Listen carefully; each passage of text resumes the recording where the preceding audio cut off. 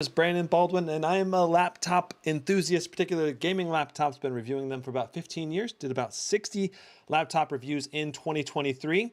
This is going to be one of the best ultra portable gaming laptops ever made, the Zephyrus G14 for 2024. Now I've got it right here, ready to take apart, unbox. I have already installed the drivers for it, and I've tested some games on it already. I've been playing some games on it before the NDA basically was released.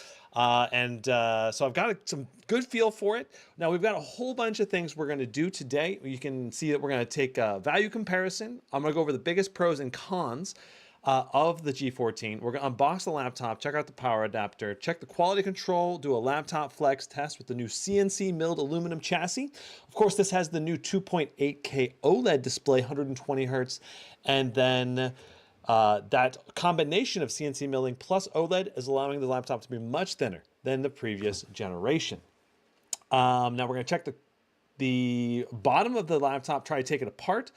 We're going to analyze and review the ports. We're going to enter and check out the BIOS. We're going to check the webcam quality with Windows Hello. We're going to test the keyboard and mouse, do a display test with my new display test checking tool.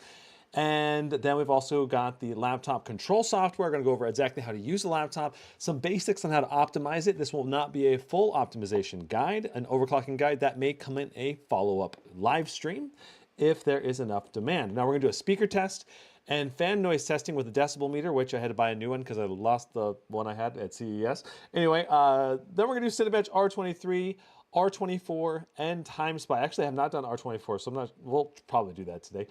Apex Legends, we got 10 games that we're going to test. Apex Legends, Palworld, Counterstrike 2, Illuvium, God of War, Cyberpunk 2077, Hogwarts, Dead Space, Starfield, Baldur's Gate 3, Witcher 3. And then we're going to wrap it all up into a summary of everything we found out about the laptop. So without further ado, let's get into it. I see there's already 20 people on the chat. I would invite you to like the live stream and subscribe if you enjoy this kind of content. If you like gaming laptop reviews, that's really the main focus of my channel. I also do other types of gaming tech like that ultra high resolution monitor behind me. I'm gonna hide this text for a second. This is an insane 8,000 pixels across horizontally and by 240 hertz monitor. Did a review on that recently, as well as the Scar 18 mini with a 1100 nits mini LED display, which now that I've got another display testing tool, I can actually do a display test on that guy. But I've been gaming on the 8K by 2K ultra wide monitor with the Scar 18, and it's been great. I've been really enjoying that. Like I played probably 5 hours of Baldur's Gate 3 the other day on it, and it was such a great experience. Okay, so let's check chat here, and then we're going to continue on into our initial top deals and value comparison. So Real says, yes, this laptop sold out in less than an hour at the Spanish retailers. This laptop is currently sold out at Best Buy. I can show you that.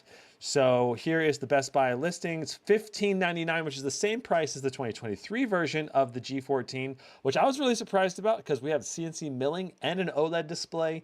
Put those together, I usually would expect a price bump, but I think Asus was wanting to kind of, I guess, wrangle in the competition a little bit. I don't know, because this definitely really significantly undercuts the Blade 14 and a lot of the other high-end laptops from last year in the 14-inch category. That said, this is not necessarily a bang for the buck laptop for sure. But anyway, I don't want to get into all that. We're about to get into that, but yes. Okay, let me check chat again. Sorry, jumping around a little bit, checking chat one more time, and then we'll get into the comparison. This is focused on portability and battery life instead of power like the Scar. That's correct. Did you choose the Scar G18 as your main laptop? No, but that's a review unit Asus sent over, the Scar 18. I hope Samsung's QOLED comes to laptops to solve the fear of burn-in. QD OLED. Interesting. Yeah, we'll see, I guess. How low will this price go down? I would expect the 2024 version eventually to go on sale, but you gotta, 2023 version right now is on sale, and it's one of the ones we're going to compare with this guy here today. So Well, I reviewed the Razer Blade 16. I reviewed the Blade 16 in 2023. There's not much different in 2024. There's the OLED 240 hertz. That's the only main difference. I would love to review it if Razer will send me one, but I'm not going to spend my own money to buy it this year. Okay, so I think that's everything from chat that I'm seeing. D-Man Lewis says, I'm way more interested in the G16. Well, if you're interested in power and portability, that makes a lot of sense, I think, because you know, you've got the G16 going all the way up to the 4090, and the G14 no longer going up to the 4090 is kind of a big deal, I think. Interesting.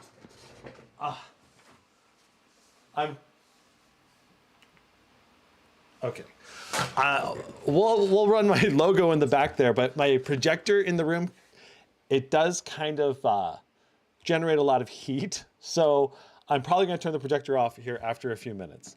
All right, let's go ahead and hop into our first segment, top deals and value comparison versus the competition. Is this G14 a worthy contender for, you know, if you've got the money right now? Like, should you buy this, or should you buy the last year version? Should you buy another competitor laptop? We're going to take a look at all of that right now. So just to start with, we've got the G14. It's got a 2.8K. I think it's 2880. Can't remember the vertical resolution off the top of my head, but it's like 2880. OLED 120 hertz, Ryzen 9 8945HS. Just know this is basically the same processor for the 2023 version, except this has an AI chip added in, which has some unique advantages to it. Primarily, I think, when you offload a certain task that's not too intensive, such as video decoding, like for a live stream, or like filtering a webcam background, or doing like webcam effects, or doing actual AI generation type of tasks. In theory, I think the AI chip will be better for those things. I want to do a dedicated live stream just to the topic of AI and the new chips and everything.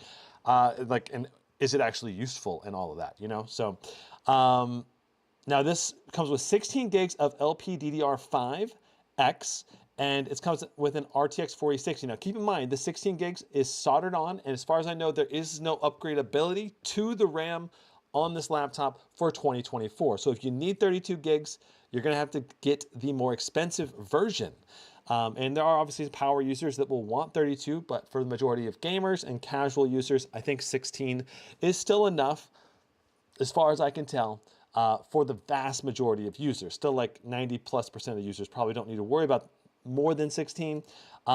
Primarily productivity applications like Premiere, Photoshop, some of those can take more than 16 gigs, and it can cause some sluggishness if you run out of RAM. So yeah, that's one downside for sure. So if you want the 32 gig upgrade, you're gonna need to get the 4070 version, and that's gonna cost $19.99. So it's a $400 upgrade. You get an upgraded, you get an upgrade to the 4070 as well as 32 gigs of RAM. Those are the only two upgrades as far as I'm aware. You still have the same size SSD slot. So it's not like a huge increase in terms of performance either. A 4060, 4070 is usually around a 10% jump in performance or less. So, I mean, it doesn't seem like it's worth it from a value perspective for me. Probably going to the 47 from just a pure monetary. But the 32 gigs of RAM is nice for future-proofing on games and other types of applications. Okay, so that's a brief overview of the two primary models for the G14 2024, the 4060 and 4070 version, 16 gig, 32 gig, those are the primary differences. So first up, first competitor we have is the MSI Stealth 14. The Stealth 14 is a very lightweight kind of, I believe it's a magnesium alloy type of chassis. It feels very good in the hands. Some unique design aesthetics with the Stealth logo on the back here. It says Stealth here on the back. It comes with a white or blue texture. The main thing about the Stealth 14 is especially if you're going after budget, the Stealth 14 actually went down in price. Like, it was priced very similarly to the G14, around $1,600. Right now it's on sale for $999. And There's also the Zephyrus G14 2023 version on sale for $1049. Now, the Stealth 14, the nice thing about it, you got vapor chamber cooling. It had excellent thermals when I did my tests on it. I did detailed reviews on the Stealth 14, and it's a good laptop, very good speakers. I believe it has Windows Hello here, and the keyboard felt nice. It just was, I believe, a little bit lower power limit, I think, on the GPU off the top of my head. 90 watts, so it's the same as the 2024 version. And I'm just going to turn the projector off for right now. And I mean, it was a good laptop. It just, the display only being full HD plus, 165 hertz with 100% sRGB instead of 100% P3. It's just a much worse display in my book on the G14. And so that's the reason why I think that the G14 is better. Like this, I'm not sure if I said that right, but the Stealth 14 has a worse display than the G14. The G14 has a higher resolution QHD plus, so 2560 by 1600. And it's 500 nits instead of, I think it was close to 400 nits, or like, I can't remember exactly off the top of my head because it's been a year since I reviewed the Stealth 14, but it was not as bright of a display, not as high a resolution.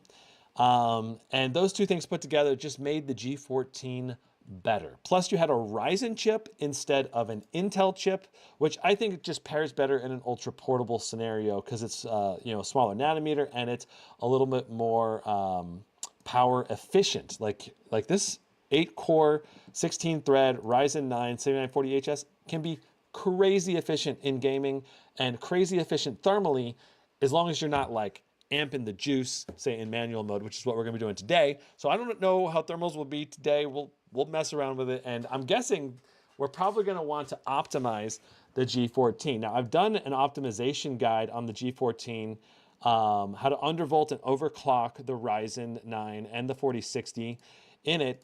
And when you optimize the G14, it's fantastic. It's really good thermals and really good performance for your money. And that's the 2023 version. And I think we're gonna see the same thing for the 2024 version.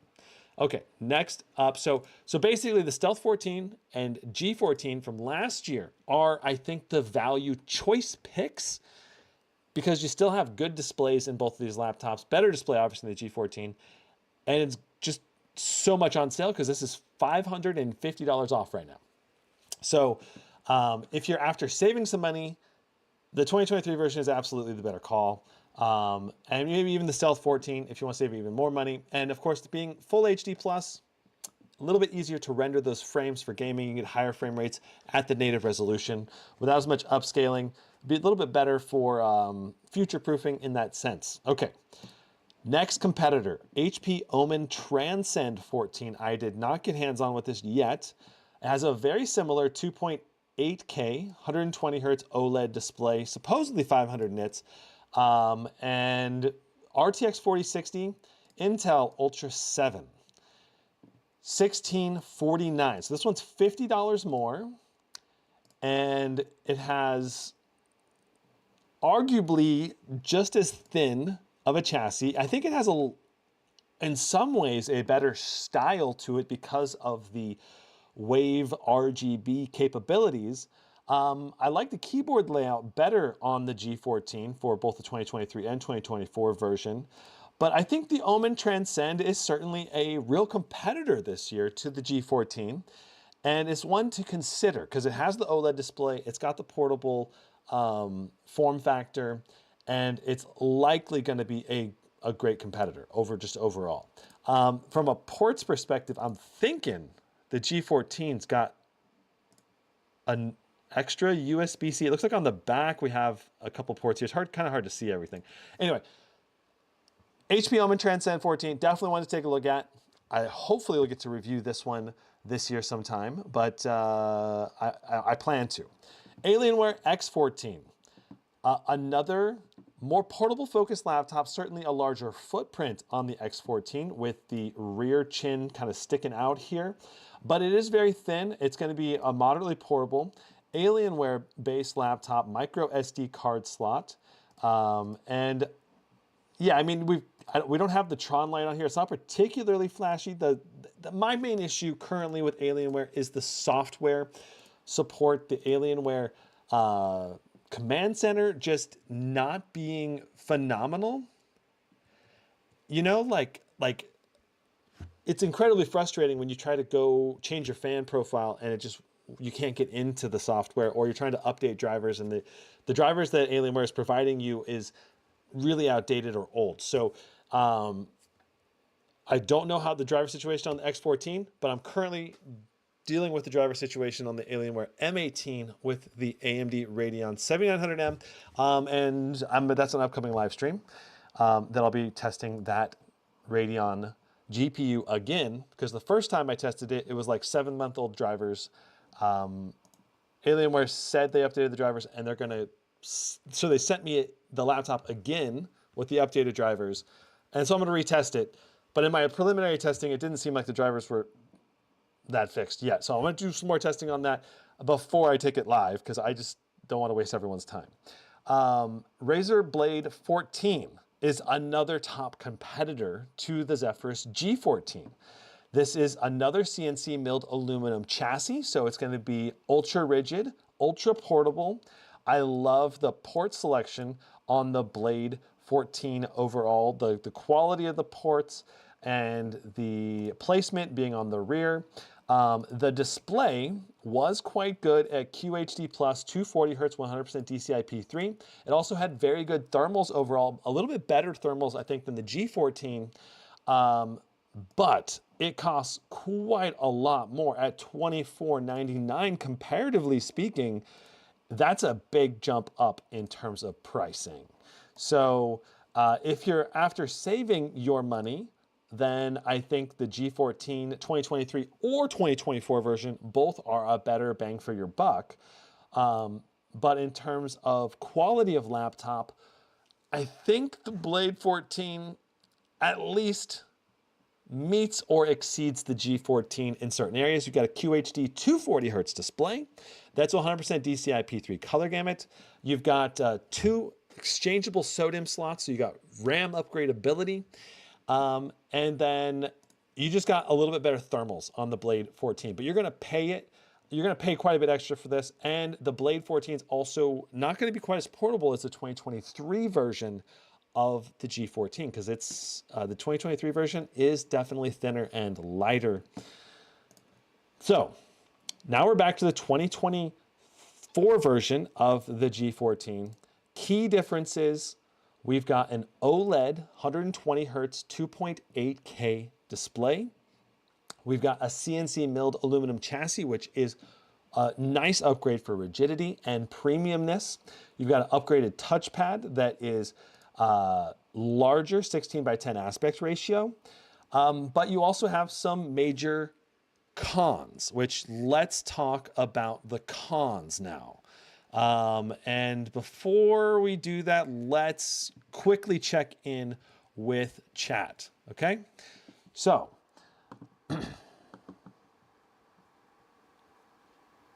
will I be selling the 2023 or 2024 G14? I cannot sell it. This is a review unit, so it's going to go back to Asus.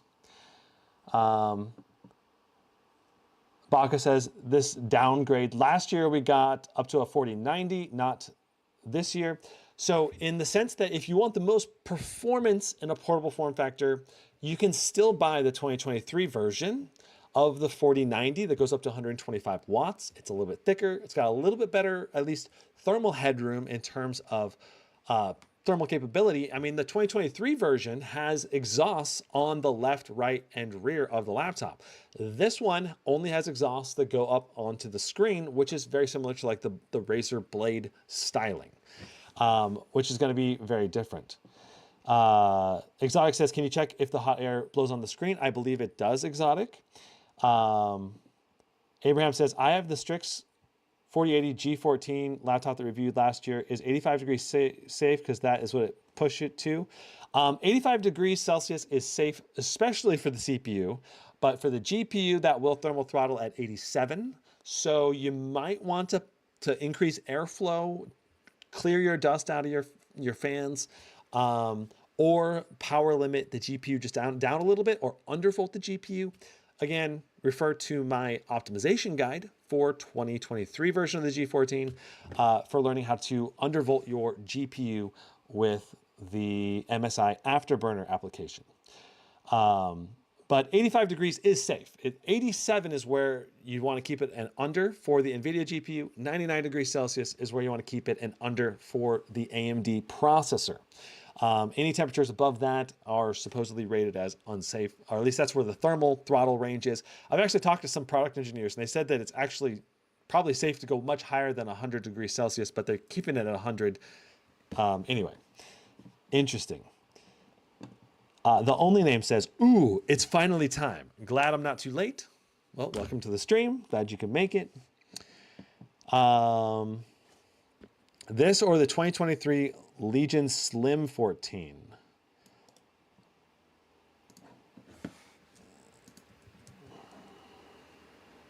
Let's take a quick look at that. I have not done a detailed dive on that laptop. So here is this is another competitor. Legion 5 Gen 8 AMD 14-inch 4060 costs right now $1,295. The processor is a Ryzen 7 7840HS, RTX 4050, 2.8K OLED, 400 nits, 120 hertz. So it sounds very similar to the 2024 version of the G14. But this is only a 4050 version. For 12, well, it says 1460 up here. So let me just let's go to build your PC and see what it actually is. So you can go to the Ryzen 9, and this goes to the 4060. So if you want the 4060 variant, it's going to cost $1,530. So I guess that undercuts the 2024 version of the laptop, but it is quite a bit more expensive than the 2023 version. This is certainly one to consider. And it looks like it's soldered memory, just like the 2024 version of the G14. Yeah, so interesting. I think that's a viable option, most likely. I don't think that it's necessarily like going to be a bad choice. I don't know that it's going to be a better choice necessarily. It looks like a pretty good keyboard layout. I've not been hands-on with the 14-inch version. Full-size SD card slot, I like that a lot on the Legion Slim 5. So that's certainly one to consider in the 14-inch category. Very interesting. Thanks for pointing that out. Let's go ahead and go back to chat one more time. And Raslin says soldered is bad.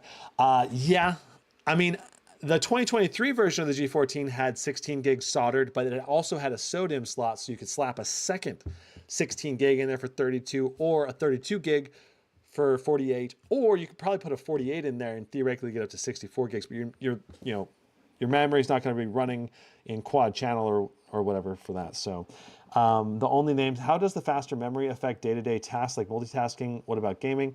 Most likely, the faster memory is going to slightly improve performance in certain CPU memory sensitive applications and games. Games like maybe Warzone or Shadow of the Tomb Raider. If you're running it at lower resolutions, it should help. But applications, it's going to depend on the application. Maybe Photoshop might benefit a little bit from faster memory. But that was one of the things I wanted to test today. I don't know if we'll get around to it or not, but I wanted to run Ada64 and see how fast this LPDDR5 6400 memory is in the G14. Todoroki says, I don't see the point of getting this G14 over last year's ZenBook 14 Pro OLED 4070. ZenBook has better GPU performance, touch pen, full SD, upgradable RAM. The G14 has G-Sync and better battery. Well, the G14 also has, compared to the ZenBook 14 Pro, I'm pretty sure the G14 2024 version, I think it's going to be thinner and lighter, but I'm not sure on that. Probably very similar to the ZenBook 14 Pro OLED. Also, I'm not sure about the pricing compared to the ZenBook 14 Pro OLED. Especially if you were to get the older version of the ZenBook Pro 14, you might be able to get it on sale, and it'd be very similar. Could be a viable option as well from a competitor perspective. Okay, Red Llama-chan here from Reddit. Hello, everyone from Reddit. Thanks for stopping by. Okay, so let's talk biggest pros, biggest cons. First, we have a 120 hertz OLED display that's going to be vibrant and bright display. OLEDs just look awesome. Downside of OLED, you do have the possibility of screen burn-in if you keep the exact same thing on your display all the time.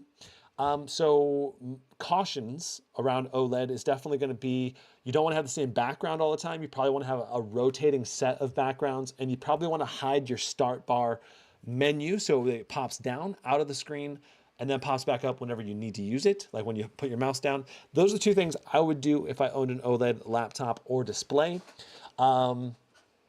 And so if you're wanting to set your backgrounds to rotate between a series of backgrounds, you could download 5 backgrounds or whatever. And then you go into your Windows personalization settings and you go to like set up a slideshow background. And it'll say like, okay, how often do you want to change it? You set it to like 5 minutes or something. And then it'll rotate between the selected background files. Now, I don't think burn-in will be likely an issue until probably 2 years down the line at the earliest. Another precaution you can take with the OLED would be not running it at 100% brightness all the time. You can run it at 50% brightness. That should help prevent OLED from burning out or having as much burn-in as soon. That said, I think most users on this laptop probably will not experience burn-in until 3 to 5 years, probably. At least not so it's so bad that it's like awful, you know? But I don't know. It was interesting talking to the Asus reps. I asked them straight up, like, what do you think about OLED burn-in? Is this an issue that you usually need to be concerned about? And they didn't seem that concerned about it. They seemed to think that it's not going to be as big of an issue. So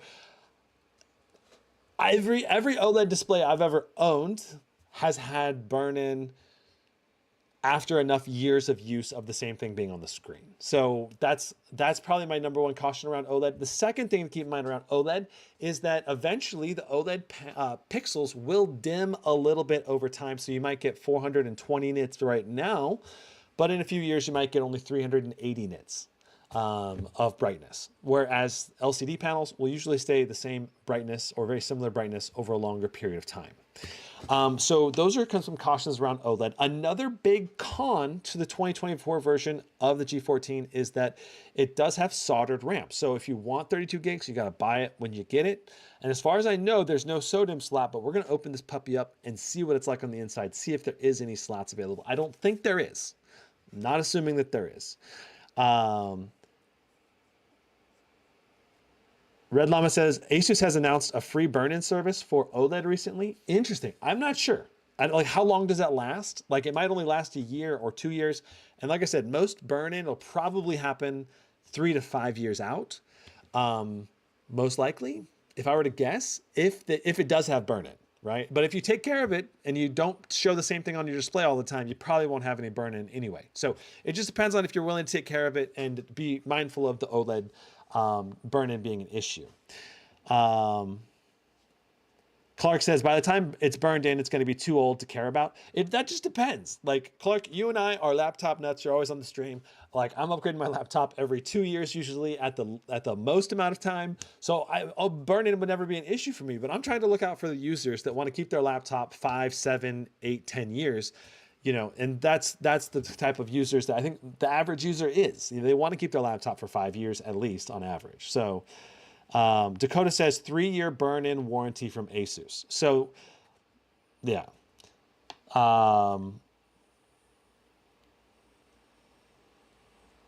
Yeah, oh, the other big cautionary thing, and thank you, Yagami, OLED burn-in no matter what is inevitable. Oh wait. Equilibrium said, the major factor causing burn-in is letting the screen on most of the time. Yes, you definitely would want to have the screen set to turn off or dim when it's being inactive for, like, say, more than 5 minutes. So you want it to auto turn off. And that'll also really help prevent burn-in and also wearing out your OLED screen. Like, my Blade 18, I have it set to never turn the screen off because it's an IPS LCD panel. It's gonna be fine. It's gonna be fine. Yeah. Okay. Major pros of this laptop: ports are further back, easier to plug in, definitely thinner, definitely lighter. We've got the OLED display, of course, which is going to be phenomenally, I don't know if it's going to be better in terms of overall brightness, because I think the 2023 version with the 4090, with the mini LED from 2023, actually had a brighter sustained brightness at 500 nits. I tested this one with my preliminary testing. I think it was closer to 420 nits. We'll see what it is in the test today. So keep that in mind, that theoretically the 2023 version was actually a little brighter if you got the higher end mini LED version. Not the $1,600 version, or like the one that's on sale for $1,049.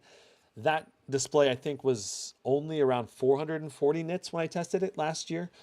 So it's still theoretically a little bit brighter than this one, but it's about the same brightness. The big thing though with OLED is the contrast is just much better. Contrast ratio is better than your LCD IPS, and compared to mini LED though, mini LED also has great contrast ratio, but more bloom. This OLED display also has some bloom in my testing, and I'll show that today, hopefully, when we do our display test. Trying to think of anything else that are like major pros and cons. Of course, this laptop has a little bit lower power limit than the 2023 version, so you're also reducing potential performance by 5, 10, 15%, depending on the game title and task you're doing. We don't know exactly how much yet because we haven't tested it. And then obviously when you buy the 2024 version, it's going to be expensive. And in some markets, it's really marked up. The Canadian market, I'm sure European and maybe some Asian markets are going to be marked up. And that's just going to make the 2023 version more attractive in your market segment. Yes. Okay. That's enough prelim. Let's dive into the unboxing. All right. All right. So here is the box. This is what you get. We'll go ahead and open it up.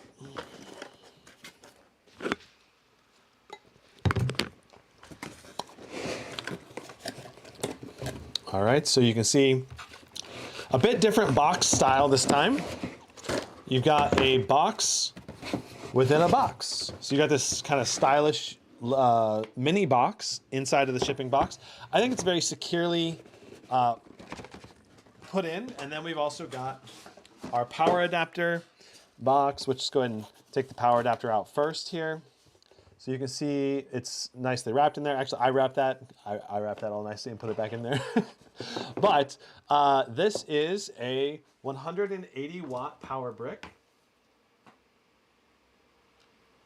180 watts, which that makes it just a little bit more portable than last year's power brick, but not by much.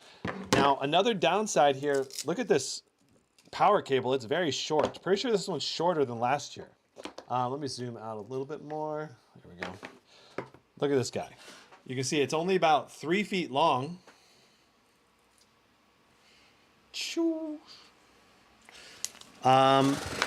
That said, the new power cable from the adapter is actually pretty dang long. Let's go ahead and unwrap this. It's nice that we have some of these Velcro wraps on the power adapter. And look at this sucker. This sucker is over 6 feet long. So you get a really short cable from the wall to the power adapter. Like I said, only about 3 feet long. But you get like, I don't know, about a 6.5 foot long cable from the adapter to the laptop, which will help reach up onto the tables and whatnot. You also have the Asus logo here with this plastic cover. We can take this little plastic piece off. Very nice. So there's the power brick, and I would say this is pretty portable. Reasonable size power brick. I like that. All right, and let's get back to the rest of the unboxing here.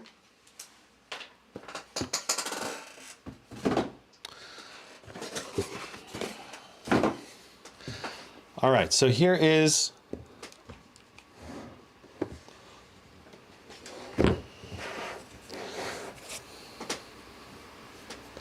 here's the box. You can see we got ROG Zephyrus on the side right there. Got the ROG logo right there. Nice Zephyrus logo kind of put right there. All right, let's go ahead and lift this off. Is this the 4070 model we're unboxing? That's correct. This is the 4070 with 32 gigs of RAM. All right, so there is the laptop. Like I said, I did unbox this. Theoretically, I reboxed it up after installing the games and drivers, so we're all ready to go for our testing today.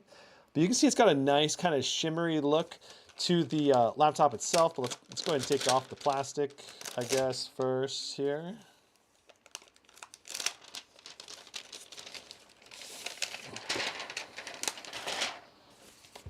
There it is. So that's the all new CNC milled aluminum chassis.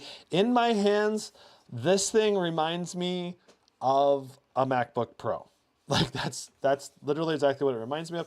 I have owned a couple different MacBook Pros over the years, and that's it. Like the style is very similar to the MacBook Pro. Let's go ahead and see what else is in the box. So looks like we have a few pieces of paper here. Let's go ahead and check them out. Asus warranty information form. Let's see here. So you don't really have to use this form. You can use the My Asus app if you want to upgrade your warranty, register your warranty, and there is some if you want to extend the warranty through Asus or have their premium support, I believe that is an option now. This also gives you your basic warranty terms. So, and people in chat were talking about how there is now a 3-year OLED burn-in warranty or something from Asus. So that's really nice. I don't know anything about that myself right now. I should probably ask the Asus rep about that to clarify that. But I believe the standard warranty from Asus is 1 year, 12 months. But we'll see. I believe there's another warranty thing here. Congratulations on your Asus product. Thank you for being a valued Asus customer. In the unlikely event that your computer requires warranty service, please contact Best Buy or Asus for support. So you can actually get support directly through Best Buy Geek Squad, which is interesting. So this, even though this is a review unit, this is like the same thing that would come in the box if you bought this directly from Best Buy. Pretty interesting.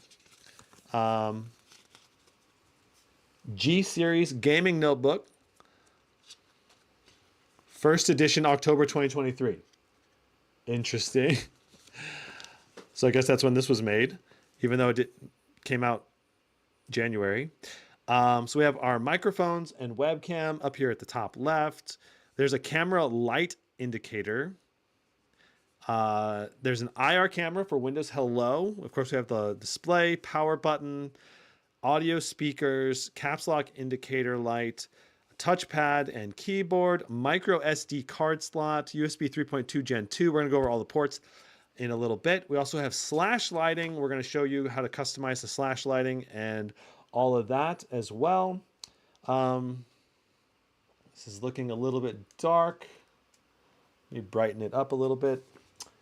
So there you go. There's your basics.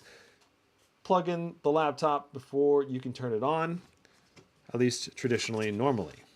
All right, looks like they put two, oh no, this is a different one. A little charger notebook, open the display panel, all of that. All right. And I'm noticing that there is nothing indicating that there's an accidental protection of any kind. And this is only, as far as I can tell, a 12-month warranty is going to be standard on here. I have seen Asus give like 2-year warranties with 1-year accidental before on laptops in the past, but it depends on where you bought it. Yeah. But as far as I know, this is only a 12-month Actually, there's one more piece that I'm gonna need to put in here. As far as I know, this is only a 12-month warranty, so let's go ahead and open this guy up. Shawam. Opening it with one finger is no problem. Here is the laptop right there with the keyboard, trackpad, all of that. Just looks gorgeous, right? Looks really, really good. Really digging the improvements to the design on this laptop for sure.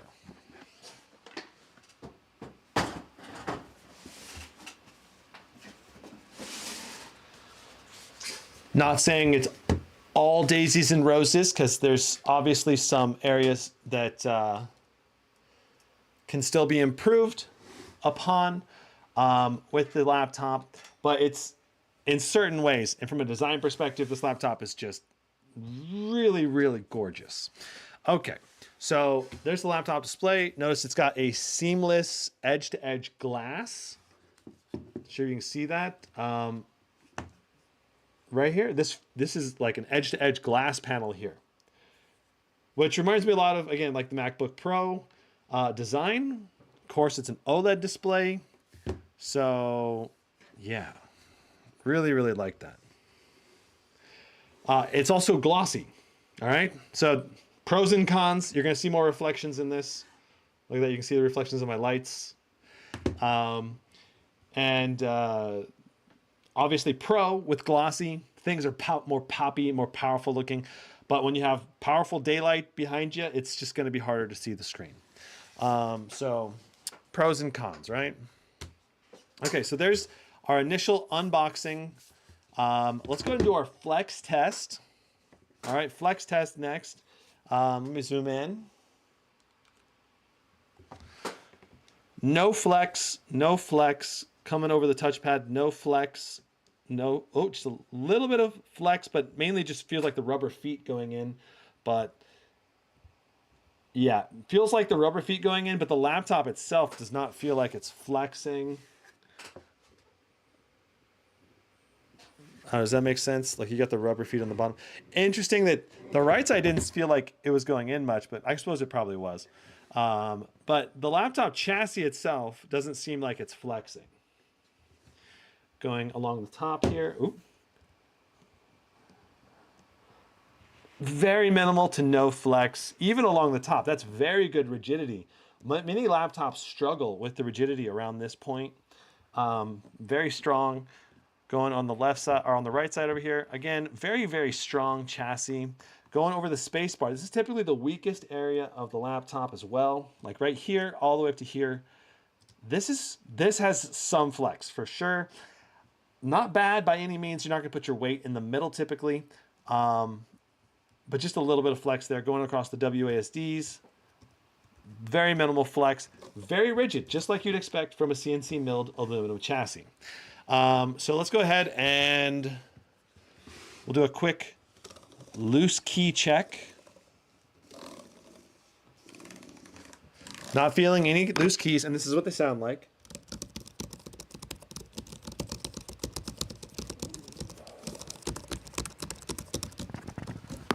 Prem says, I would not suggest anyone buy a 16 gig laptop. This one, you're stuck with it too since it's soldered to the board.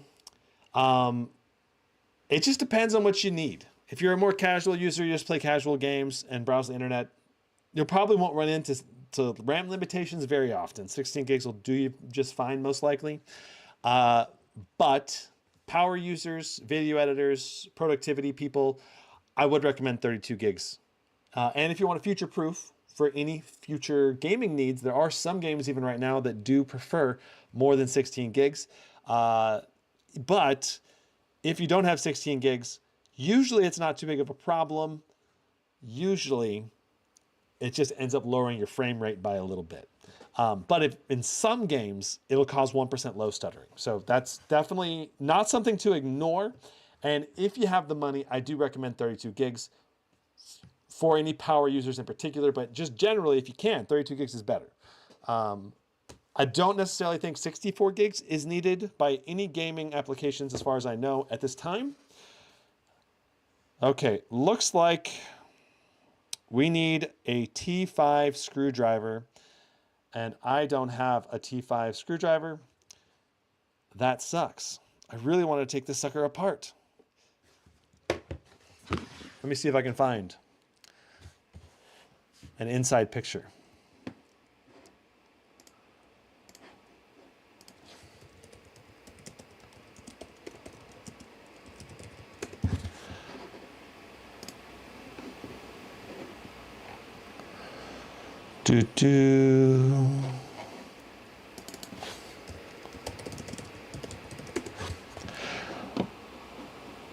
Yeah, I'm not seeing anyone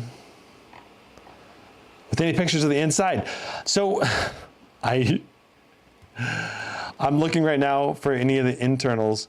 I don't think that we have any of the inside pics right now.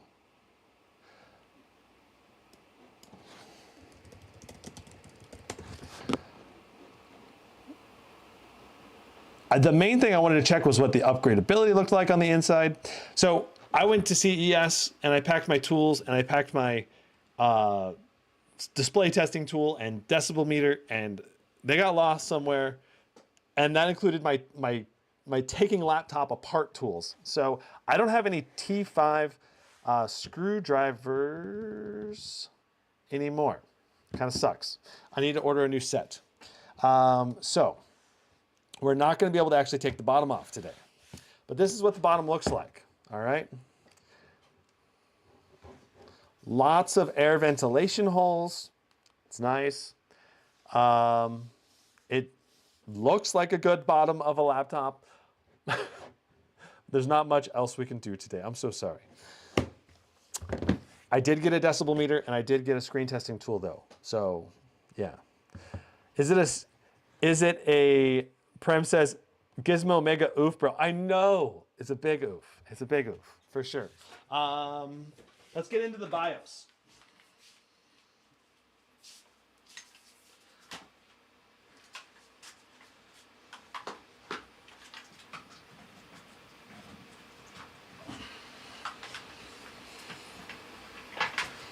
Oh, one thing I did not show about the power adapter, we've got this new plug, all right? This new double-sided square, like, or I guess rectangular plug. You can plug it in either way, but it's a new type of power adapter that fits into the left side over here, just right here. And this power adapter, I think, is a good one. I don't know. I don't see any reason to say it's bad. I think the main reason they did this is so that it could fit into the thinner chassis, because there was, I think, the big round one just didn't fit in this thin chassis. I don't know. I'm not sure on that, but they needed to go to this type of plug for some reason. Can't remember exactly off the top of my head. Either way, new plug, goes in either way. Very nice plug. All right, moving on. Let's go into the BIOS now. I think that's next, right? Let's just double check. Unbox the laptop, check power and quality control. Remove bottom and can't do internal analysis. Let me check real quick if I have any alternative tools. Just double checking.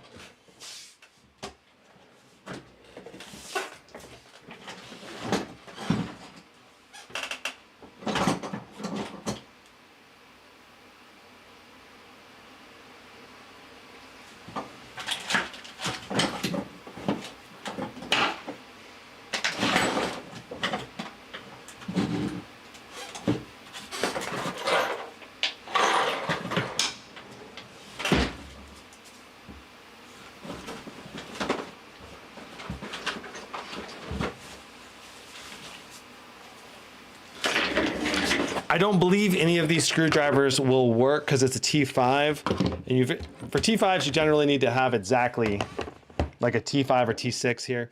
But sometimes you can get a regular Phillips head to work. Sometimes. Yeah, that's just going to strip it. We can't do that. I had another toolkit that I used to use years ago. I just need to order a new one. Anyway, so yeah, we can't take it apart tonight. Big sad. Okay, let's move on. All right, let's take a look at the BIOS.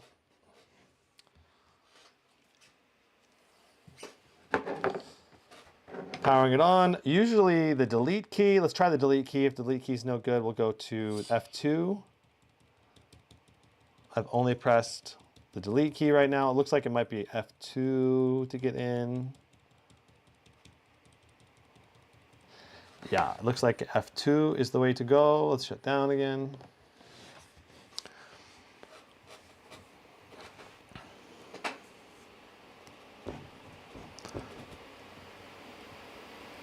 Gizmo, it's on the top of our Zephyrus G14. Oh, that's cool.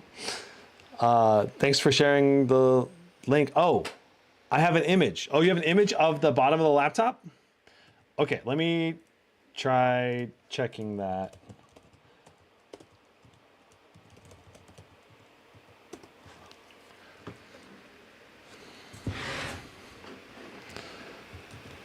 Okay, so we've got... Here's a shot of the inside of the laptop, courtesy of Mega Chickabutt. Thank you, Mega Chickabutt, for your generous contribution. So we have a tri-fan design, and looks like a 73 watt-hour battery. We have downward firing speakers on the left and right that go out the sides. We also have upward firing speakers on top of the keyboard deck, side by side. Trying to see what the Wi-Fi card here is. It's really hard to tell. Yeah, I cannot see the Wi-Fi card. But yeah, it looks like a triple fan design with two big heat pipes, a heat plate, and another heat pipe that connects here. An interesting design. We also have, so this heat pipe goes over, looks like appears to be the GPU and CPU VRMs. That's going to connect to these by way of like heat transfer by contact. Doesn't look like this heat pipe actually goes out to the fans in any way. Then we also have the fans are only going out the rear of the laptop. So we have a rear exhaust here, and a rear exhaust here. And keep in mind that this actually goes right into the bottom of the screen. Okay, so if we go back to actually showing the laptop, those fans all exhaust right here. Okay, so all of the fan exhaust hits that laptop display, which I have not seen any laptop suffer from any damage to that. It's just something to keep in mind. Honestly, I like that my Blade 18 has the exhaust hitting the display. I don't have to worry about the exhaust hitting my hands or heating something up behind the laptop. It just goes and hits the display and bounces up. So I've actually really liked it overall. Okay, from a thermal cooling perspective, this tri-fan design is, I think, going to be not as good as the 2023 version, obviously, because, you know, we've got the 2023 version had 4 exhausts, left, right, and rears. So this one only has 2 exhausts and kind of a third exhaust with the third fan blowing over the heat pipes. This fan should be very important for keeping the general chassis cool. Now, regarding SSD upgradability, looks like we have a single SSD slot here. So only one. It looks like it's a full-size 2280 SSD. Don't know if it's capable of double-sided support, though. That's where if I had been able to take the laptop apart, I'd be able to get a better feel for it, taking it apart and seeing what kind of wiggle room we have around it. Overall, it's a very well-designed interior from a efficiency perspective. It's very tightly designed with almost no excess area or wasted room on the inside.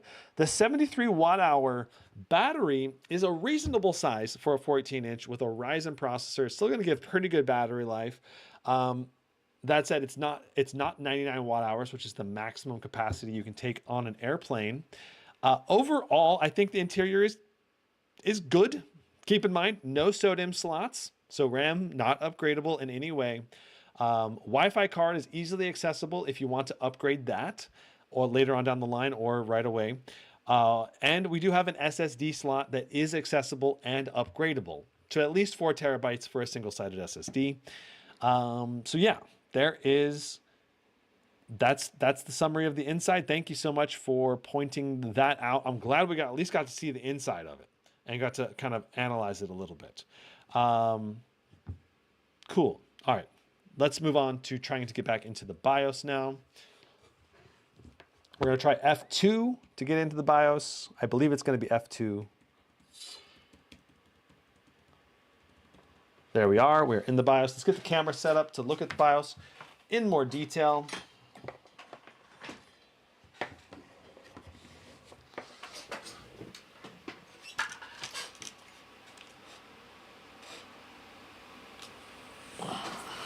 Okay, so we've got, looks like I need to down the brightness a little bit more. This OLED display is so bright, it's blowing out the camera compared to everything else. At least the bright's on it. That's probably good enough. All right.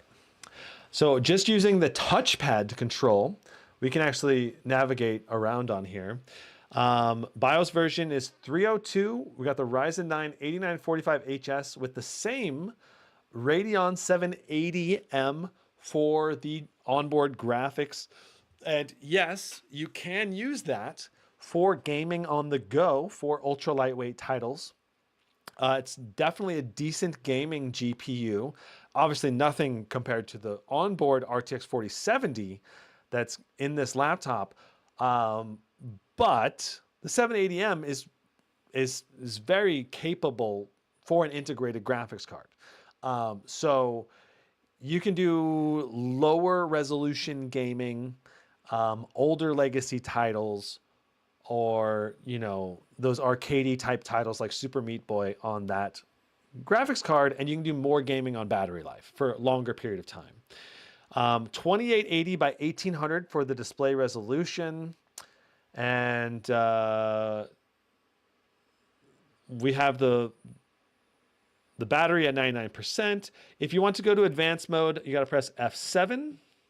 Now we're in advanced mode, and I'm going to control this with the arrow keys for now. So we have the main. We're going to go up and down the main here, and then we'll go to the advanced section. So language is set to English. We got the BIOS version, our RAM size. Advanced, we have the Asus Cloud Recovery, which, as far as I understand that, you can use this to back up your laptop over the cloud, and it can restore your laptop using the Asus Cloud Recovery service. I have not used it. I don't have any thoughts beyond that, but know that it's a feature that's incorporated at the BIOS level. Asus System Diagnostics, you can check different parts of your laptop for issues if your laptop's not working in some way. Armory Create control interface, you can turn that on and off. I'm not sure if you need to have this on or off if you switch to G Helper or not.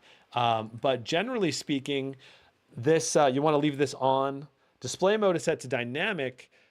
This is where you can set it to dedicated GPU only mode if you don't care about battery life and you want to basically disable that Radeon 780M.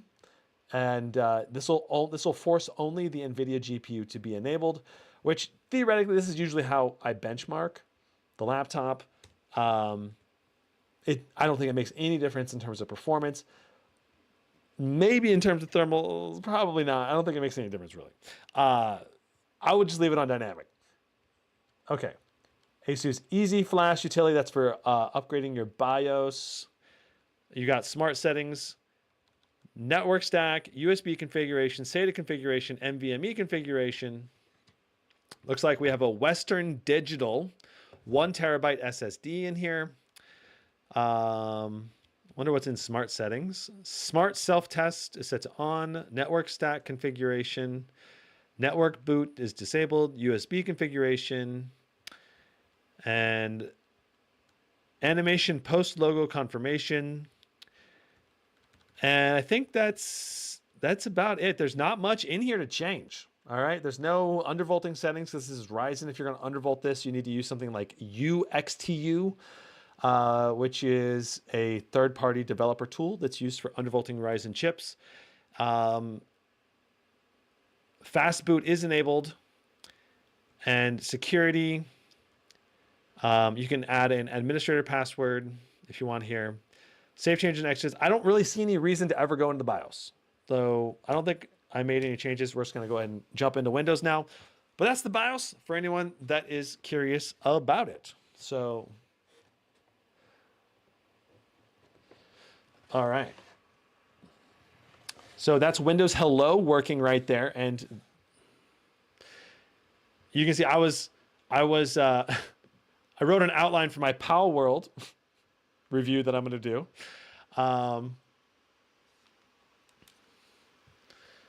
We're booting up right now.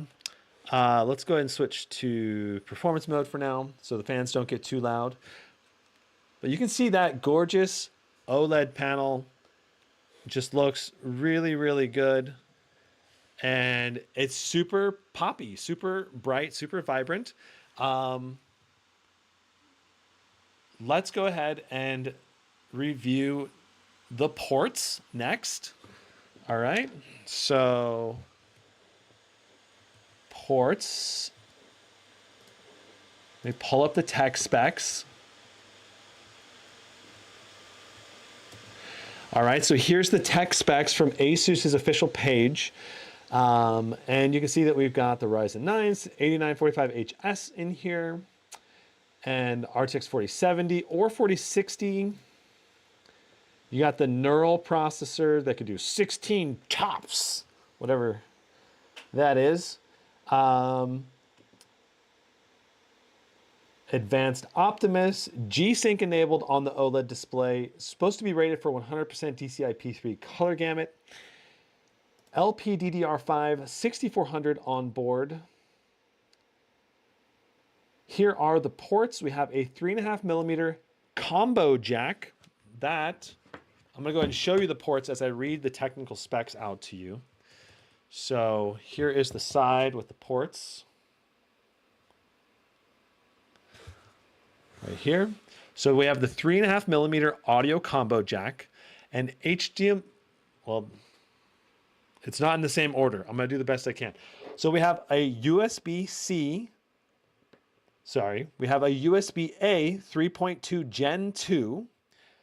Then we have a USB-C with USB 4 support with DisplayPort and power delivery. Now, power delivery is only going to be available here on the left side. Then we have the HDMI 2.1 FRL right here. Then we have our dual-sided power adapter port here on the very end, square port. On the right side, we have our micro SD card reader with UHS 2 support. So that should be a fast SD card reader. Then we have another USB 3.2 Type A. It's a Gen 2. And then we have a USB-C 3.2 Gen 2 Type C with DisplayPort out. So this is going to be a fast port, not as fast as USB 4, but it'll have DisplayPort out support. So if you need to do two different displays at high resolution, like two 4K panels, you can put one on the left side, one on the right side, or use the HDMI and two USB-Cs to do, three different displays. So again, there's the ports right there if you want to look at them again. Overall, my thoughts on the ports are that it's a decent port selection for a 14-inch laptop. I like that it has a micro SD card slot. I wish it was a full-size SD card slot.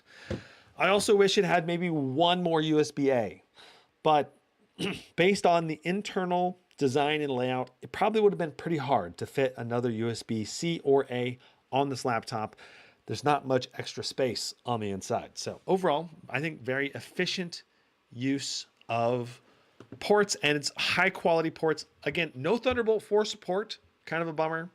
No DisplayPort 1.4 support, or no mini DisplayPort. I mean, which you wouldn't expect on a 14-inch laptop anyway. And I don't think any of the laptops this year had a mini DisplayPort at all. I think it was pretty much completely wiped out. Okay, so that's the port analysis. I'd say they're good. They're about as good as you get on a 14-inch laptop. So I'll give them a thumbs up on the ports. No issues really. Only thing you don't really have is Thunderbolt 4 support, but you have to have Intel for that. The USB 4 is basically a Thunderbolt 4 without the Thunderbolt certification. Very similar specs, I think almost identical specs. I believe it's 100 watts of power delivery. Again, only through the left side port, not the right side. Okay, let's go ahead and check the webcam out. See if the webcam has good quality or not. Let me pull chat up again as well. Can you test it in games as well? Yeah, we're going to be testing 10 games today. So just stick around for that. All right, so first we're going to take a couple photos. Oh, hey. Oh, yeah. Send that picture to my wife later. Yes. Okay, let's do a video. Okay, so this is me typing on the keyboard while talking, and I'm going to let it talk while I'm not typing as well, so we can get an idea of the audio quality. I do have a fan running kind of in the background a little bit. Let's go and see what those photos and video look like. Here's the video, and I'm going to turn the speakers up and put the mic down to the speaker so we can hear a little better. This is me typing on the keyboard while talking, and I'm going to let it talk while I'm not typing as well, so we can get an idea of the audio quality. I do have a fan running kind of in the background a little bit. Well, the audio sounded pretty good. The keyboard typing was pretty disruptive. The video on the webcam is quite good. This is me typing on the keyboard while talking. Even in the video here, we can see detail around my beard.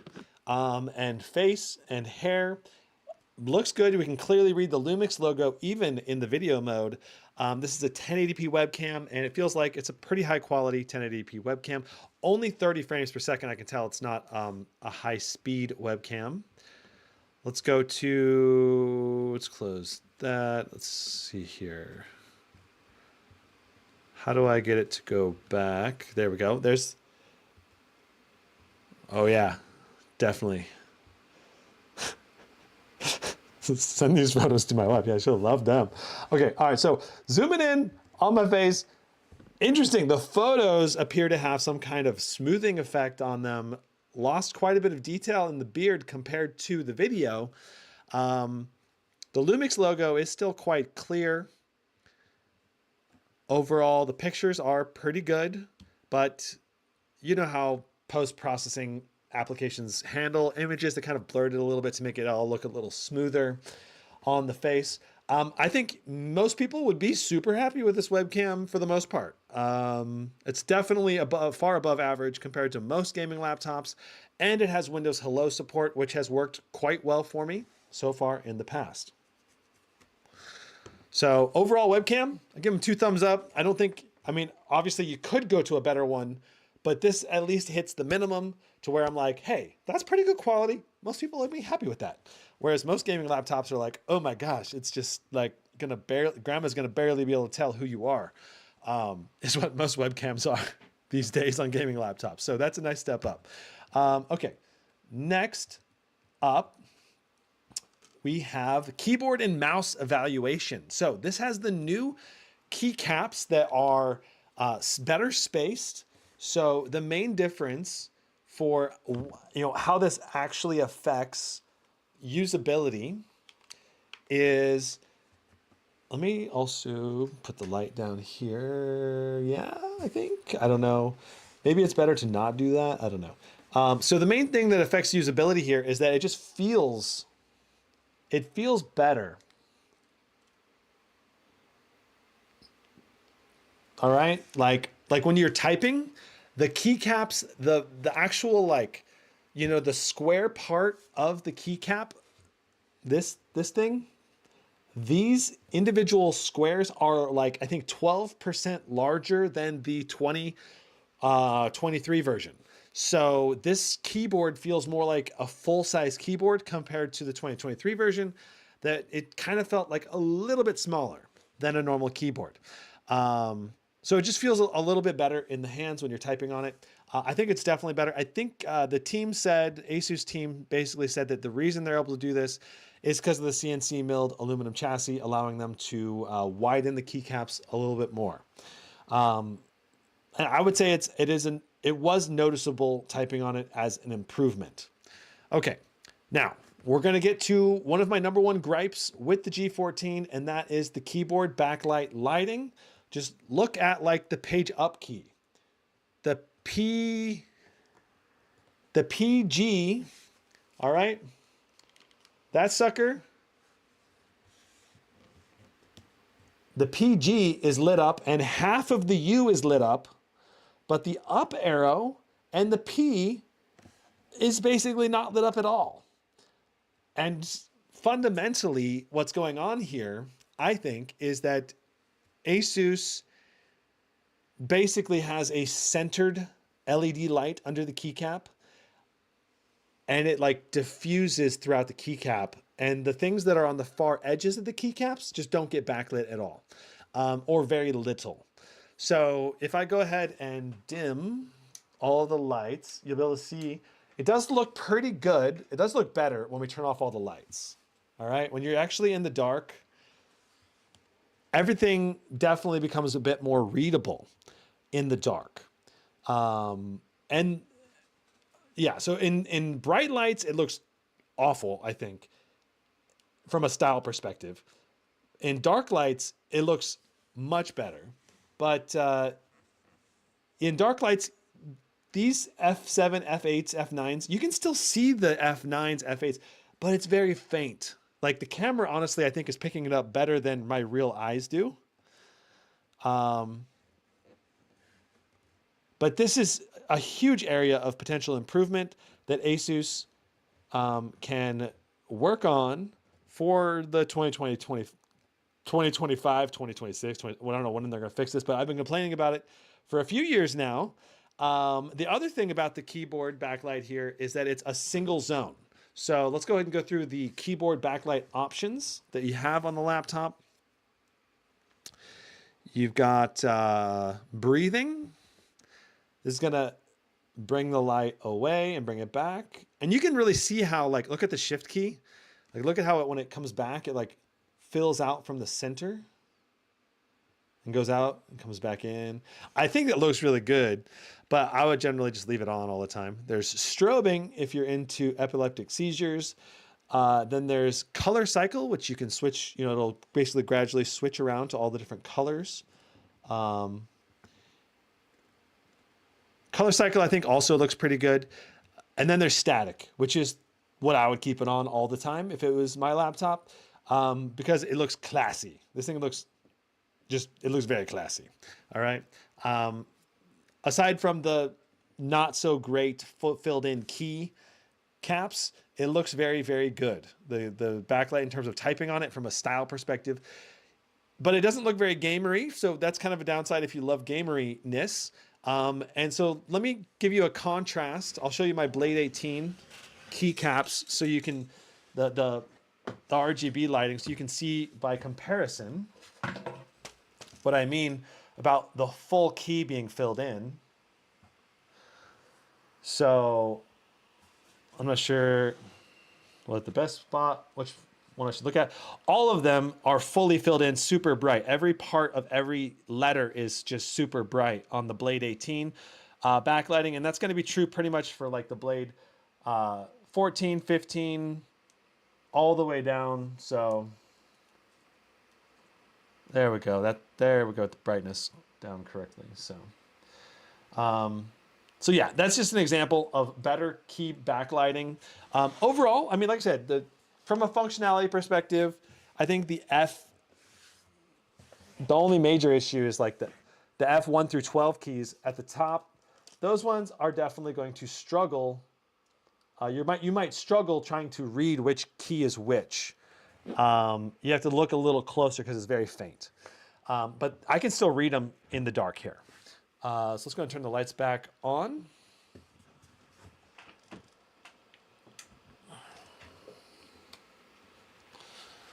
All right, so let's talk key touchpad. Well, you know what? We haven't gone over all the functions yet for the keyboard, so let's do that. We've got home and page up, page down here on the arrow keys. I love that. Very easy to use. My Blade 18 has that too, even though it doesn't show that on there. Then we have the Windows button. Notice they don't have the new AI key for Windows 11. Windows Copilot key or whatever. Asus had that on the new VivoBook, but they don't have that on this one because it was dropped last minute from Microsoft. So the new 2025 version of the laptop, or maybe laptops later this year, will have that new key. It'll be, I believe it's replacing the right Alt key. Now, going from top left, we have volume down, volume up, microphone mute, and the ROG Armory Crate launch button. We have volume mute, keyboard brightness down, brightness up. This is the button. The Aura key is how you change what your keyboard brightness or what your keyboard does. So cycling between the different modes. F5, this is your fan mode key. So if you want to switch between performance, turbo mode, this is your screen clipping key. Brightness down, brightness up. Your monitor switch. So if you want to switch to an external display. F10 is your mouse touchpad disable. F11 is for going to sleep. F12 is your airplane mode. Honestly, these last two seem a little pointless to me, but yeah. I suppose, yeah, I mean, I don't usually worry about airplane mode in the first place because not like this laptop has got a cell phone signal anyway. It's got Wi-Fi, which is perfectly fine on an airplane anyway. Caps lock key, LED light up, which is nice. And like I said, the keyboard itself has a great feel, great layout for usability. I don't really have many complaints. I much prefer this style of arrow keys compared to my Blade 18, which has the big old fat left rights. Much harder to feel whether you're on the left, right, or the shift key still. Just from feel, I end up pressing the wrong key very often, even though I've had the laptop for over a year now. So I much prefer this type of arrow layout better. Okay, so that's the keyboard. I give the keyboard a 9 out of 10 for usability. Backlight is only like a 6 out of 10 or something, a 5 out of 10. All right, touchpad next, and then I'm going to check chat for any questions. All right, so here is a glass trackpad. It feels very good. I'd say this is one of the better trackpads I've ever tried on a Windows laptop. It's large, like it covers the whole area from the keyboard all the way to the edge of the laptop itself, really leveraging the potential area that you could put the trackpad in. And in addition, the click is very firm and very tactile. And I can give you a listen to what it sounds like.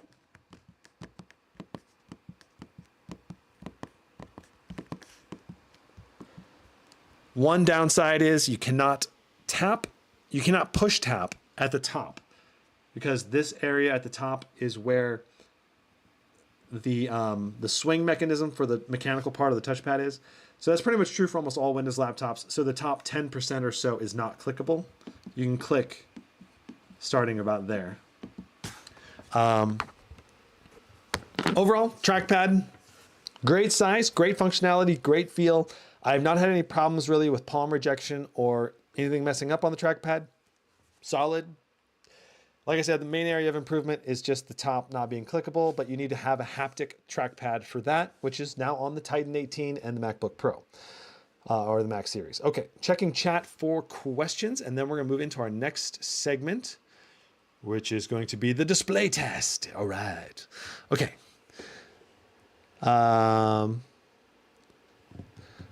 Could you please add Dota 2 as well in gameplays? Love your work.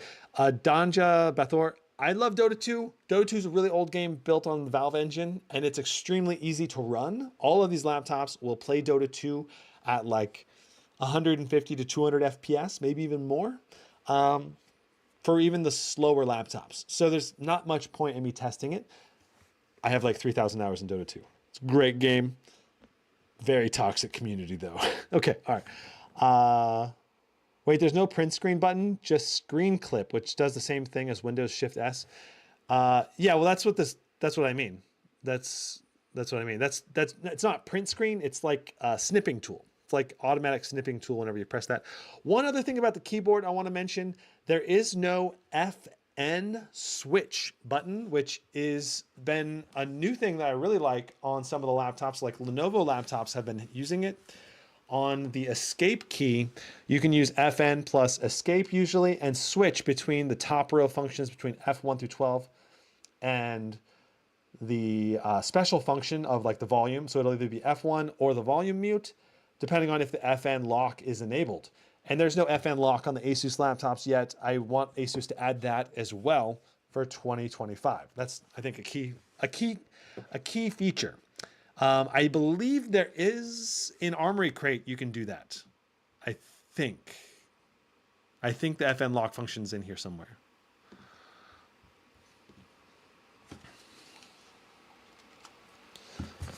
Let's just see real quick if we can find it or not.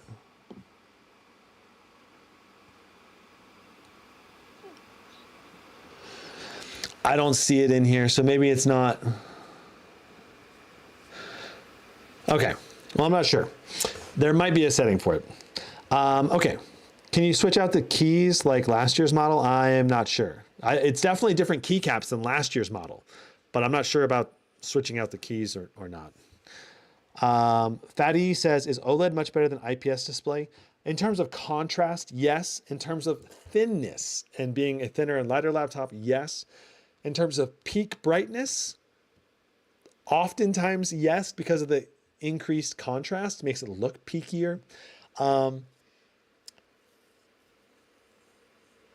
Whether it's better than IPS, I would say most people would say it is better, especially since the faster response time, which we're about to get into the display, so I don't mind answering display questions.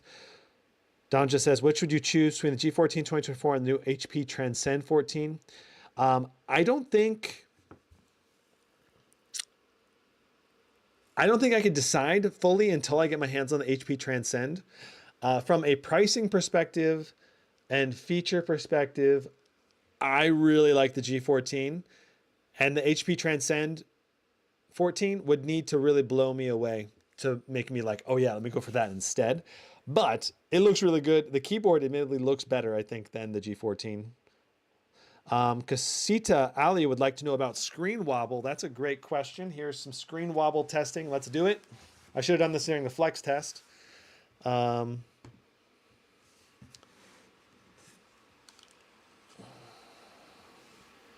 Okay, so I'm going to just pull it. There's your...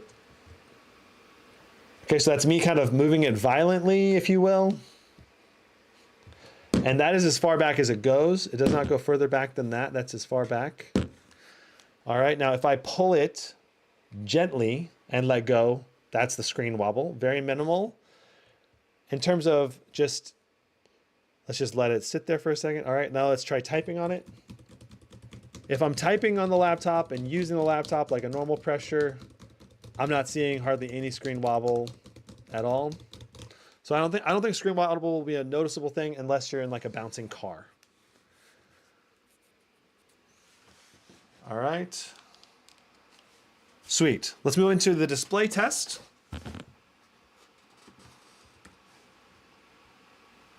Let me grab the tool.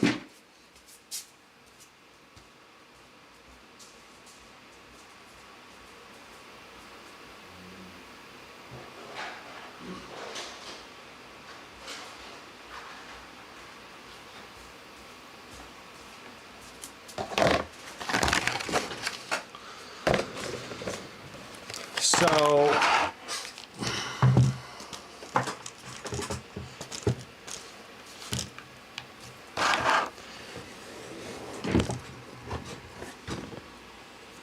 this is my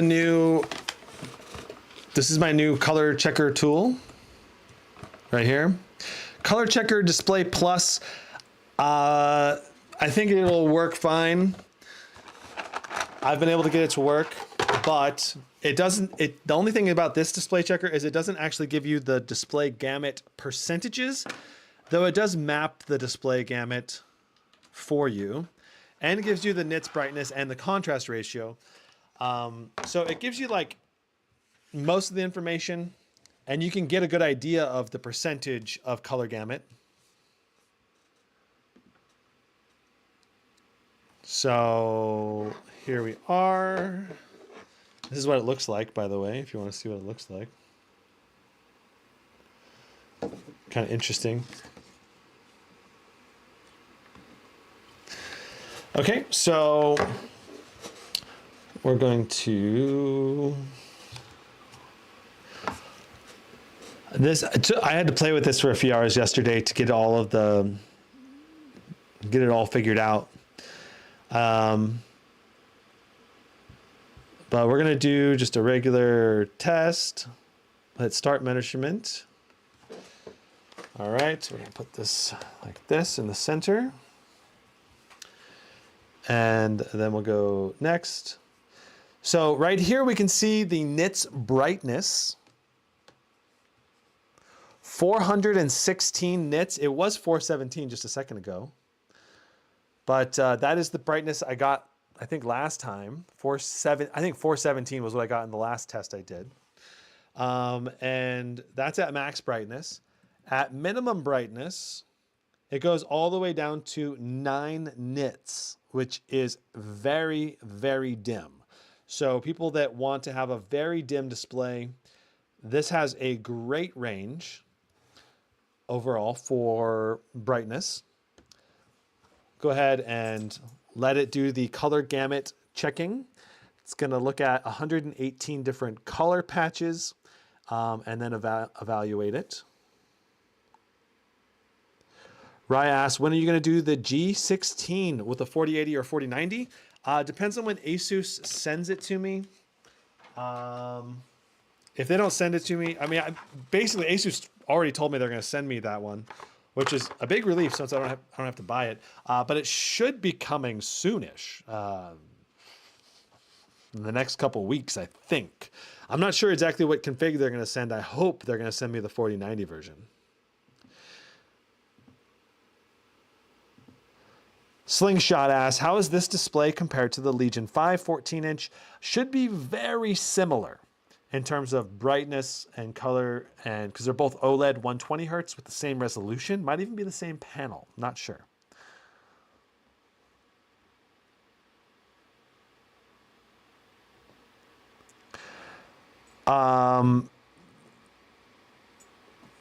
Would this be good to take on a holiday with you? Oh, this would be great to take on a holiday with you. Dante says, how are the fans? Noisy? The laptop is completely quiet unless you're doing something demanding. Right now I have a floor fan that's running, keeping air cycling into this little room because I don't want it to get too hot in here. So there is some ambient noise going on. And for that reason, because there's a little bit of ambient noise, I literally cannot hear the laptop fans at all from my Blade 18 or the G14. So, but we're going to do fan noise testing here in a moment.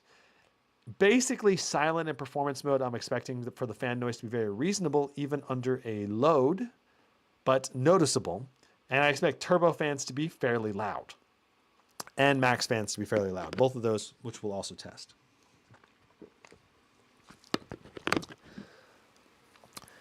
Red Llama said, you're going to make me empty my wallet at this rate? Well, my goal is not necessarily to empty your wallet. My goal is to help you figure out what is the best thing to spend your money on. So, if you end up emptying your wallet, that happens. I understand. I empty my wallet on laptops a lot. But just know that that's not my primary goal. My goal is to just be as helpful as possible when making these laptop reviews. You know, help you decide, give you all the information from a unbiased perspective as possible. So, okay, so we're saving our data, and let's go ahead and take a look at the display results. So we're going to open up our profile information and expand this. All right, so here is what we got. You can see we measured our contrast ratio is 119,000 to 1, which is extremely good and expected for an OLED panel. So basically perfect blacks, almost, essentially. Perfect blacks. You've got our... So this right here, this is the new interface that I'm talking about, not really showing us 100% of what's going on here, but you can see here in the top left, we have the sRGB is the green, okay? So the display panel, which is in blue, completely shows all of sRGB and goes beyond sRGB. You can see when we show Adobe RGB shows a different color patch, right? It shows a bit more up into this top left, but it doesn't show as much of the reds and blues and greens, or sorry, not greens, but you know, these reds and blues, this whole hue line, it doesn't go as deep into that, where this does. And this display lines up much more with the P3 color gamut, which I just enabled. You can see that we have almost a perfect match for the P3 color gamut. And it actually goes, you know, the blue line, which is our measurement tools results, actually goes a bit beyond the P3 color gamut along the bottom. Maybe not quite on the far side there, but it's right on top. So I would say this is basically 100% of the P3 color gamut, probably around 91, 92% of Adobe, and more than 100% of sRGB.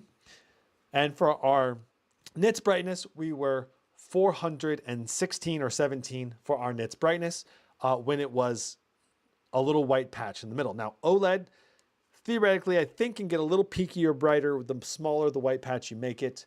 So keep that in mind. All right, so that is the results for the color display test. Let's go ahead and close this. There we go. Okay. Overall, an excellent display. Let's go ahead and take a look at some examples. So my 2021 LG OLED video that I always show, you know, this is kind of designed to feature and showcase really good, what a good OLED display would look like. Notice the reflections from our glossy panel coming off the back there. Let me focus it better. Okay, and notice that as soon as we started playing something, we can no longer see our reflections, right? So as soon as something's on the screen, the reflections kind of go away. They blend in because it's so bright. But without reflections, or if you have the brightness very low, it's going to be very noticeable. Okay, so here we go.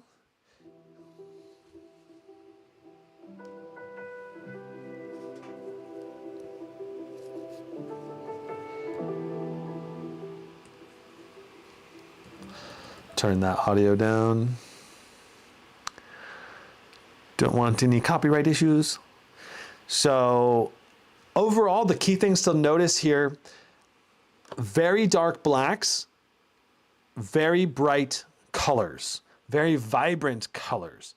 And honestly, I would say that this looks better in real life than what the camera is showing right now.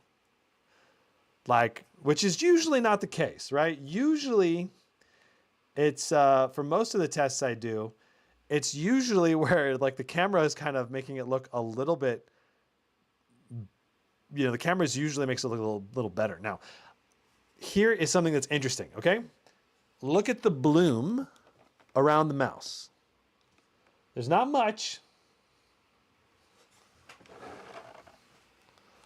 but it's there. Can you see it? A little white halo around the mouse. It's very minor, but it's there. And it's something I didn't realize OLED screens have. They do have just a little bit of bloom to them. I thought just mini LED had that, but definitely, let me see if I can. I made it a little overexposed so you can see the bloom a little bit more, but there is just a little bit of bloom around it. Not very noticeable. And I don't think it really negatively impacts the content much, but I always say mini LED has bloom, and mini LED definitely has more bloom than that. But definitely just a little bit of bloom. Okay. Batty wants to know, are the fans always so loud if you only watch a video? Right now, there's no fan noise at all from the laptop. The fan noise that you're hearing right now is just from my floor fan. Okay. And regarding backlight bleed, there is no backlight bleed since this is OLED, so it's perfect blacks all the way around. Okay. So next up is laptop control software. Let's take a look at Armory Crate and give you my little tips and tricks for it. This is partially a little preview for the optimization video that's coming up. So let's do it. All right, so Armory Crate, I would say in general, is above average quality control software with a lot of features. You've got the key functionality for Armory Crate is updating your applications, your Asus applications on the system, as well as controlling the laptop itself. For going to your updates, you go to the little settings widget kind of in the bottom left down here. You go to the update center, and in here you can check for updates for all your like Aura lighting and your different Asus apps. And then the other area where you can do updates is going to be in My Asus. So My Asus will sometimes do your BIOS updates and a few other updates. So there's kind of two areas for that. Two areas where you need to make sure that you're checking for updates. So here's the check for updates button right here. And system is up to date. So now Asus does BIOS updates through Windows updates as well as these interfaces. So you can get those updates either way. And I've never had a problem updating the BIOS on an Asus laptop yet, which is good. All right, I'm gonna turn the brightness down on the display a little bit so it's a little easier on the camera. Okay, so, and here's also where you can upgrade your warranty. See this? You can upgrade warranty, literally a button for it. So you can pay extra if you want to get premium care. You get 10% off. Let's just see if there's any options in here. I guess I got to create an Asus account to be able to access that, so I'm not going to worry about it right now. Just know there's an option. I'm pretty sure you can get accidental support or extend the warranty to like 3 or 4 years for an extra cost. Okay, so if you need to check your laptop settings, you can see there's this device key here. You got Oral wallpaper, you got your macros, and the G14. Click G14. Here you can do GPU power savings mode, customize your hotkeys, which are the top keys for the volume, microphone, and launch Armory Crate app. So you can change these to different functionalities. So there's quite a few in there. There is your general lighting, which are 4 different modes, as well as the color. So if you want the static lighting to be blue, you can change it right here to be blue. Boom. So now it would be blue lighting instead of white lighting. And then looks like it's still a bit overexposed. Crazy. OLEDs are so interesting. All right, then you have slash lighting control. Here's where you can set what the slash lighting looks like. And I haven't really shown this yet. There is slash lighting in the 2024 version. Let me go ahead and put... The slash is on the back of the laptop.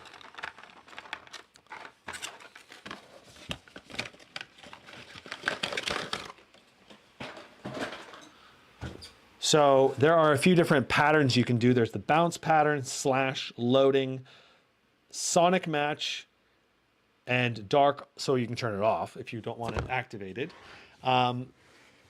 Flipping it around, let's go and take a look at it. So there's the slash right there.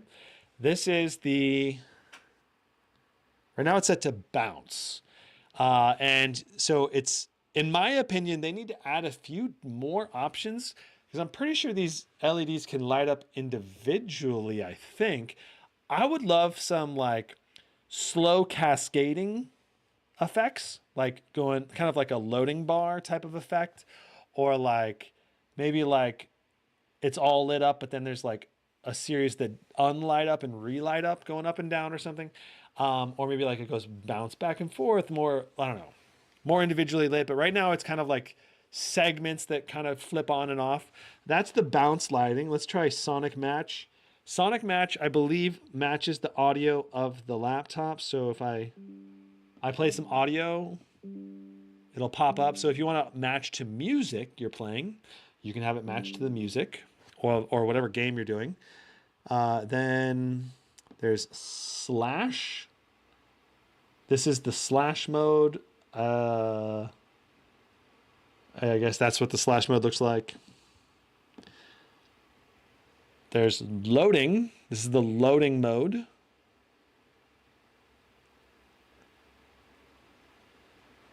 Looks kind of cool. And then there's dark off. You just turn it off. Those are the 4 options. There's not, in my opinion, there's not too many. I think there also needs to be just like a static, like if you just want it on, just like solid on. Now, in terms of the animation settings you can set, there is intervals, brightness, so you can make it take longer in between each pattern. You can also have these different settings for preferences. You can also turn it off when you're on battery mode so it doesn't take as much battery power. Debu G2 says, should I buy now or wait for the RTX 5000 coming in December? Well, the RTX 5000 will probably come in January, February, and March next year, probably. We don't know exactly. We don't know when. Maybe it'll come sooner. Maybe it'll come later. But either way, you can't buy now. This laptop is sold out currently, at least at Best Buy. And so you probably got to wait either way. Overall, that's the slash lighting. It looks cool, but I wish there was more options. All right, especially some slower paced options. Kind of a little bit of like too flashy right now for me. I kind of want like, give me some options that are a little bit classier looking. Microphone mode, you have directional mode, stereo mode, 360 mode. Resource monitor, modern standby assistant, memory, GPU power savings. This is where you can set, we're back to the beginning. This is where you can set the ultimate mode where it disables the integrated GPU. You only have the dedicated GPU. Bad for battery life. Standard mode is what I recommend. Eco mode, if you want to ensure best battery life, go to eco mode, and that way you know the RTX 4070 will not turn on, which can really drain your battery life because Advanced Optimus kind of sucks in that sometimes the RTX GPU keeps waking up for no reason, and it just kills your battery life. So you want to go to eco mode when you're going to be knowing that you're going to be away from the wall for an extended period of time. All right. And switch to eco mode. Some applications are still using the GPU. Stop these applications. Yes. Okay. So that stop the applications. We switched to eco mode. Now you can't access the RTX 4070. It's inaccessible. And as far as I know, I believe that's how it works. Yeah, discrete GPU is completely disabled for maximum energy savings. So that's good for battery life because some laptops like my Blade 18 doesn't have that, and my RTX 4090 constantly wakes up draining my battery life, even in Advanced Optimus mode.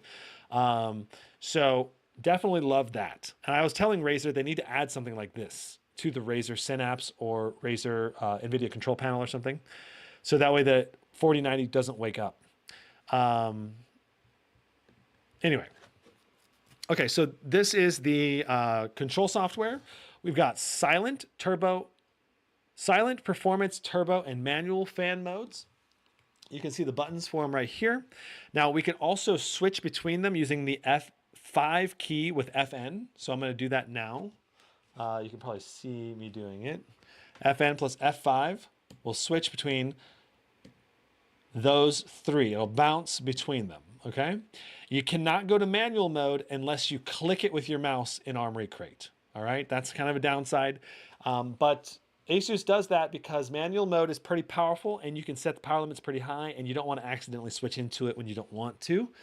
So it makes sense. So you click the manual mode and you can set your fan curves in manual mode. You can set your power limits for the short and long for the CPU. You also have 3 fan controls. So you have 3 fan curves. So 1 fan, 2 fan, 3 fan. And you can set these up so that there's, right now, if I enable this, it'll switch on max fans.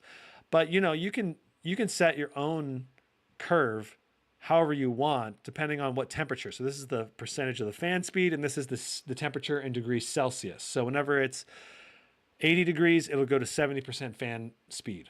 And you can save these, I believe, under specific presets. So you can basically save these as default. So you can ramp the fans more or less, and you can tweak it exactly with the power limit you want, which can be great because the Ryzen CPU is super power efficient. If you set the power limits pretty low, actually, on the Ryzen, it may give more power to the RTX 4070 for better frame rates, actually. Might actually give you more FPS in certain titles by limiting the frame rate, limiting the GPU.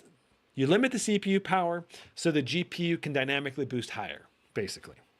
That's part of my optimization guide. All right, so under the GPU, we have our overclock. We can overclock the base GPU clock up to 100 in this. You can overclock it more in Afterburner.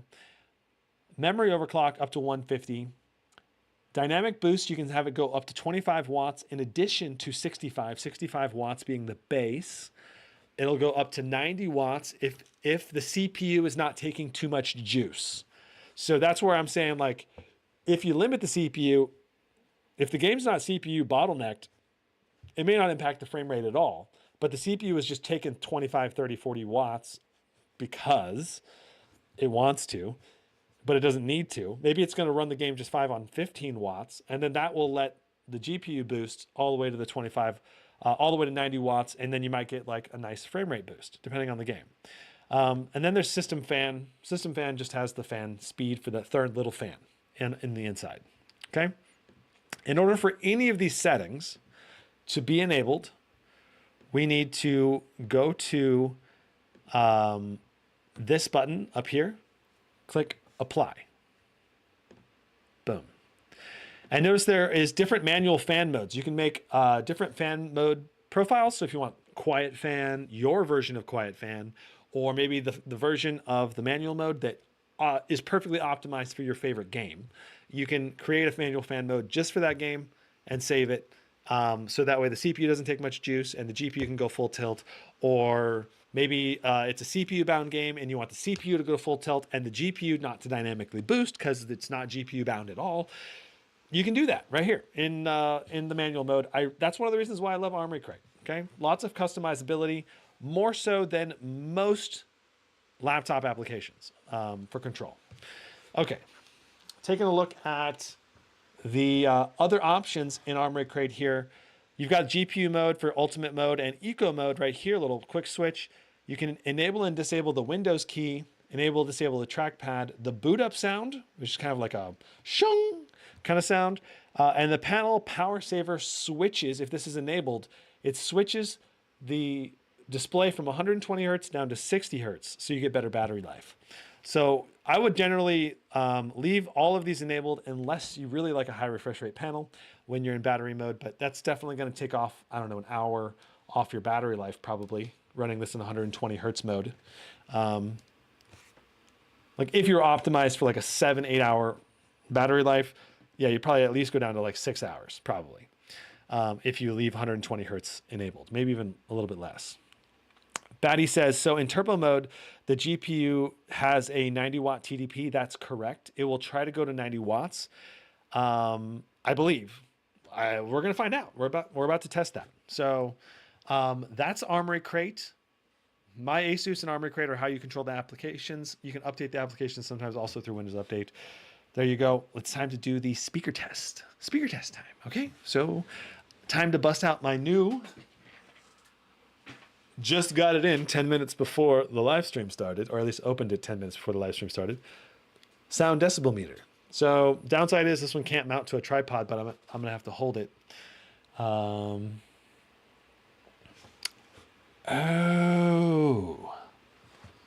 right. Right, okay. Trying to think what's the best way to do this. Okay, yes, that should work.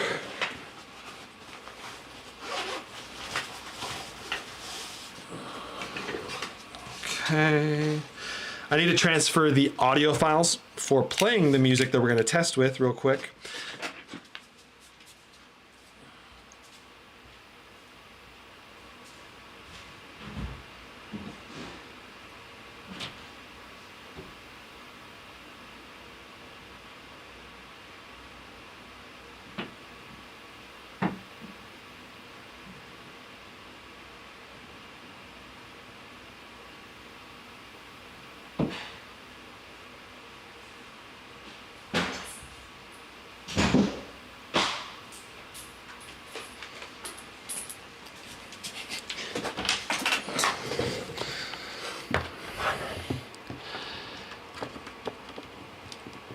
Yeah, it kind of sucks, but my SSD that I usually use, this guy, has a 4 terabyte SSD in this enclosure.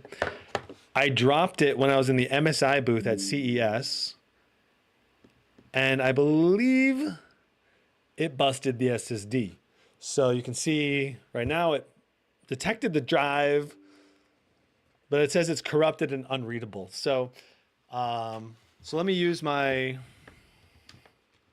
So either the enclosure got corrupted and unreadable, or the SSD itself is busted. But I've got another tool here I can use to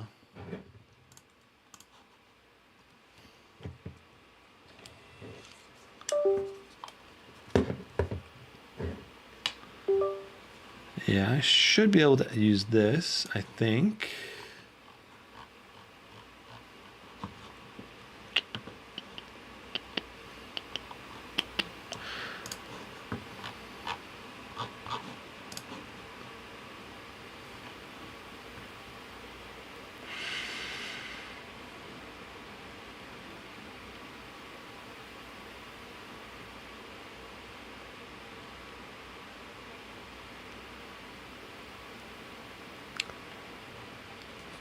Just got to grab the music files that we use for testing.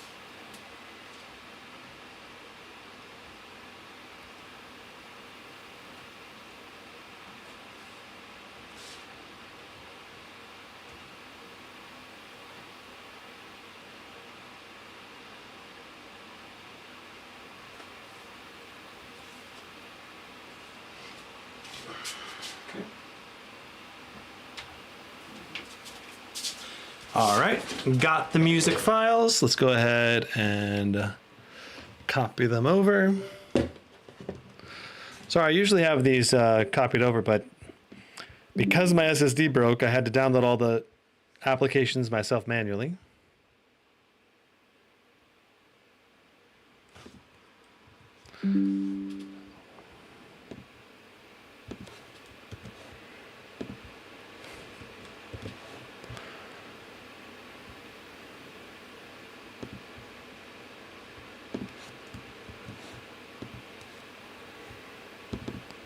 There we go. Perfect.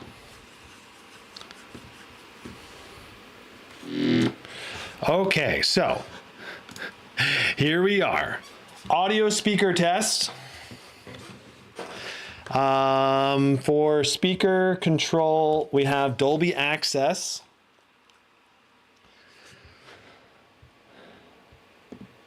Go ahead and show you the basics here. Under the settings, you can control the music and put it to dynamic mode, game mode, movie, music, and voice.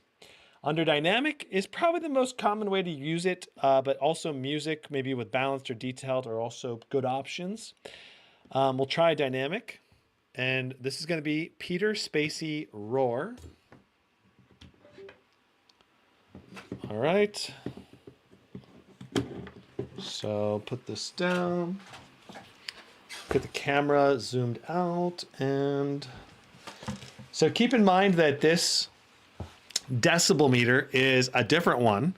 So it might not match exactly the decibel meter that I used to have in terms of how loud it thinks everything is. But let's get our ambient room noise to start with.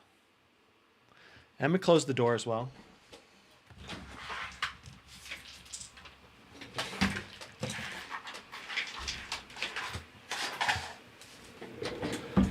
Okay, so ambient room noise.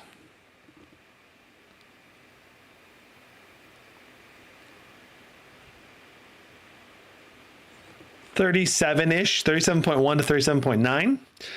All right, let's go ahead and start Peter Spacey Roar.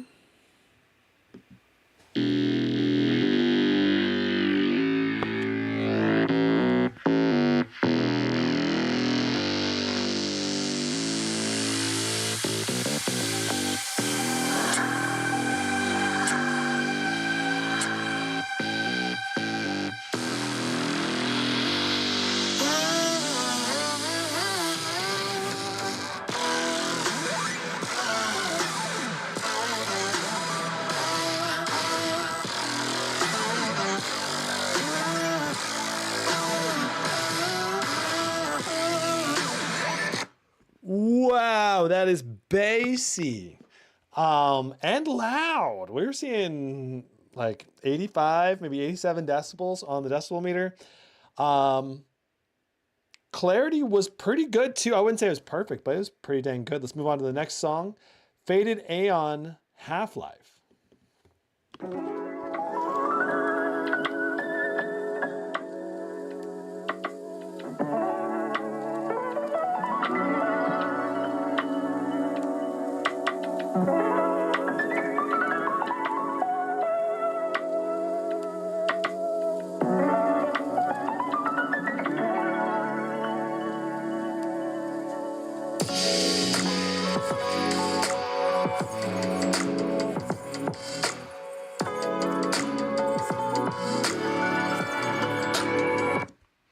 Now that's some very nice room filling audio, I gotta say. Wow. Deuce Williams, La La Love You Like. I love you like la la la la la la la la. I love you like la la la la la la la. I love you like la la. Okay. Wow. Those speakers are so much improved over last year's model. This is, I mean, these speakers are not too far off from the Blade 18, quite frankly. Better than the Scar 18 speakers. I don't think they're as good as the MacBook quite yet, but they're close. I think the clarity is not quite as clear as the MacBook. The MacBook has like such perfect mids and highs. I'd say the bass is probably in the same ballpark as the MacBook, but because it's very thumpy, very noticeable bass, very loud bass. But when it comes to the mids and highs, still some clarity there that could be improved. But the volume and the punchiness and the overall like sound quality, man, this is an upgrade.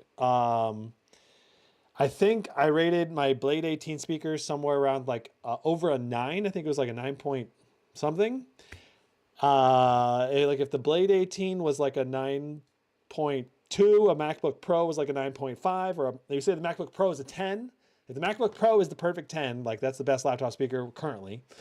I'd say the Blade 18 is like a 9.5. This is like a 9.2 or something. It's close. It's better than any other speaker I've ever heard from Asus. So yeah, that is some really good speakers. Wow.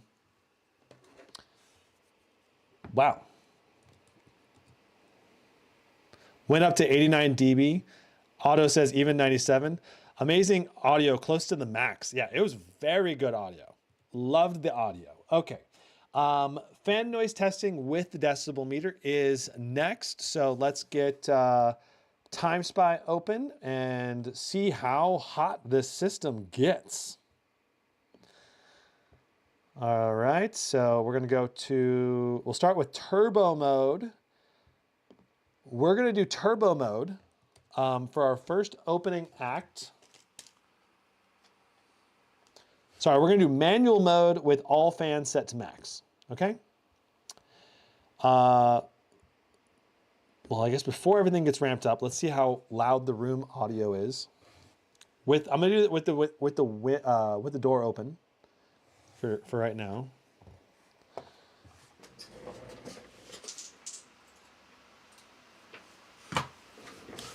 I'm also gonna plug in a mouse.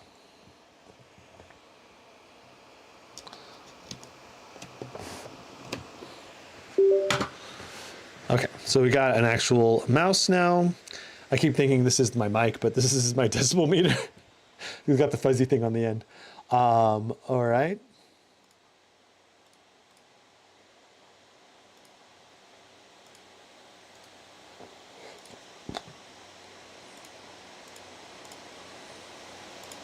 Okay, so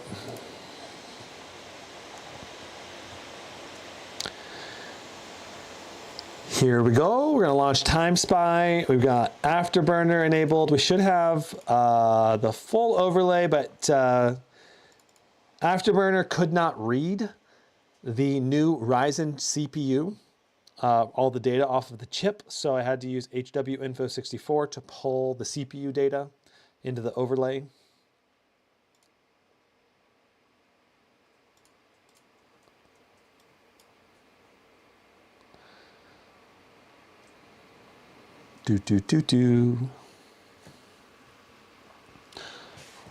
So we're loading up TimeSpy here.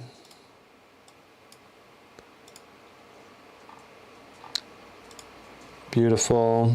Okay, so we're gonna do a custom run. We're gonna do graphics test 2 in Windows mode with looping enabled.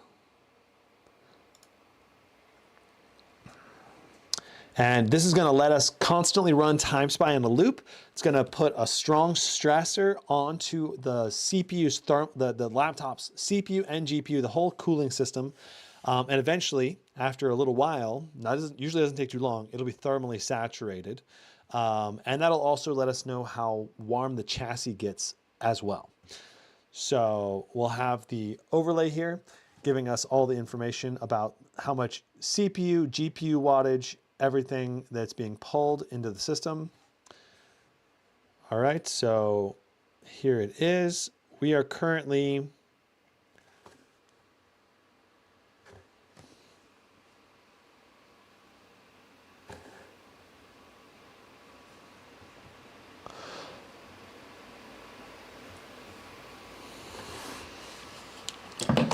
I gotta change the angle of the camera here, hold on.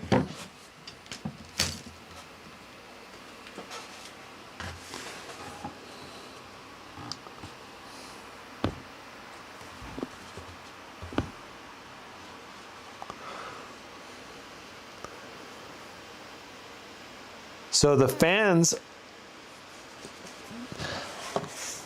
if I close the window, let me close the door again. It's gonna get a little warm in here, but it'll be fine for about, 10 minutes. Okay, so let me turn the brightness of the OLED screen down some more. And let's see what, I'm gonna hold the decibel meter where the mic is basically right about 6 inches above the trackpad.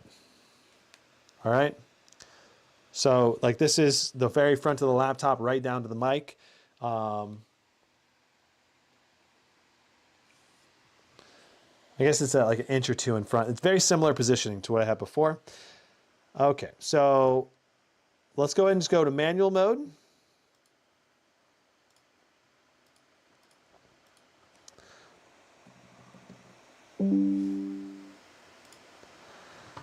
All right, so that is we're in manual mode with everything raised up to the max for CPU and GPU. Let's go ahead and see what our wattages are like and our fan noise here in a moment. But let's go ahead and take a look first at our system information. Okay, so in addition, as always, I raise the bottom of the laptop up off the table.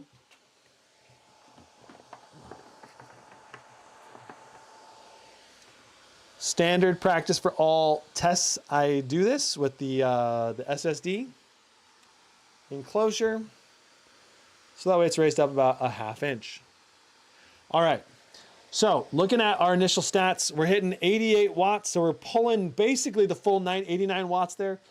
We're basically pulling the full wattage of the GPU. That's great. Our boost clock, 2250. Keep in mind we have a 50 megahertz overclock with the manual mode. For our core clock, 100 for our memory, so 8100. Our temps right now, 72 degrees Celsius for the GPU, 62 for the CPU. That's actually really good. Obviously, we're under max fan right now. We're slamming the fans as much as possible. What TDP tier? This is a 90 watt GPU, and keep in mind that an RTX 4070 at most, pretty much in a real gaming scenario, only pulls about 110. Even in TimeSpy, the most we were seeing was like 115, 120.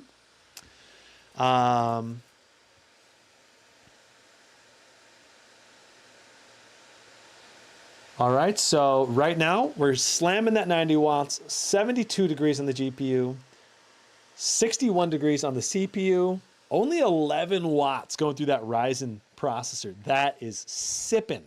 It's sipping the juice. And those temps are phenomenal for such a thin and light. Those are phenomenal. Absolutely excellent.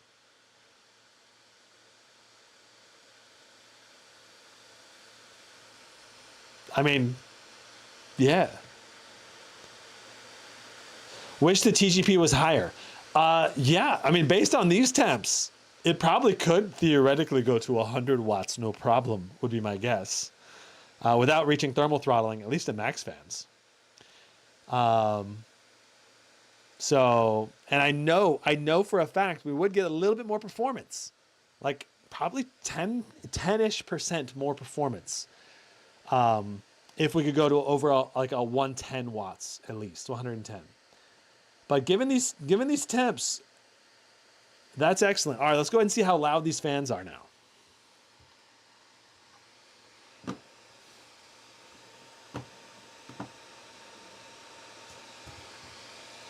What's up, Parky? Okay. So we'll try to refocus on the hand.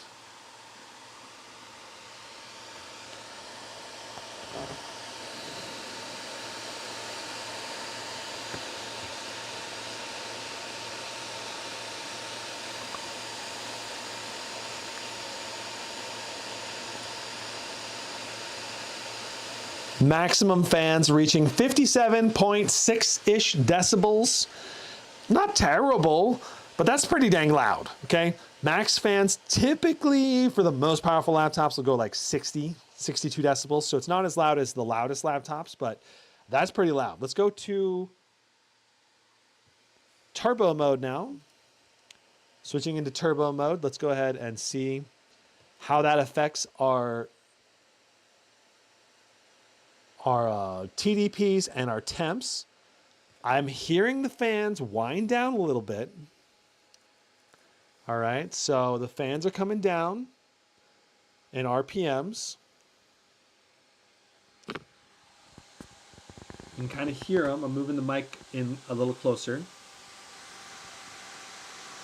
It's kind of an odd sound as the fans are winding down, to be honest with you.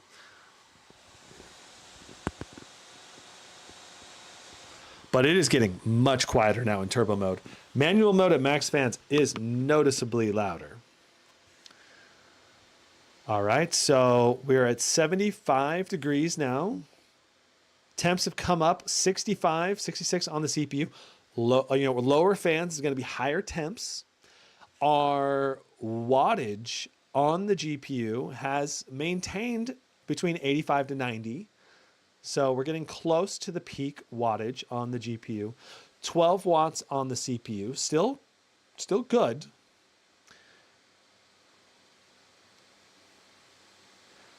Our temps are still coming up. So what's going to happen here, because we're dealing with a fan curve in turbo, as the temps come up, we might see increased fan noise, basically. Like if it goes above 80 degrees Celsius, it might ramp the fans a little bit more. That's the way the fan curves work. So the question is, at what point is the balance where like the fan noise equals a stable temp for the CPU and GPU? It kind of seems like we're hitting a pretty stable temp now at around 75 degrees on the GPU, 66 degrees on the CPU. Let's go ahead and see how loud this is.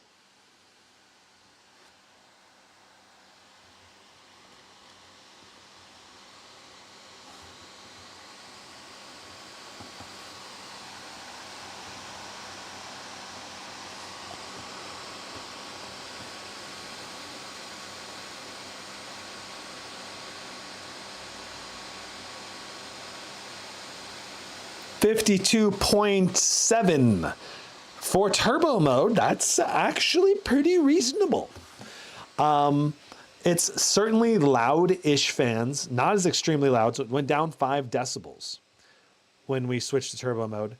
Let's go ahead and find out performance mode. So turbo mode basically brought our temps up by 7-8 degrees, but at the same time, it also reduced our fan noise by 5 decibels. Now we're in performance mode. Let's go ahead and see what that does to our performance of the laptop. So right now we're hitting 72 watts on the GPU. Notice our GPU boost clock went down quite a bit. So that means we lost a decent chunk of performance. 72 degrees on the GPU. 65 degrees on the CPU, 12 watts going through the CPU still. Overall, this is going to be a significant performance reduction. At the same time, the fans are definitely even quieter. So let's give it about another minute to equalize the GPU CPU temps. But looks like we have a 75 watt GPU TDP. So right here, 75. And the CPU is still being very power efficient at around 11 watts. That's excellent. Simon Nagy says, can you hear any coil whine? Great question. Let's take the mic in for a test. Okay, so coil whine is going to be harder to hear on performance mode where we still have some fan noise.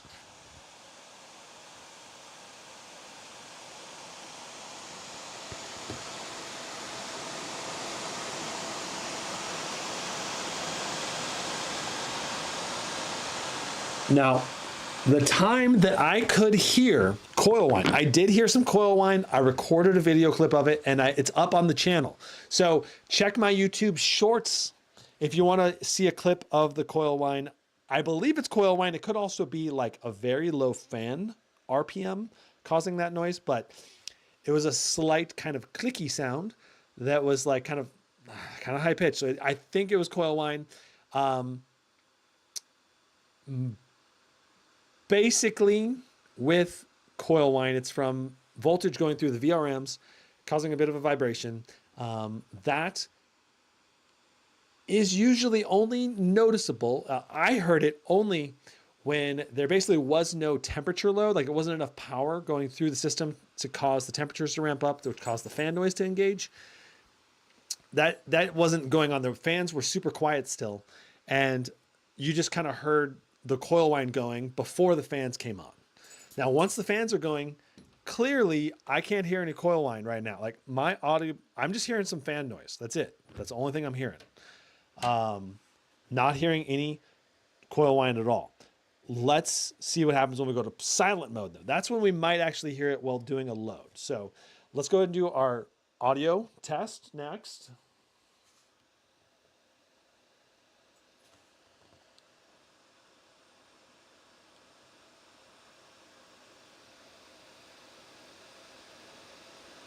.49 decibels in performance mode. That's reasonable audio levels. It's definitely still audible. Like I can hear the fans going. 75 watts to the GPU, 11 watts to the CPU. Let's go to silent mode. We are in silent mode now. That means we're probably going to completely not hear the laptop anymore. And if we did hear any coil, if we do hear any coil whine, it'd be probably right now. All right, so this is really the coil whine test now.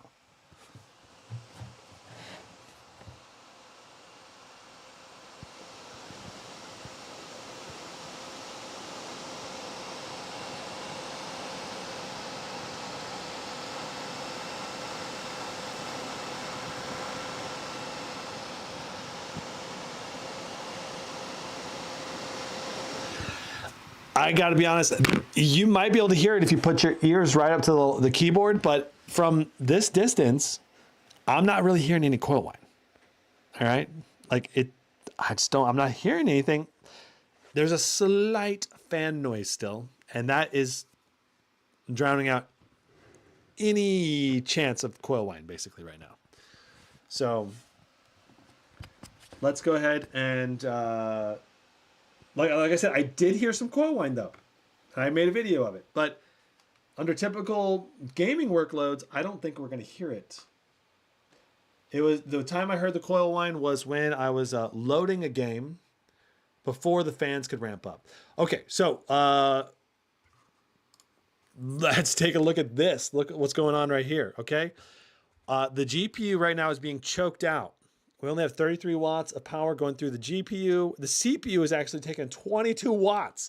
The CPU is now taking more wattage than it did when we were in turbo mode. So for some reason, something's messed up with their firmware or BIOS right now, causing the CPU to pull way too high of wattage when it doesn't need to.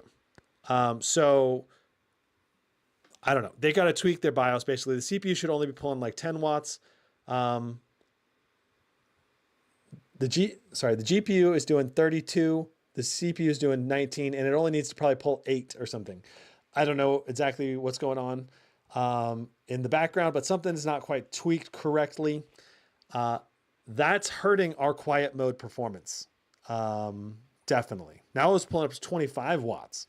So this is the kind of thing Asus, I know the Asus product manager watches my content, so they'll probably see this and they'll be like, oh, yeah, we should fix that. So I hope Asus fixes this. But silent mode should only be doing like 10 watts to the CPU probably, and like 45, 50 to the GPU.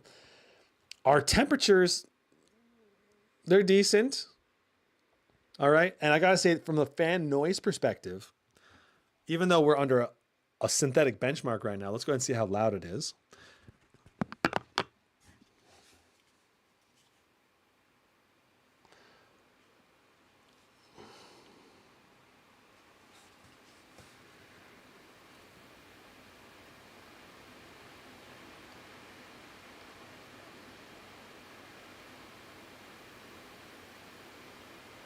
41.7. Yeah, it's barely audible. Like the fans are barely audible to my ears. I can hardly hear them at all, but I can hear them a little bit. All right, just a little bit of fan noise right now in silent mode. It's what I expect. It's pretty much what I expect. Let's go ahead and end the time spy test for now. Given this performance, I'm guessing silent mode is not going to be playable in very many games right now. All right, kind of sad, to be honest. I was hoping silent mode would do a little better than that. But the other modes were great, and I probably would recommend gaming with manual mode or performance mode. Manual mode if you're a more advanced user. Performance mode if you're a more casual user, if you want more minimal fan noise. Turbo mode if you're a casual user and you just want more performance. Okay, so let's just do a room audio test for our room DB.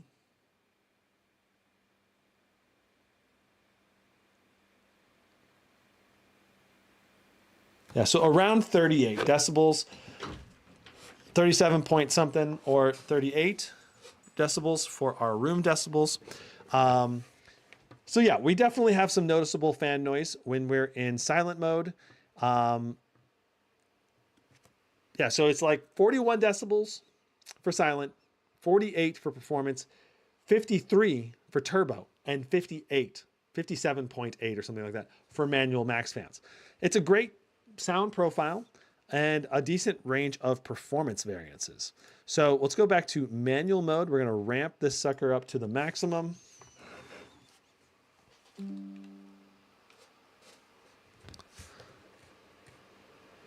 All right, and we're going to run Time Spy.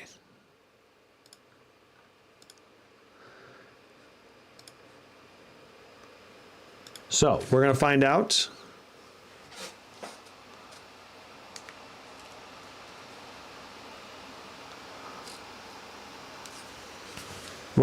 what we get in manual mode, max fans. Yeah, I think we're good.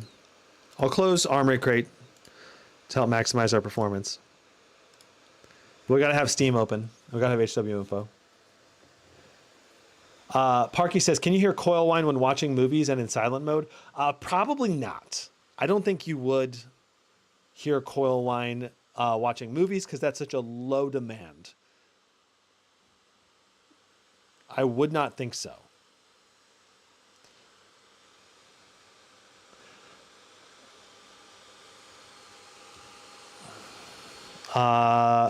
Liralai asks, which is better, the RTX 3080 with 16 gigs VRAM or an RTX 4070 with 8 gigs VRAM?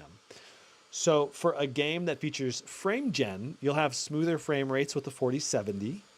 With a game that does not feature frame gen, you're just using DLSS or no upscaling or FSR, those games will have better performance with the 3080. The 3080 at max performance can get like 13-ish thousand in Time Spy. A 4070 usually gets a bit less than that.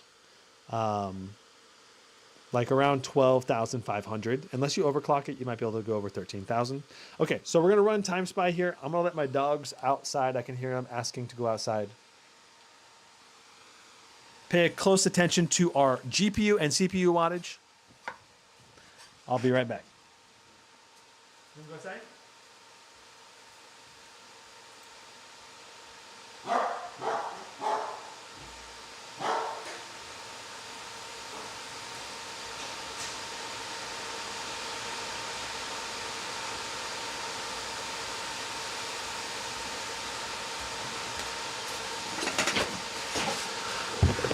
Okay, we're doing 2250 on our boost clock. That's pretty good. 90 watts right there, but like 87 to 90-ish watts. Our GPU temp looking real good. Under 70. CPU temp 56. And keep in mind, there is more optimization that could be had here, more GPU overclocking that could be done. And it really wouldn't increase our temps very much, just give us a little more performance. Danny says, thank you for these live streams, Gizmo. No problem, Danny. Glad I could help. Yeah, and regarding, Danny says, you lose out on frame gen, but pretty sure 16 gig VRAM with the 3080 is going to be way more important. Only in certain games. Basically, certain games like Hogwarts at high resolution, or Star Citizen or Starfield, some of those games really, really like lots of VRAM. And basically, if you're going to try to play QHD, the 4070 might chug. Cyberpunk 2077, another game that uses VRAM quite a lot, it might chug with only 8 gigs of VRAM. And by chug, I mean have 1% stutters happen, unless you turn the textures down to like medium, or maybe high, medium, or low. Last of Us Part 2, or Last of Us Part 1, another game that can stutter with VRAM. But even though I just named like 4 games, most games are still going to be just fine with 8 gigs of VRAM, like 95+%. But it's just the newest, most demanding games, which you may want to play the most, are the ones that might struggle the most. Okay, here we go.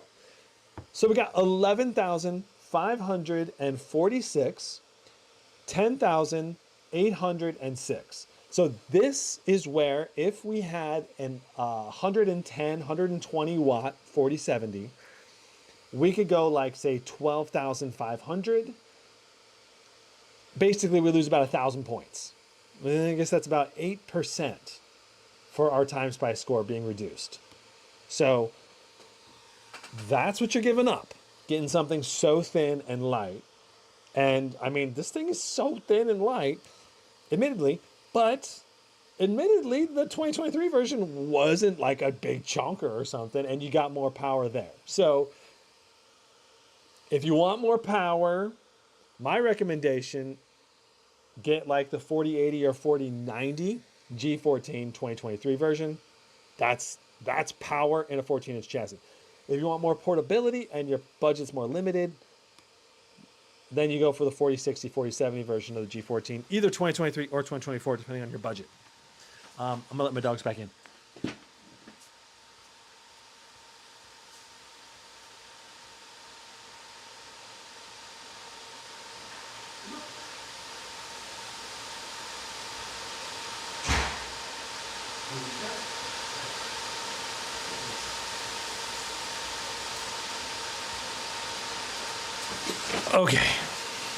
Okay, next up we have Cinebench R23. We're going to test out the performance of the CPU. Here we go.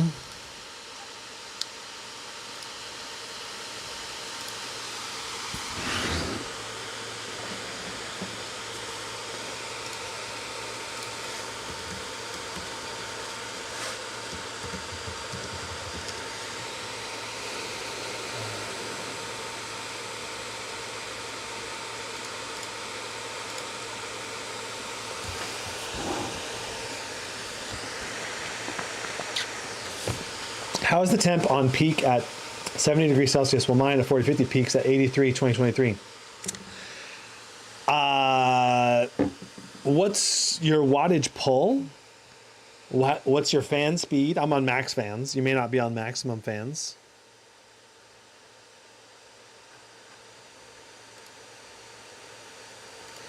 I'm trying to download Process Lasso real quick.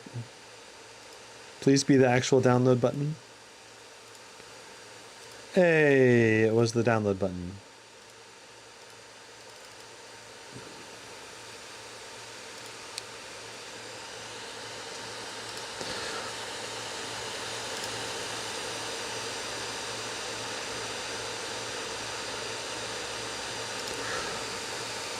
Okay. All right, so Cinebench R23. Let's load it up.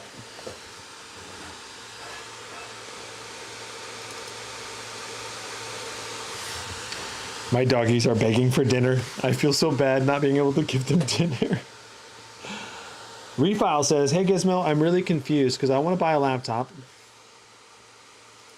And I have options like the Legion Pro 7i 4080, GE78HX with 4080. My priority is thermals. So can you guide me? Both of those laptops, very powerful, very similar thermal solution, both really good in terms of thermals.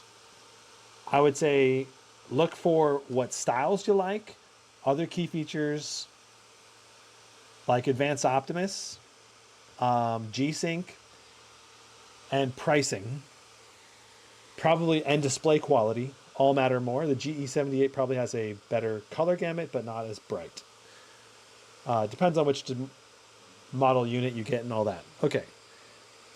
So we're going to just do a quick little initial run and get our, I always run process lasso so that we can make sure that Cinebench is not being interrupted by a third, another process basically in the background.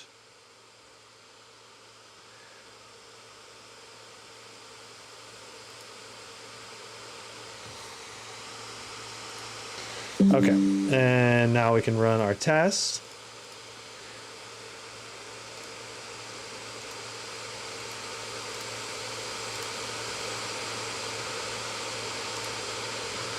Okay, so let me make sure that we are in focus and we're zoomed in real good. 4.7 gigahertz. Let me move the laptop in closer.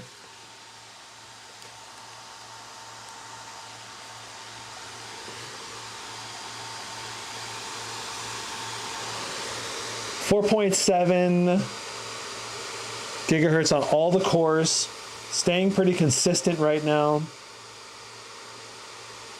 Temps, we're peaking 95 degrees.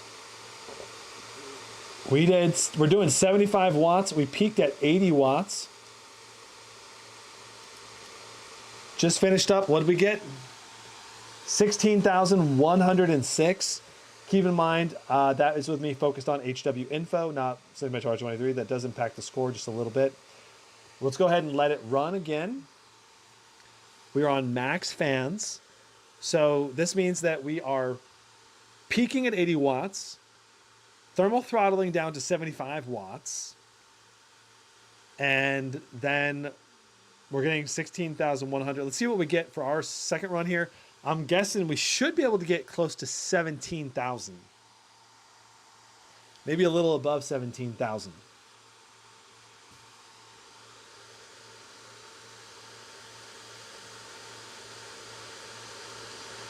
I'll show a little more detail. I just want to get a run where I'm just focused on Cinebench R23, and then I'll keep doing the runs and we'll look at thermals and power limits and all that.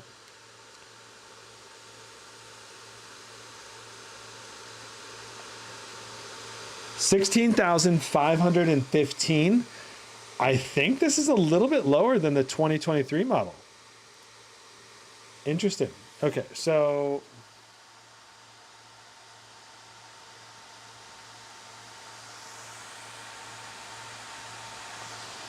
there we go. Okay.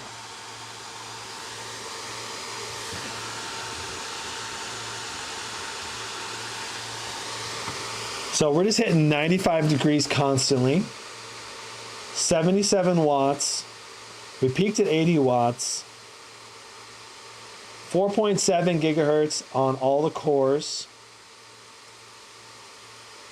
Let's try 6 runs in a row and we'll see what we average, but I'm pretty sure this is going to be pretty dang consistent. I'll reset our averages as well. 16,047.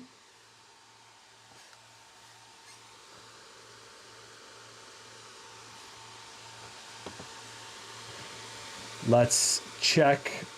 What did we get last year?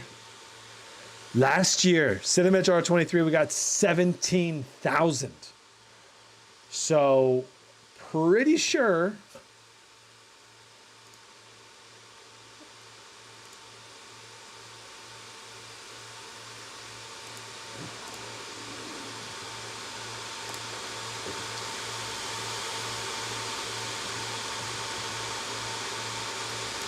so last year, I'm looking at our stats.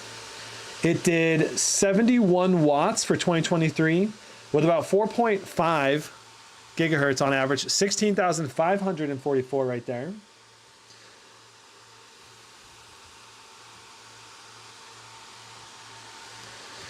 You can see the temps come down really fast.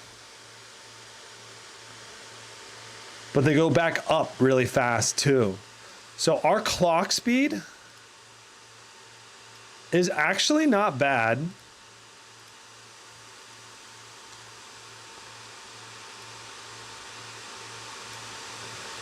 Our clock speed's actually pretty good at 4.7. That's a little higher than last year, but our temps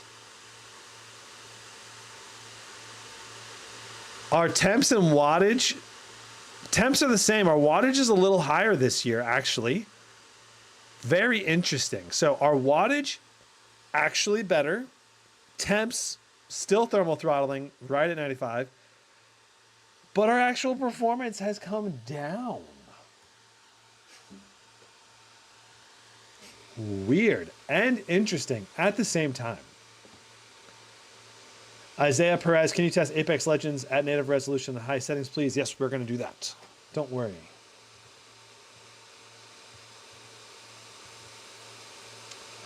So compared to last year, we're looking at slightly higher wattage, slightly higher clock speed, and worse performance. This is exactly what happened with the i9-14900HX from Intel too. What the heck? What do heck? 16,570.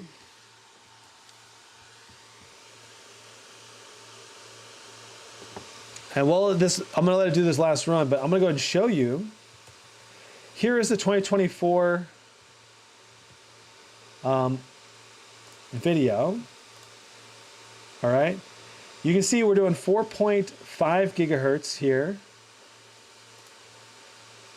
4.6 gigahertz approximately on average. All right, and watch, I'll scroll down to the temp is 95 degrees, same as this. Wattage only 69 degrees, 73 on average. So our wattage is better on the new thinner Zephyrus G14, but our performance is worse.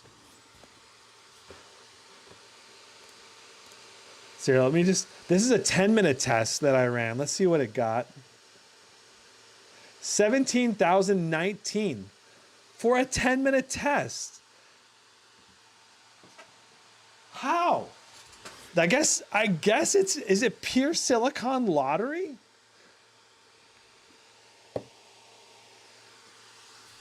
I don't get it. I mean, 500 points is not a huge difference, but it's like 500 points slower. Even though we're doing higher wattage and higher clock speed on the CPU. Nothing makes sense about that. And I don't know what to say. I'll update the pinned comment if I figure out what's going on there. But either way, 16,500 for a laptop that's this thin in line is still very good. Just like I said about 2023 model, still very good. It's just sad that we're not at least matching performance from last year. I'm guessing it's just silicon lottery. 16,284 on that run. Yeah, super weird. Let me see what chat is saying. Make it make sense. Make it make sense. I can't. That doesn't make any sense. Something's messed up about the performance of the laptop. Maybe something's going on and interrupting the performance in our Cinebench R23 in this Windows 11 build. Like is Steam installing a game in the background? Steam was installing a game. It's not installing a game anymore. Like, as far as I know, there's nothing that could be going on. We even have Process Lasso enabled. I'll close down Steam just to make sure. I've paused syncing. Let's do another run. Let's find out what we get. I'm not even going to open HW info. We're just going to let it run. This is better running conditions than the way I tested the 2023 version by not having HW info open at all or not interacting with it at all. So let's see. Danny says more power, more clock speed equals less performance. Wild times we're in. Yeah, it's really weird. Isaiah Perez, will you be testing and comparing the Omen Transcend 14 4070 as well? I would love to. I'll see if I can get Omen to send me, or I'll see if I can get HP to send me one. I had a contact for sending me HP review laptops like 2 years ago, but he no longer works with the company, so I don't have any contact with HP anymore. 16,628. That's the best score we've had. I don't think it's going to get any better than that.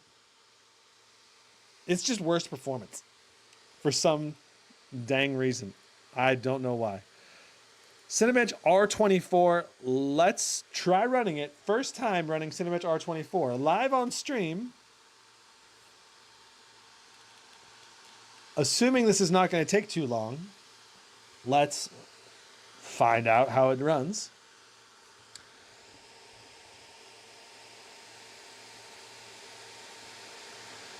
Ahmed says, it was on max fan and pulled 80-90 watts. Could it be bad liquid metal application from Asus? Should I repaste? No, 80 watts is what this laptop was designed to run at. And quite frankly, I don't think we're going to see performance improvements either way. Because, you know, in the Armory crate, the maximum we can set the wattage pull to in manual mode is 80 watts. So we're hitting 80 watts. And we're hitting like 77 watts. We're almost consistently hitting almost 80 watts. In addition, the Ryzen chip, it's not going to really benefit from much more wattage. It's not a power hungry chip. Even when you do a lower wattage pull, say only 40 watts or 35 watts, it still does quite good. Oh, you know what? We should probably also do a battery test run. So let's see, Cinebench R24. This is wanting to do a 10-minute test. Can I do a not 10-minute test?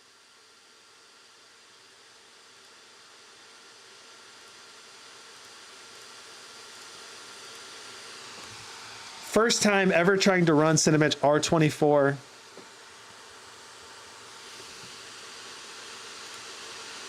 Like, I've literally never ran this off stream before. I'm doing it live. Doing it live. Doing 4.84 gigahertz.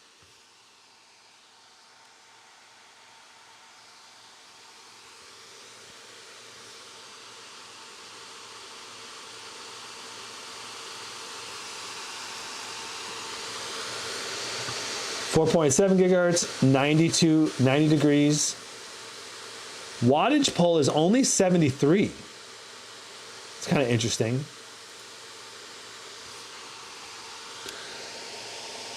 Daryl says, what if you use G-Helper, Armory crate replacement software? I have not used G-Helper yet. I've heard positive things about it, and I'm not against trying it at some point in the future. Stellian says, hello, man. Do you know MSI Bravo 15 with a 4050? I did have it on hands to test, but there was a driver issue causing the mouse not to work when the keyboard was in use, so I had to send it back to MSI. There was a weird driver issue, so I was not able to test the Bravo 15. But in theory, the Bravo 15 should be decent performance, but bad display. That's basically what I would describe the Bravo 15. I would recommend an external monitor if you decide to get the Bravo 15. And in general, I'd probably recommend other units over the Bravo 15.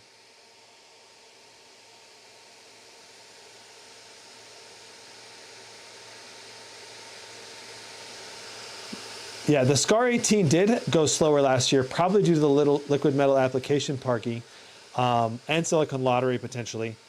But this one, as far as I can tell, the liquid metal application is as good or better than last year's 2023. Our clock speed is better than last year's.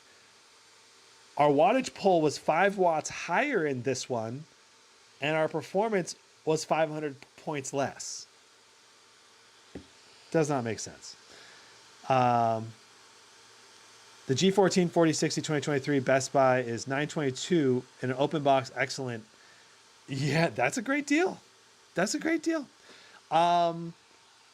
Yeah.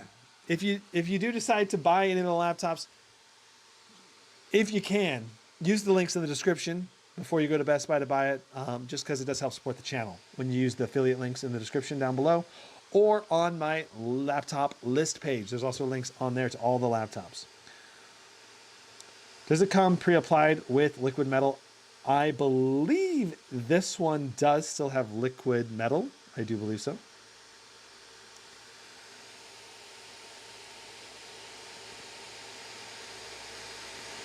Stallion says, so it's not better than the HP Omen one that you tested with the 4050? Well, the Omen that I tested, I think had a better display than the Bravo would have. Performance should be in the same ballpark, roughly. I'm sure it's a little bit variance, you know.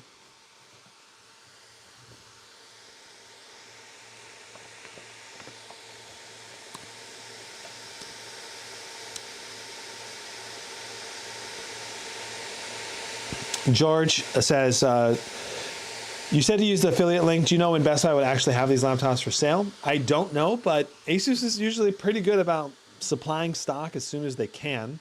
And I think Best Buy is their #1 retailer in the US, like their highest priority retailer. So you're probably most likely to be able to buy it through Best Buy, but it might be available through other links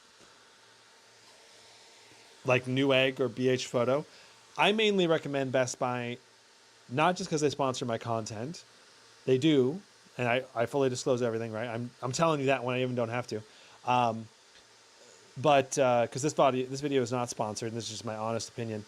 I've used Best Buy for many years because of their return policy. They have a great return policy, and BH Photo just does not have a very good return policy.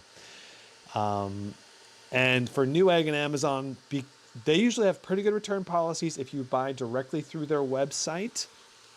For Amazon official seller only, not the resellers. And same for Newegg. Your return policy might vary depending on which reseller you're buying it through. So checking out our wattage pulls, 71 watts. We're not thermal throttling.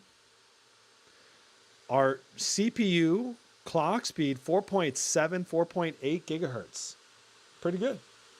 Pretty good clock speed for all core. Our temp, not thermal throttling, is nice. Our average wattage being 75 watts. That's pretty good too.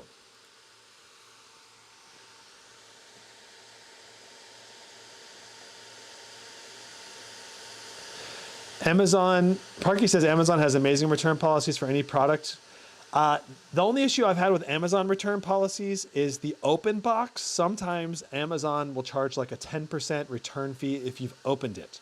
And Best Buy will like literally never charge you to return it. And if there's something wrong with it, they'll refund you anyway. And if you're a Total Tech member like I am, it's a 45-day return policy.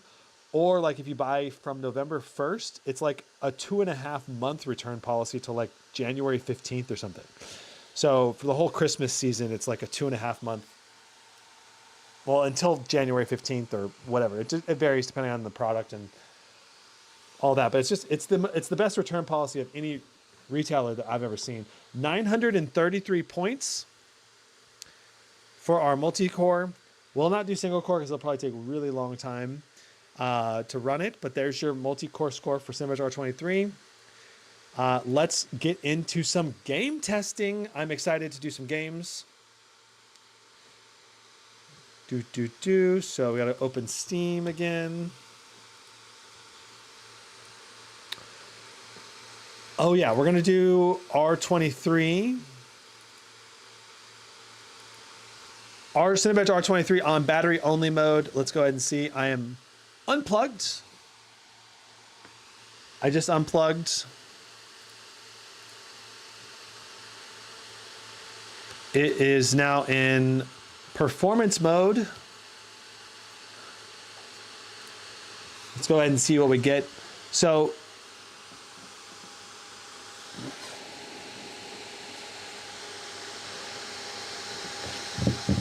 let's see. We'll run it a couple times.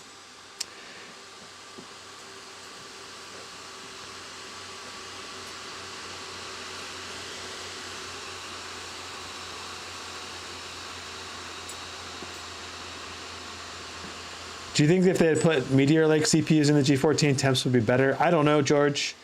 I'm not sure. It's hard to say temps wise, but like I'm not worried about. I've yet to see a laptop fail because it's running at 95 degrees Celsius on the CPU. Like it's literally never. I've never seen a laptop fail because of that. So it's like not something that I'm that concerned with anymore. 15,000. We're on one more. 15,000 for battery life is pretty insane. It's like almost full power CPU performance. Let's see what we're pulling for our wattage. 45 watts going through the CPU in battery mode, 75 degrees. The fans are very quiet. 4.2 gigahertz. Very, very good performance for battery mode. That's one thing where Ryzen, with their more efficient nanometer core architecture, really makes it very good battery mode productivity devices. I haven't tried the Core Ultra 7 or Core Ultra 9 yet. Haven't reviewed any laptops with that yet, but Ryzen's definitely very good. 14,400 for our second run. There you go. Let's move into some games now. We'll go ahead and load up Apex Legends, get this plugged in, put it back into manual mode. I think it's going to switch to manual mode automatically. Yes, it will.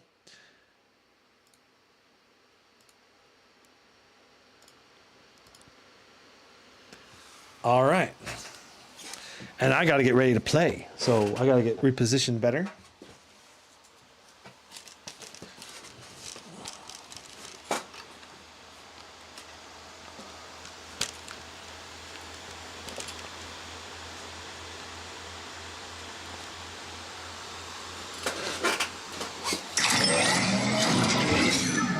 So in my initial play testing with the G14, I tested Baldur's Gate 3 and Illuvium and quite a lot of Palworld. A bolt strikes the uneasy ground. Send it.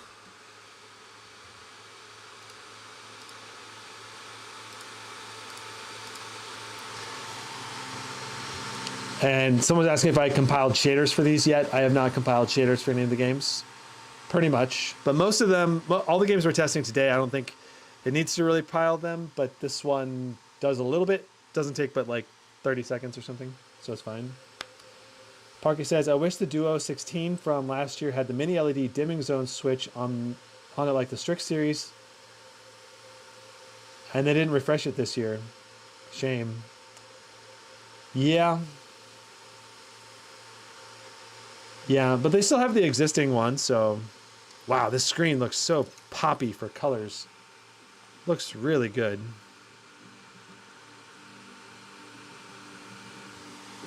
Okay. Okay, so we are at 2880 by 1800. We're going to turn off VSync. We're going to run everything on max settings to start with.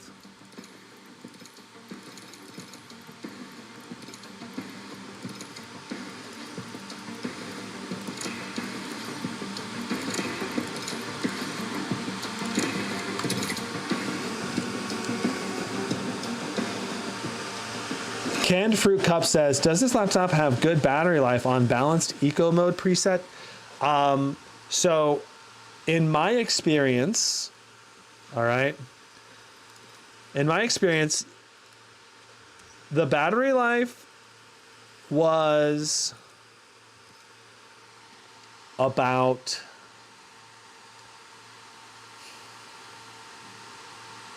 six hours with pretty high brightness, browsing the web and loading games and doing some other stuff at the same time. Not actually playing games. Playing games, you're probably looking at an hour and a half to 2 hours still. Unless you use the 780M, then you might be able to 2.5 to 3 hours.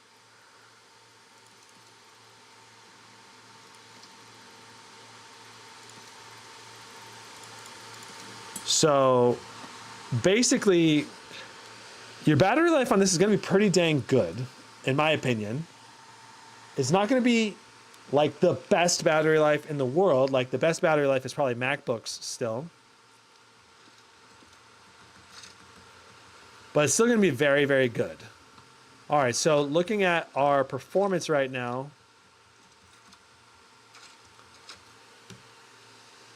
105 with 90 for our 1% lows. This is at max settings, keep in mind, right? And this is a very high resolution, higher than QHD resolution. Fairly noticeably higher than QHD resolution.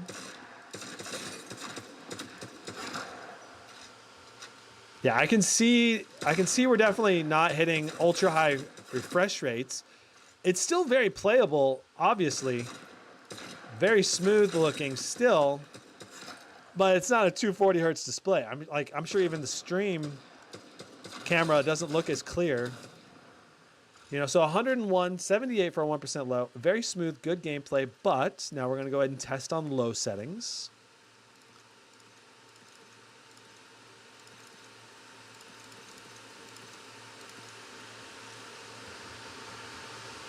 All right. Wow, low settings is not that much better. Like, it's honestly really hard for me to visually tell the difference between low and high settings in Apex. Low settings looks almost just as good, almost. Now, OLED, from a screen refresh rate perspective, OLED's very fast with a screen refresh rate, so you're gonna get lots of data very quickly. But the smoothness of objects will not look as good compared to a 240 hertz refresh rate display, just because it's not being refreshed as often. You know, like 240 hertz just looks super smooth. 141 FPS, 104 for a 1% low. You know, we're running very high resolution, that's why. Though I gotta be honest, I was expecting a little bit higher FPS. We're hitting more than 120 FPS for our average, not quite for our 1% low. We only have 120 hertz refresh rate here, so this is very close to your ideal performance given this refresh rate's limitations. Let's go ahead and hop into an actual match and see what our FPS is like. Gun run.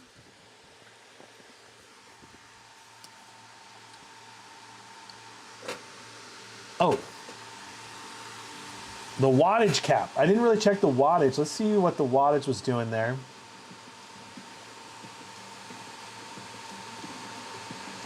So it looks like we were doing about 80 watts to the GPU, 20 watts to the CPU.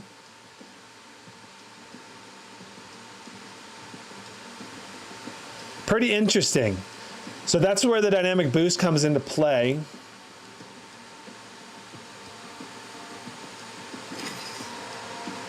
And you definitely would see a bit more performance with a laptop that goes to a higher wattage. So, wow. Okay, so we're doing 180 FPS in an actual real world. That's way higher than the gun range. Let's see if it goes down when we get into a fight or whatever.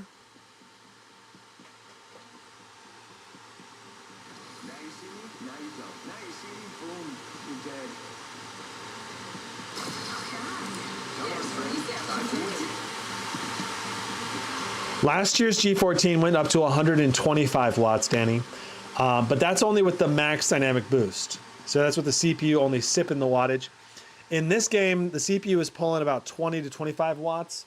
So that's gonna steal some wattage from the GPU. If we wanted the GPU to hit 90 watts, we gotta get the CPU down to under 15 watts probably. So this is gonna be very interesting. I'm gonna turn the sound up and let's game. All right, let's see what happens. 140 FPS, 150.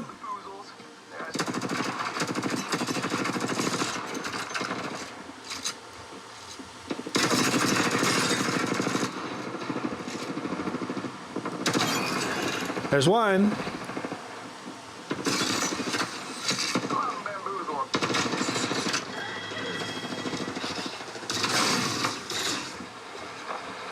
Where am I getting shot from? I'm about to die. Because I couldn't figure out where the guy was shooting me from in the rafters. Until it was too late. Well, I got one kill. It's okay. This screen is incredibly detailed. Very, very, very detailed. Very high DPI to the screen.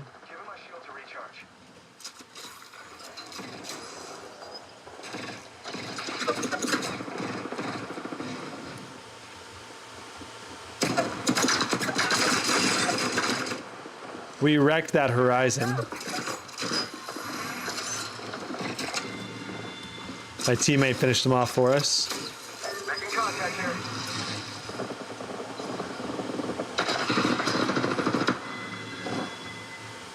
All right, my teammate wrecking house. Give my shield to recharge.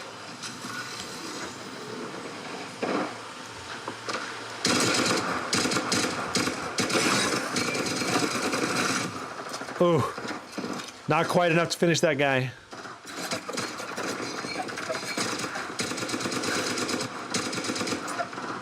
Give him my shield to recharge. Who's shooting at me? Bam. Guess I'm running out of ideas. Giving my shield to recharge. I gotta say, this is really nice to play on. In terms of response rate, it feels really, really responsive. Oh, I should have killed that guy.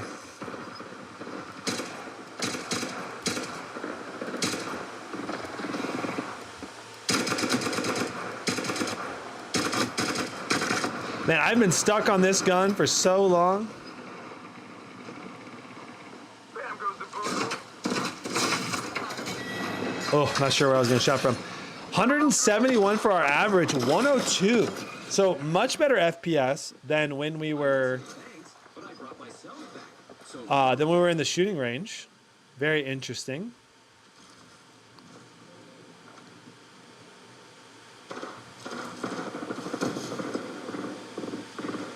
Let's see if we can get to the high up area. I think I saw someone up there a second ago. There we go. Got a rampage next. I really like the rampage.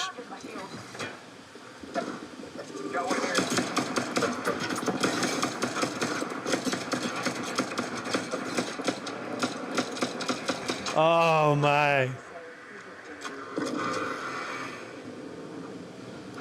Heck me up, they're coming. Shields recharging.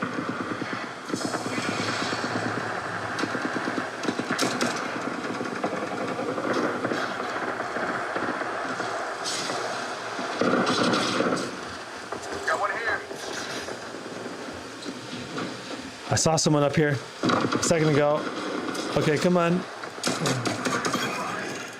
There goes the boozle. Big booze. Something like that.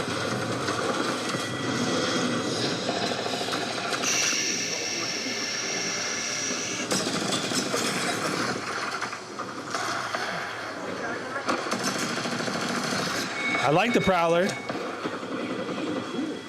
Taking him out with a decoy.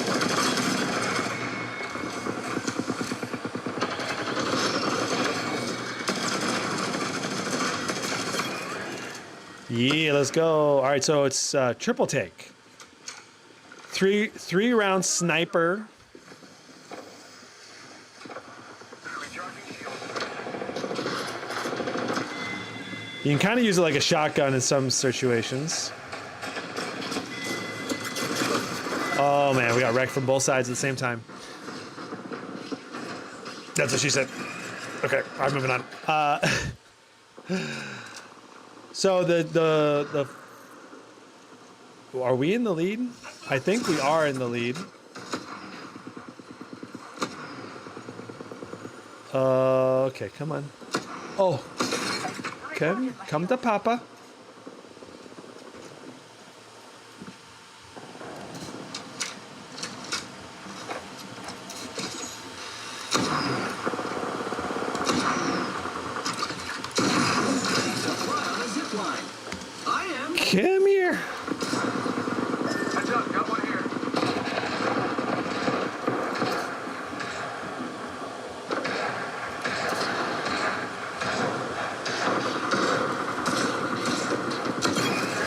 All right, one shot that guy.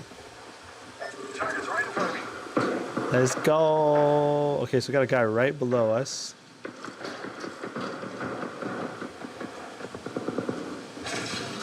Anyone need a pick me up?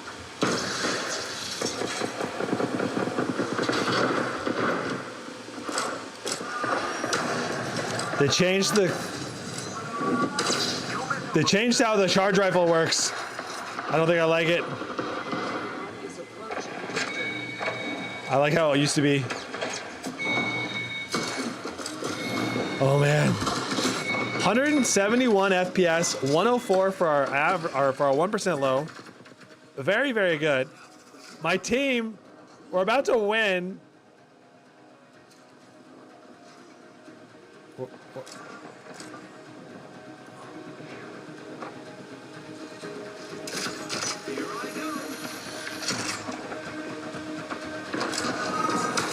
I'm gonna totally die here.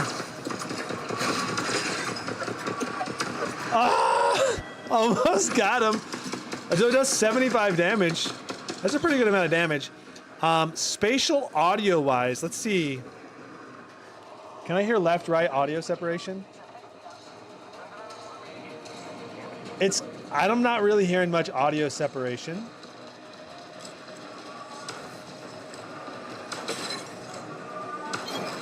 Yes, we finally got that. We're on to the final kill. This is for the win.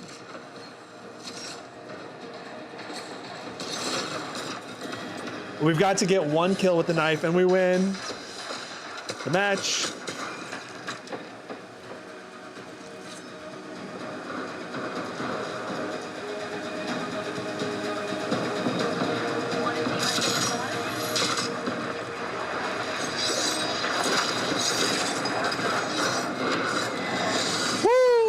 I think we won. My teammate just killed that guy. I got the assist on the game-winning kill. Woohoo! Okay, so 168, 95. We'll do a dance. Go us. So yeah, Apex Legends, very, very good experience on this laptop, even at the full resolution. Let's go into our next game, which is going to be Palworld. Dun dun dun. Okay. Then he says, "Nice shots, sniped his." Beep. Thank you, thank you, thank you. What GPU is this using? It's RTX 4070. Canford said, "Really like to see 1080p performance. Would you be willing to try it?" Sorry, I missed you asking for that. But 1080p should get close to 250, probably over 200 for sure, on low settings in Apex. It should be very, very good. I got to put in my IP address for the server.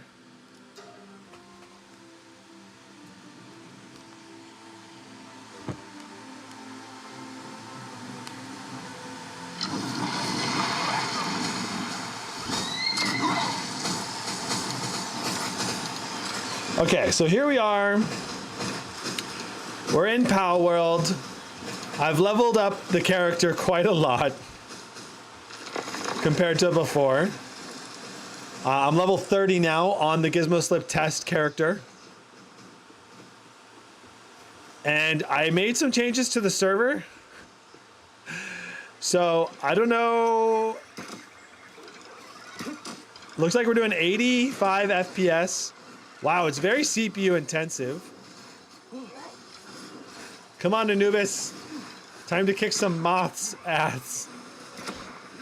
Oh, there's so many enemies. So I made it so there's 3 times more enemies than there was before.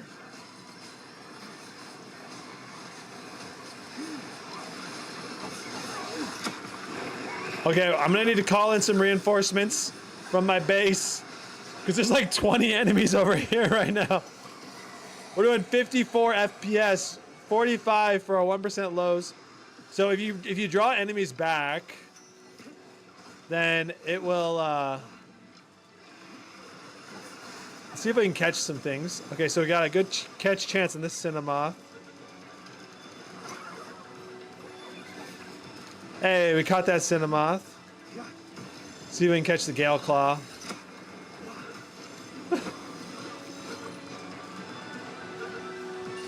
So, typically, you're gonna get way more FPS than that, okay?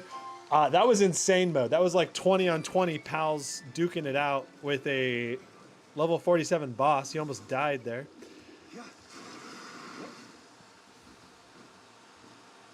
So I'll try resetting the FPS counter now. So 82 FPS, 49 for our 1% lows. Let's go to our graphics settings and see what our settings are set at. So full resolution, 2880 by 1800. We don't need frame rate. We're on low settings with Epic. DLSS unbalanced right now. Wow. Let's try quality with everything set to Epic and see what we get. All right.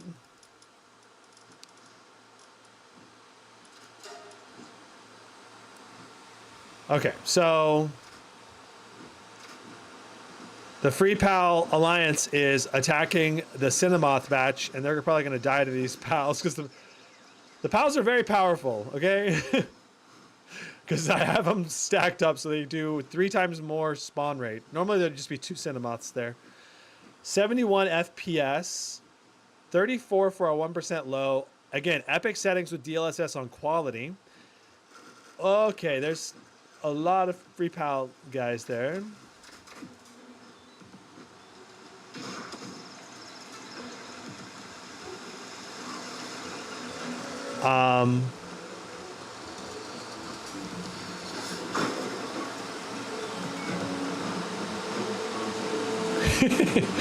Very pretty game for a basic arcadey type game. So we're getting very playable frame rates on Epic settings. Obviously, we could upscale more because this is a very high DPS, DPI right now for a 14-inch monitor. We could definitely go down to balanced or maybe even performance. I don't know if it's going to improve our FPS much. 65 watts being pulled, 70 watts being pulled through the GPU, 25 through the CPU. Our thermals are looking great though. 70 degrees, 67 for the CPU. Let's grab this waypoint. And I don't know, let's fast travel. Let's fast travel to one of our other bases. See what base FPS looks like. So it looks like we haven't checked. I haven't played Palworld for a few days, and a lot of pals are starving and hungry, and they're all eating berries because, you know, when you first go to a base, it like has to reload all of the pals for some reason, and then they all start doing their tasks. Like nothing has really been mined here. They're all eating because they're starving. You can see we got a lot of legendary pals. Got the craziest pal, the Jet Trigon. I captured this on my level 50 character, not my level 30, but I just transferred it to my level 30. It's super fast character. Our super fast pal, fastest pal in the game, I think.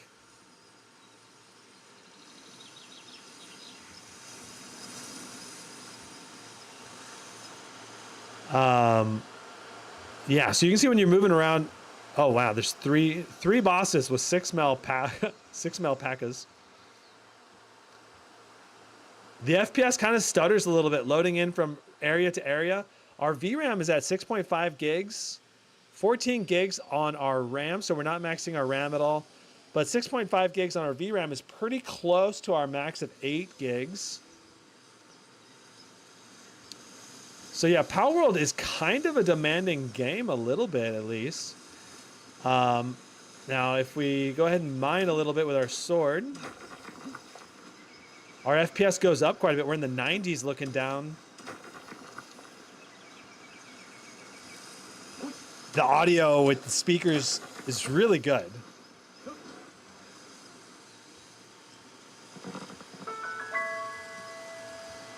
Whoa, those lighting effects look good on Epic.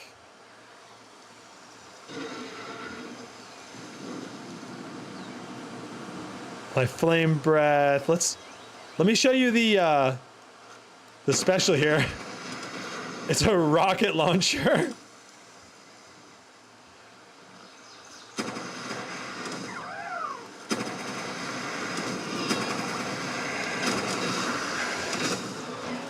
The Jetragon's kind of OP. At least against low-level guys. Against these alpacas, they kind of damage them enough so I can capture them, probably.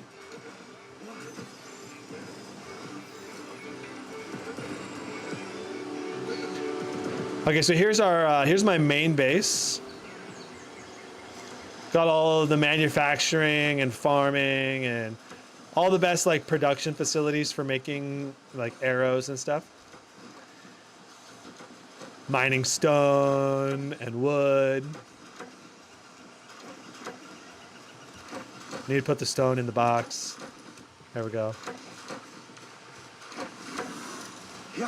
So yeah, this laptop, Palworld, great experience, even on epic settings, even with DLSS on quality. I probably would prefer a little more FPS. That's why I set it to low. It still looks good. The game still looks good, even on low. But, yeah. Okay, I see a super chat came in. Let's check super chat. Redditor who got Scar 18 plus 64 gig Kingston Fury RAM. Thanks so much again. Dude, thanks so much for the $20 super chat, man. I appreciate it. Any initial suggestions for when it gets here? Feel QHD plus G-Sync 240 Hz outweighs Titan. 4K 120 Hz, no G-Sync. Agree? Yeah, I do agree. The Blade 18 will the Blade 18 be mini LED? I don't know if the Blade 18 will be mini LED or not.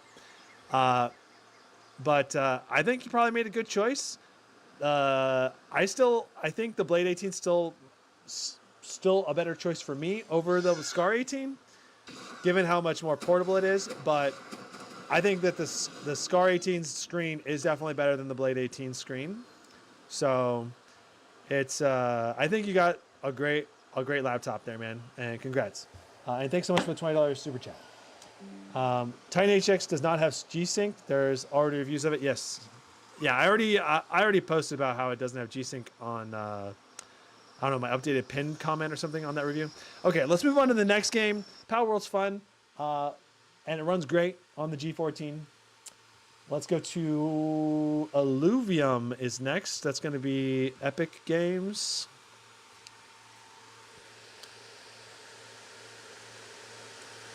Who plays competitive on high, though? Yeah, competitive games, you'll almost always be wanting to play the game on low settings unless you've got like overkill hardware to where you're getting max frame rate, even on max settings. Just because even if your 1% lows are better with competitive games, then it's worth it. It's still going to be worth it.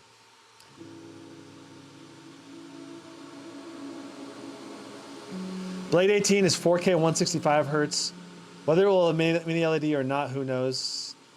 Yeah, it may not have mini LED. They did not know if they're going to design it with mini LED or not. It would be really cool if they did. But I mean, I'm happy with my Blade 18 screen. It's still a great screen. 550 nits, like one of the most colorful screens that you can get. The contrast, not as good, but. This Ascendant ranked game mode, they're now paying people who are in the top rank. I don't know, it's the top like 1,000 players or something gets paid. Survival, I don't think there's any payment for that, but that's what we're going to try today, and we'll do a little bit of Overworld. We'll do like 2 or 3 rounds. So Illuvium, epic game coming out in 2024. Should be Q2 now, 2024. That said, Arena is out on Epic Games, and you can play competitive ranked and casual mode. And the Overworld potion, where you actually capture all the Illuvials, that's the part that's going to come out later. So let's go ahead and try a match here. This is the competitive kind of training mode. Let's check our settings. We're 2880 by 1800. Let's go no cap for our frame rate. Graphics is set to medium. Let's try quality. with Epic.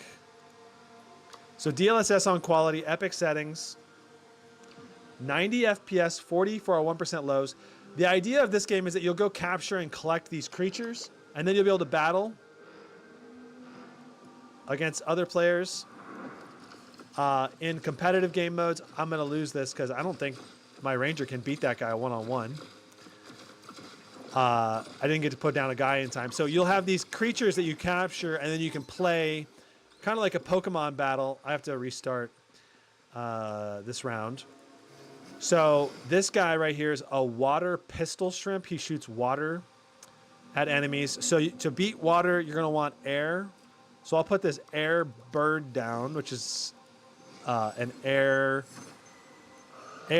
enchanter. So there'll be secondary characteristics that you can have that'll also give bonuses to like their health or stats or bonuses to their ultimate. And you can stack all your traits together, and you can try to counter your opponent's stats and what they put out. And it's a very strategic game. I think much more strategic than like Palworld or Pokemon has ever been.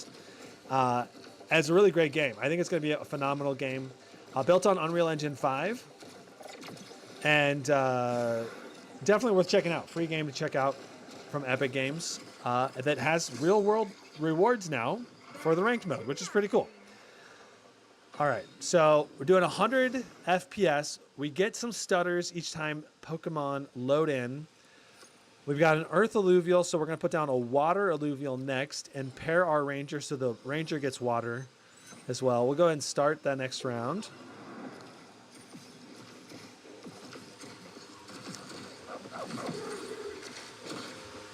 Definitely get some stutters as we move the camera around as well. The graphics in this game look freaking epic, though. Got some really, really phenomenal graphics. Some of the best I've seen in any game. We'll go ahead and abandon this match. Let's go into the Overworld. Overworld's probably where we're going to want to pull the settings down some. But let's go back. We'll run around the Overworld. Now, I also want to mention, as always, I believe in full transparency. I do have some investments in Illuvium, the game, like the blockchain token ILV, and I invested in things I like. So, yeah, same thing's true for stocks. I love investing in companies that I like. So, no MSI laptops have G-Sync, as far as I know. None of them, Parky, which is crazy. It is kind of silly. I mean, it seems like they just don't want to pay, I don't know, NVIDIA a few extra bucks to add the feature. That's what it feels like. And especially when they're going to 4K panels, I do think that G-Sync would be really useful. I don't know, maybe the panels they're using are not G-Sync certified as well. That could be another side issue, but I definitely feel like G-Sync is not required for most games, but if you get to the point where you're eventually getting less than 60 FPS, G-Sync becomes really useful. You can always use V-Sync as an alternative, but that's usually not ideal either. Thomas S. says, I really only play single-player games ranging from older to new, like recently did all the Resident Evils with some added shaders, including the new ones, but I also have been replaying Fallout 3 with around 250 mods. You sound like someone who's also played Skyrim a ton. Is that correct? I really want to be able to run around Illuvium, the Overworld. Come on. I don't know why it's taking so long to load back to the main menu. We might just move on to the next game if this doesn't want to load. Or I'll just reload the game.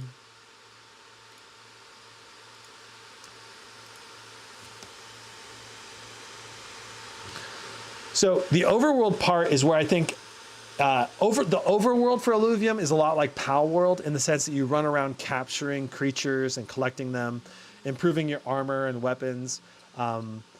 But the big feature difference that's different about Illuvium is that you capture the creatures to fight other players with them in the strategy of the arena.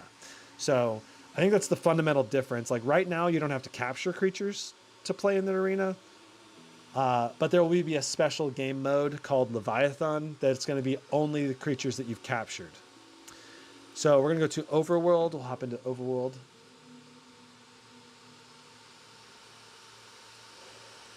Okay, so here we are in the Overworld. Let's see what kind of FPS we're getting on Epic settings. No frame rate cap. Epic settings. DLSS on quality. I'll reset the frame rate there. Yeah, this game definitely still has some issues with optimization, I think. But the graphics look freaking amazing. Like the water, the sand, like this stuff looks so good. And the creature design, the movement mechanics where you slide on the ground and then you jump up with gravity boots. It looks epic. And their goal eventually is to add all those creatures that you capture into the overworld. It's not that way right now. So let's go out there into the world and try just see if we can capture a creature real quick.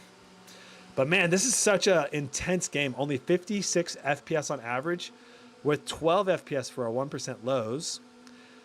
So I usually go to Brightland Steps, but let's go to Crimson Waste today. We'll go for a stage. We'll go for a stage 3 run. So this is the rather epic teleport animation.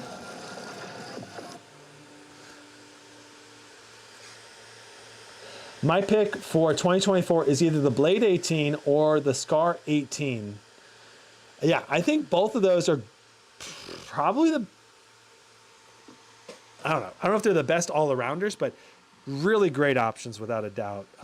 Okay, so this is Crimson Wasteland is like a desert land on top, but oasis underneath in the low ground areas. And so I'll go ahead and refresh.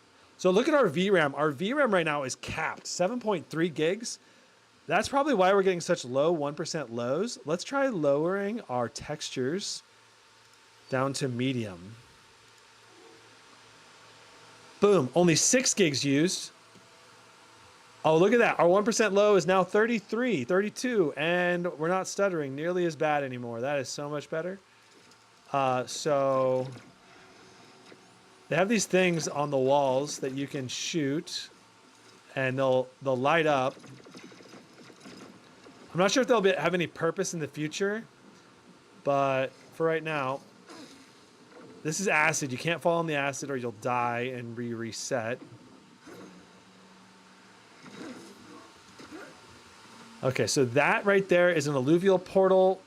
Basically, you shoot those, and it's like a dungeon instance kind of, where you go in to capture creatures. You battle them, and then if you beat them, you can capture them. There's these little creatures that give you things as well. You can collect these to. You can collect them, and you can use them for like upgrading your armor and stuff. And then you'll need these other mining resources as well for upgrading your armor and weapons. So we're going to shoot the portal. If you use your right click to aim while floating, it will put everything into slow motion so you can... I really need to upgrade the grav boots. We're still getting some 1% low stutters. Let's see if we can... Can we get out to this? We'll just go ahead and try to get...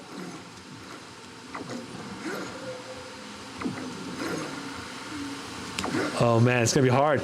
I shot it over the edge. I shouldn't have done that.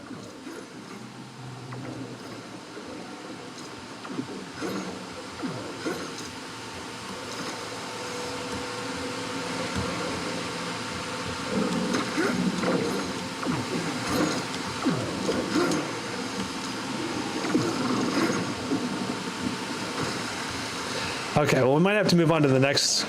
Oh, I got it. Okay, so we are going into warp. Now, I have no clue what's going to be in this portal. I'm probably just going to die because I don't think I even have anything. Okay, I got 2 creatures. And there's 5 enemies. Yeah, we're just going to die. But if you could beat it, you basically battle these creatures. If you win the battle, then you can try capturing the creatures. So we'll let them battle, but we're not going to win because we don't have enough guys to actually even fight them. But the more efficiently you beat them, the more energy you'll have to capture the creatures. That's this bar at the top. So that's basically what Illuvium will be, is you go capture, collect creatures, explore the world. A lot like Palworld. And then you'll battle other people in the arena. So we can move on to our next game, which is going to be God of War. One of my favorite games of all time. Let me check chat. Is this performance or turbo? We are in manual mode with all of the sliders set to max, including the max fan speeds. Performance modes will be quieter with less performance. Tom, I remember the Scar 18 has Thunderbolt port, so I'd recommend getting a high quality extensive port selection Thunderbolt dock. That's a good idea. Especially, at least if you want to have like a situation like what I got behind me. But you won't be able to use a Thunderbolt dock with that high of a resolution, because if you go to a Thunderbolt dock, you'll need to, if you go to a Thunderbolt dock, the throughput for the display goes down. So you won't be able to go to as high of refresh rate and resolution. Okay, so we're doing 2880 by 1800. I can see it through the text there. We're up-resing from 1920 by 1200. Our graphics will set to Ultra. Let's hop in and see what our FPS is like. I don't know what it's going to be like. Akush says, I missed the stream in between. I hear very loud fan noise. Where is that mic placed? The mic is placed right here next to the camera. It's right above the touchpad, about 8 inches or so. So here we are. We are in the game. We are on ultra settings with full resolution, with DLSS on quality. Full resolution meaning we're at the highest native 2880 by 1800. Average FPS right now 53, 1% low, 44. So we're looking at a very playable, smooth looking gameplay, especially with G-Sync enabled. 75, 80 watts to the GPU, 20 watts to the CPU. 56, 39. That's playable, but I would probably want to go for closer to 80 FPS. So I'd probably go down to original. Original still looks really good. Now we're doing 85 FPS, 56 for a 1% low. This now is a great gaming experience. It was good before. This is great. This is much better. So looking at our averages, 87, 85, 45. Let's try something really quick. This is a good game to try this with. Let's go into Armory Crate. Let's drop our CPU sliders to 15. Our CPU sliders, we're going to set this down to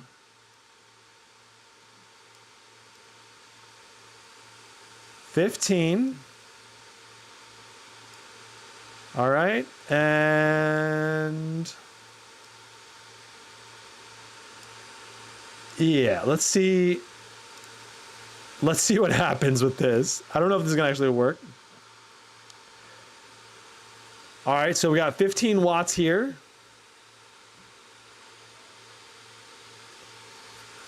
Our GPU now is pulling higher wattage.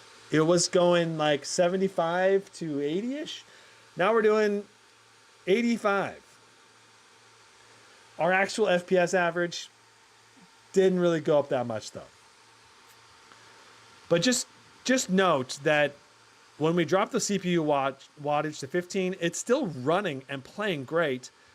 Now our GPU can go a little bit higher, pull a little bit more wattage. Some games you might get some benefit, especially since this is such a high resolution.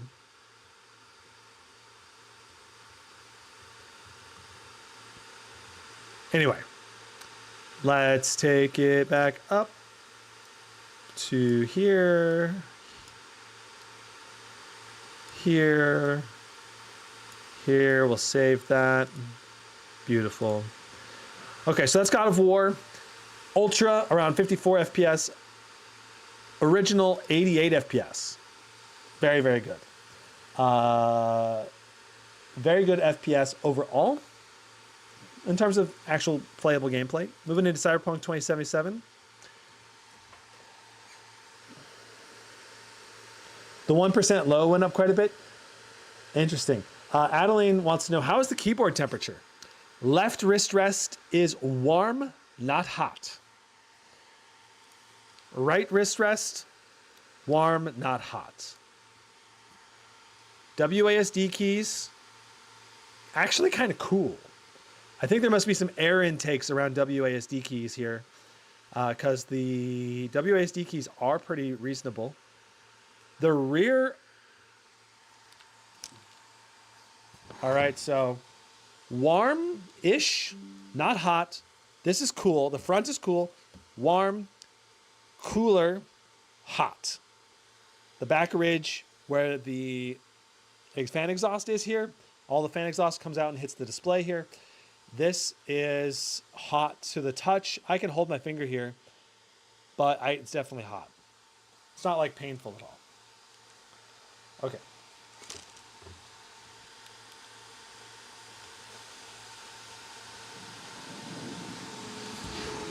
But in terms of like me personally, I prefer my wrist rest to stay at most warmish. And I think this is a little bit hotter than I would love. I can tell you that much. Performance in Counterstrike 2, we're about to find out here soon. We haven't done that yet. Oh, we forgot to do Counterstrike 2. We skipped it. We'll do that after Cyberpunk. Sorry about that. Thanks for the reminder. Okay. Ray tracing on Ultra. DLSS on quality.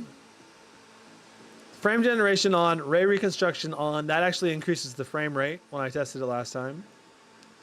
Textures are on high. We're not doing path tracing. Let's run it. Let me just make sure DLSS is actually on quality, because yeah, it was. Cyberpunk has a problem where it doesn't actually set it to quality. It sometimes jumps down to balanced or to auto again. Is it plastic? I really like the white model of this laptop. Looks clean. Is it plastic? No, this is actually not white. It's actually aluminum. And it's like metallic looking. Okay, so very high resolution. 2880 by 1800 is very high resolution. That means higher resolution textures are going to be required. We are running into VRAM limitations, 8 gigs of VRAM, and we did have kind of a stutter right there.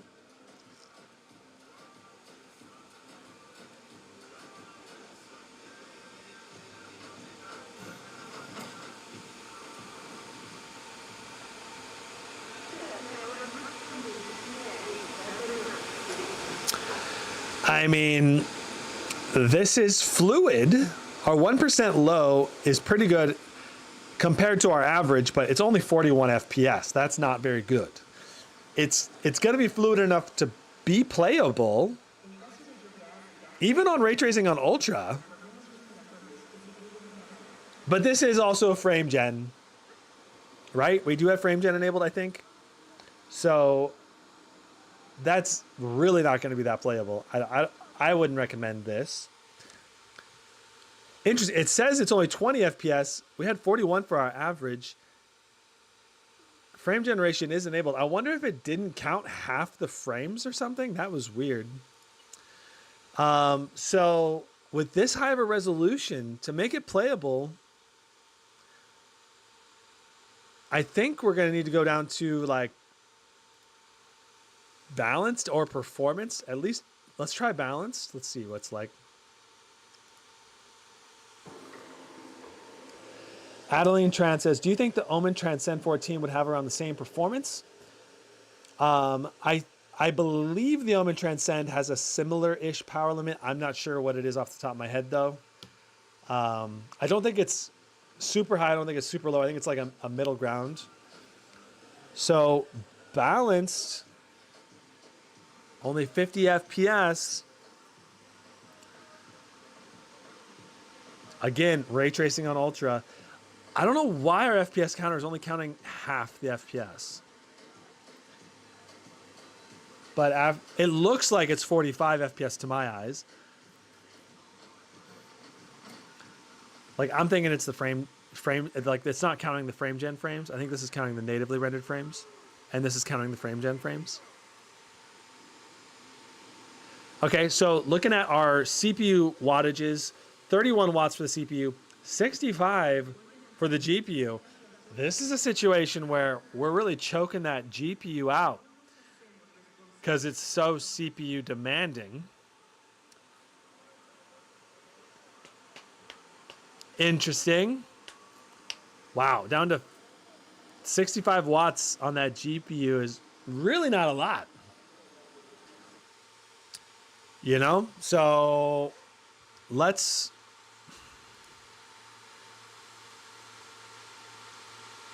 This is another situation. Let's try it. Let's try it. We're going to drop our power limit down to 15. Let's see if we artificially lower our CPU power limit. We averaged 24.2 real frames. Let's run the same test. But with only 15 watts to the CPU being choked down to 15 watts, it should still, I think, perform well. But that should let our GPU ramp to over 80 watts more consistently, I think. Let's see. Let's find out. So 15 watts to the CPU, 85 to the GPU.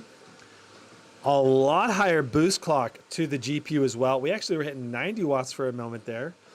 I don't know if our actual FPS average is going to go up much, but it looks like it went up maybe 10%.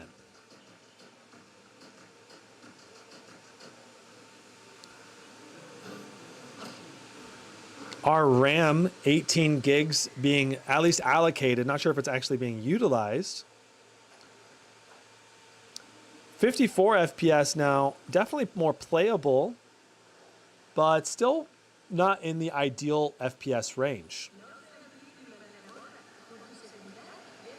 Farouk says, how are you? Screen looks good. Yeah, the screen's very good.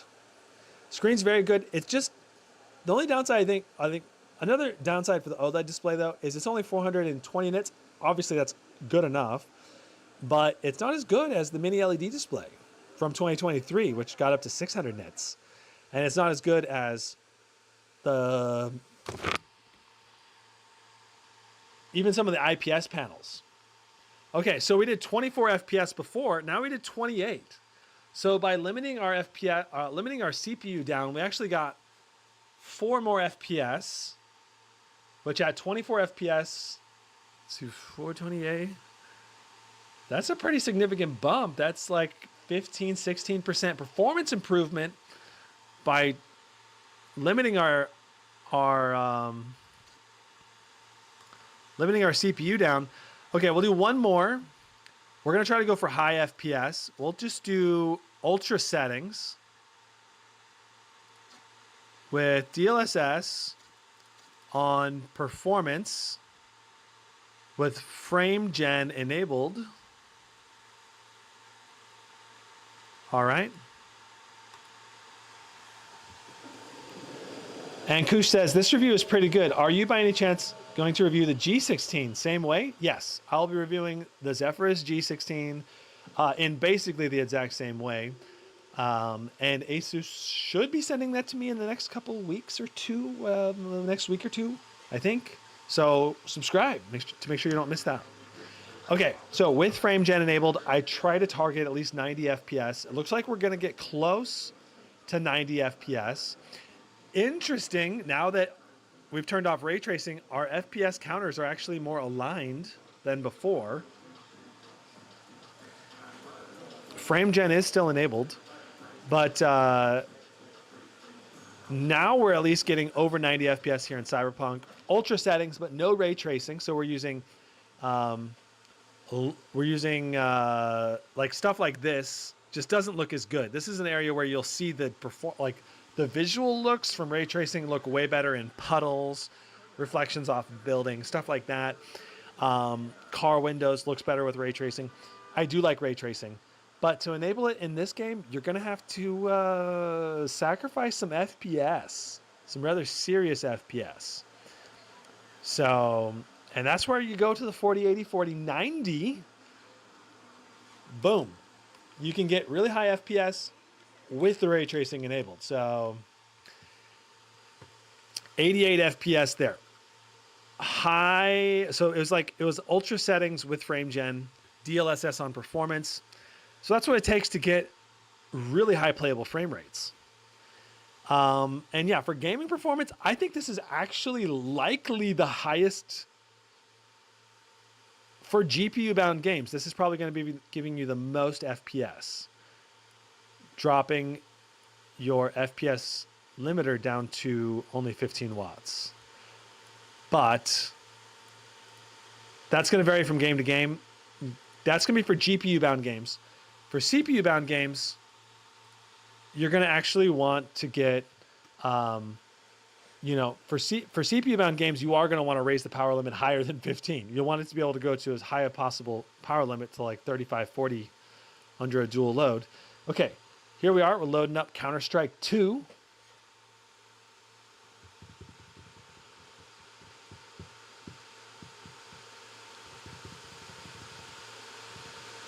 Farouk says, I love that you do all these tests live, which is a good concept. I really like it. I know it's time consuming for everybody, but once there's timestamps down there, it's easy for everyone to see like their favorite game being played, or a good variety of games, or the specific test they want to do, to see, you know, like we're at least getting, I don't know. Like, I don't expect everyone to watch all 3-4 hours of every live stream. I understand that's very time intensive, you know. But, you know, they can jump around to the areas they want to jump around to, and then just watch the summary at the end if they want. Or if it's a laptop they're really invested in and might actually buy, they probably do want to watch the full thing. You know, and I was shocked, okay? I was shocked when I went to CES, the amount of, we'll go very high. So we're doing very high preset with full resolution. We have no FSR enabled, so it's native resolution. All right. This is going to be interesting.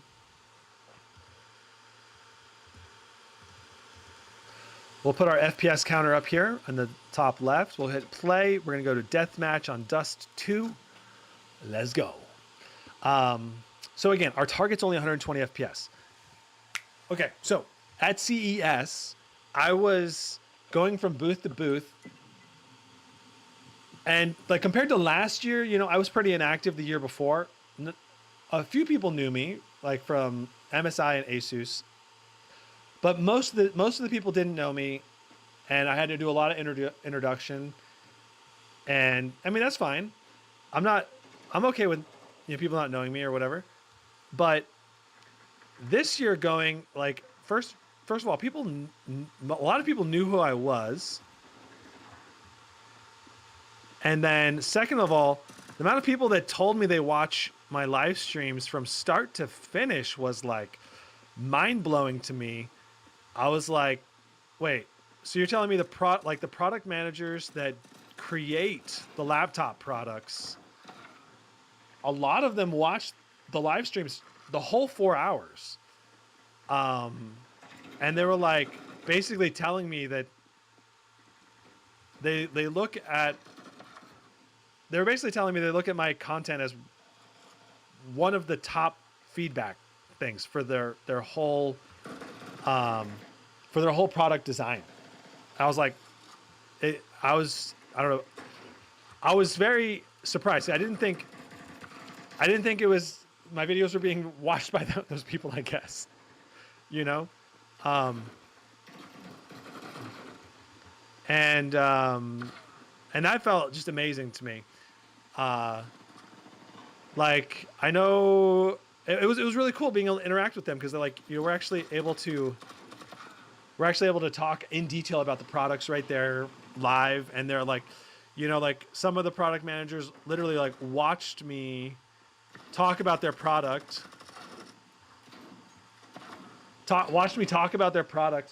and then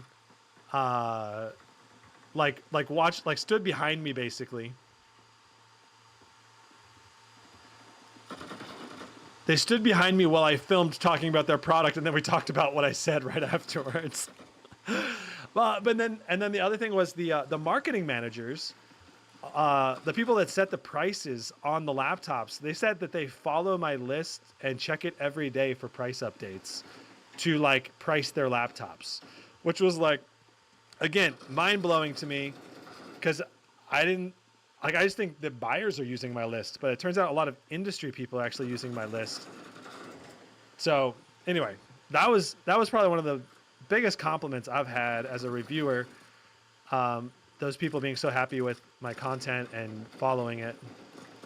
Okay, let's talk performance in Counterstrike 2. We're getting over 100 FPS here at full resolution, fully natively rendered. This guy didn't even see me in the corner here. I'm reloading. Hi, stole your kill. Where'd you go? It's playing really well, but we're also getting dips down into like the 70s, 90s, and it's a really high resolution display. So let's go to, I don't know, we could probably drop the anti-aliasing down probably to none. That might be enough right there to improve our performance. Now we're doing over 100 FPS into the 180s. I haven't seen it drop below 100 again yet. 120s.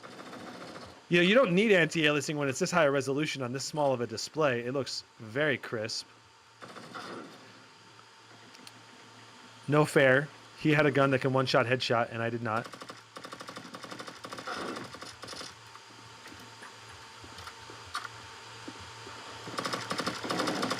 Counter-Strike was my first love for first-person shooters. I played this game in like 7th grade till like, I don't know, 10th or 11th grade. Religiously, like 5,000 hours in high school, basically. So there's your Counter-Strike 2 performance. Over 100 FPS just by turning off anti-aliasing. Very good gaming experience, without a doubt. And you could get way more FPS if you wanted. For sure. Just by lowering the settings, lowering the resolution, whatever. If you're trying to go for like a 240 hertz FPS or something. Do you keep up with esports on Counter-Strike? I used to, back when I followed it.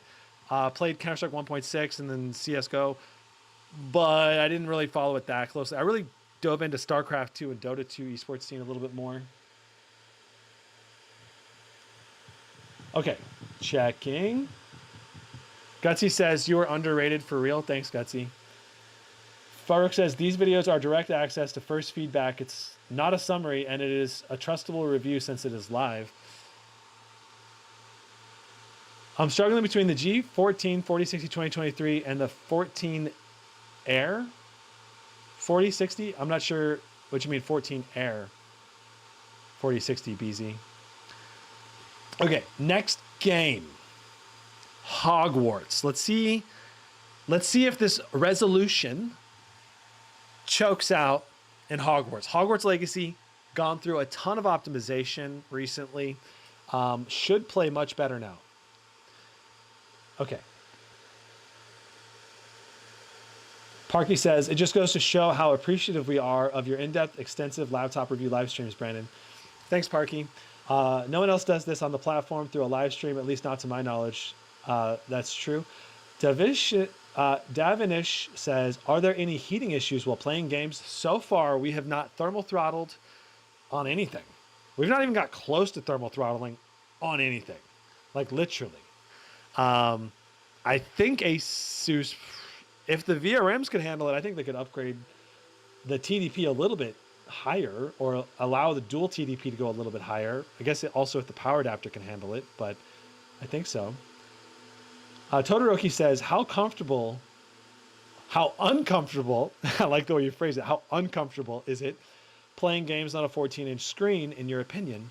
So I think playing games on a 14-inch screen is good. All you have to do really is just sit a little bit closer, and then the screen is the same size as an 18-inch screen pushed a little bit further back. The thing about the 18-inch screen is it's more comfortable. It allows for, to me, it allows for better chassis thermal. Like my Blade 18 wrist rests don't get warm almost at all. They stay cool even when playing a high-end game at close to max performance. A little bit warm at max performance, but I just go like 90% performance, and then I get great chassis temperature. And then, you just get more performance out of a larger chassis as well, especially with a 4080 or 4090 GPU in particular. But yeah, I think for esports type games, I just prefer to sit back. Like I don't really like hunching forward to get the screen closer to me. I'm a tall guy. I'm over 6 feet tall. I got a big long wingspan. I don't like getting close to the laptop as much. I used to run 14-inch laptops though, and I preferred it like in college. In college, and when I had to travel all the time for work, it was great having a 14-inch laptop. But nowadays, I do still travel for work, and I prefer the 18-inch. I prefer the most portable 18-inch laptop, which is currently the Blade 18. It's still the best combo for me. But, like, I'm a big dude. I lift weights. I don't care about hauling a heavy backpack. Some people, they don't want to haul a heavy backpack, okay? Like, I get it. You want something portable, something lightweight, something you can go from meeting room to meeting room or college classroom to classroom, pull it out, put it on a tiny little desk, and have no problems. Like, I get that, and I accept that. All right? All right, let's try textures on Ultra and see if we chug. All right? We might not chug, we might chug. Raya says, should I get the 2023 4080 G14 instead? Thanks for the live stream. Raya, if you want more performance and you have the money, I would do that. I would get the 2023 4080. Without a doubt. So, like, that's to me, that's a no-brainer. But if you're going for like the middle tier stuff, that's where you like, I don't know. And quite frankly, if I was getting the G14, if you could, try to make sure that you get the mini LED version, because it's a brighter display, better contrast, and all of that. Okay, we're running Ultra settings, ray tracing on Ultra, full resolution with DLSS on quality with frame generation enabled. Let's see if we run out of VRAM. All right, so far things are actually looking pretty good. All right. Our 1% low, not great at 22. Our average FPS, though, is pretty dang good considering the high resolution. Our CPU doing 35 watts is very high. GPU 65.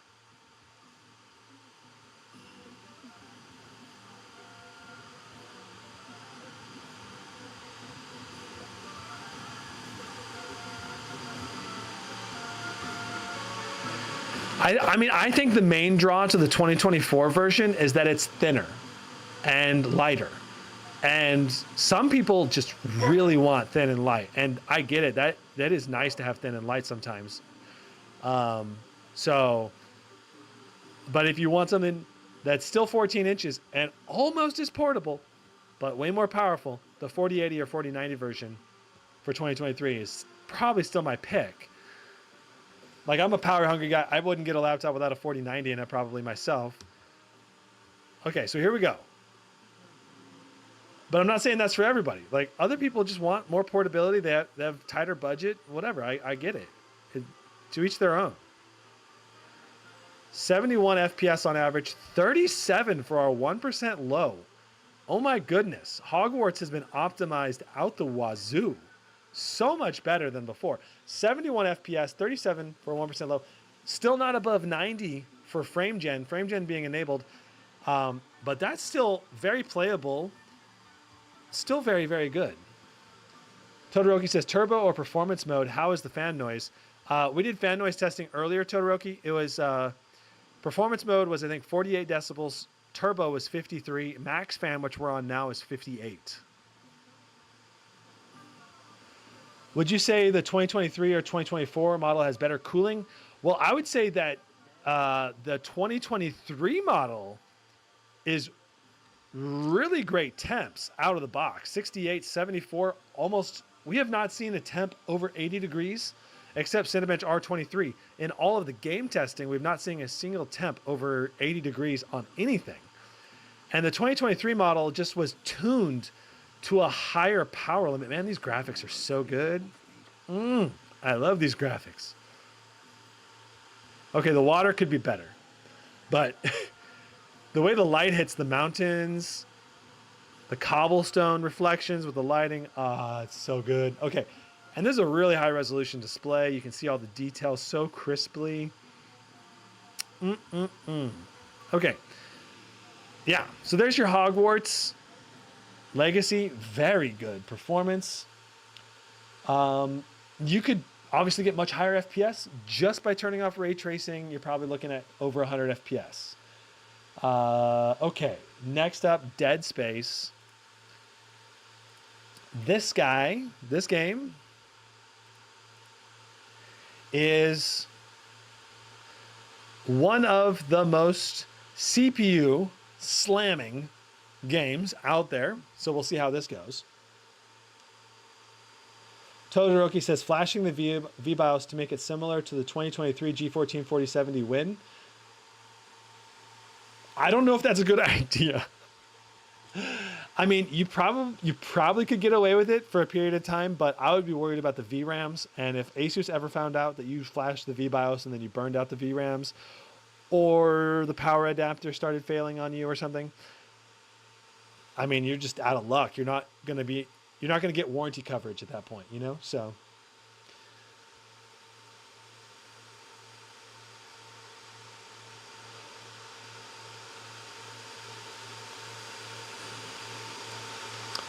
you'd be interesting to see the 2023 4080 4090 versus the 2024 4080 4090. So the Raya, you'd probably have to do the Zephyrus M16 4090 versus the Zephyrus G16 4090. Because the Zephyrus G16, I think, only went up to 4070, I believe. It didn't go to 4080 and 4090. Are you going to underclock?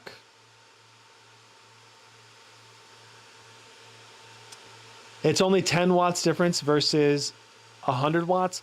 Well, maybe in real world scenarios, it would be that way, Todoroki. But in actuality, you're looking at like total electrical throughput on the machine. Like With the G14 2023, it could go up to 125 watts at peak, and this one can go up to 90 watts at peak. So it's really a 35 watt difference, peak to peak. But as we know, real world voltage, the 4070 only goes up to like 110 to 100 to 110 watts for a 4070. So you're really only giving up like 10 to 20 watts increase for real world usage. So yeah, maybe it would be okay. It's probably within safety specs in theory. What's the release date on this laptop? This laptop is already released and it's already sold out. But I'm sure more models will be coming in stock not too far. How's your SD card storage on your ROG Ally, Brandon? Did the SD card have any issues at any point? I have not run into any issues with the Ally, but all the main games that I've played, I just install on the main SSD anyway, I believe. I believe they're installed on the main SSD. Just because it's faster, so I'm like, why wouldn't I? Interesting.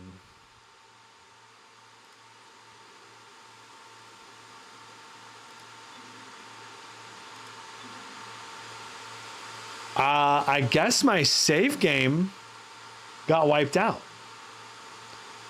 for Dead Space. We're at the beginning. I mean, I'm pretty much doing it at the beginning of the game anyway, but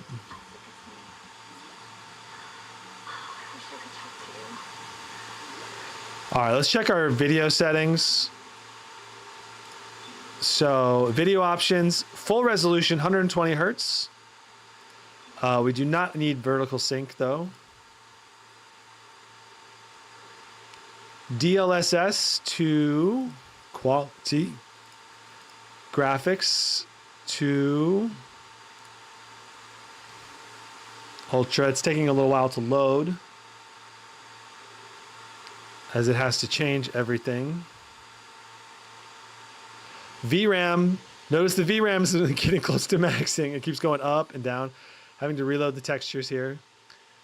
All right, we're on ultra. DLSS on quality. Let's see how we go. See how we do.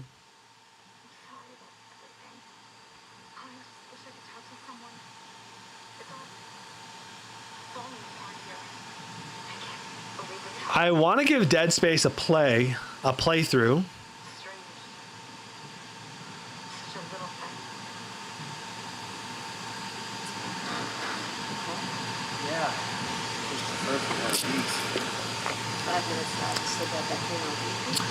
So there's this little intro cinematic thing where you're in game. We're in game right now, but it's like a little preamble leading up to when we land in the station. So considering we're on ultra settings, DLSS on quality, and the ultra high resolution 2880 by 1800, this FPS is 57, very playable, but at the same time, I would say not ideal.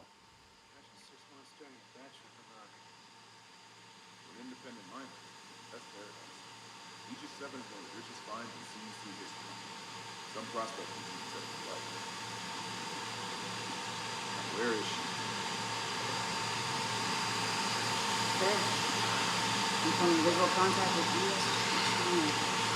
I'll reset the 1% lows here.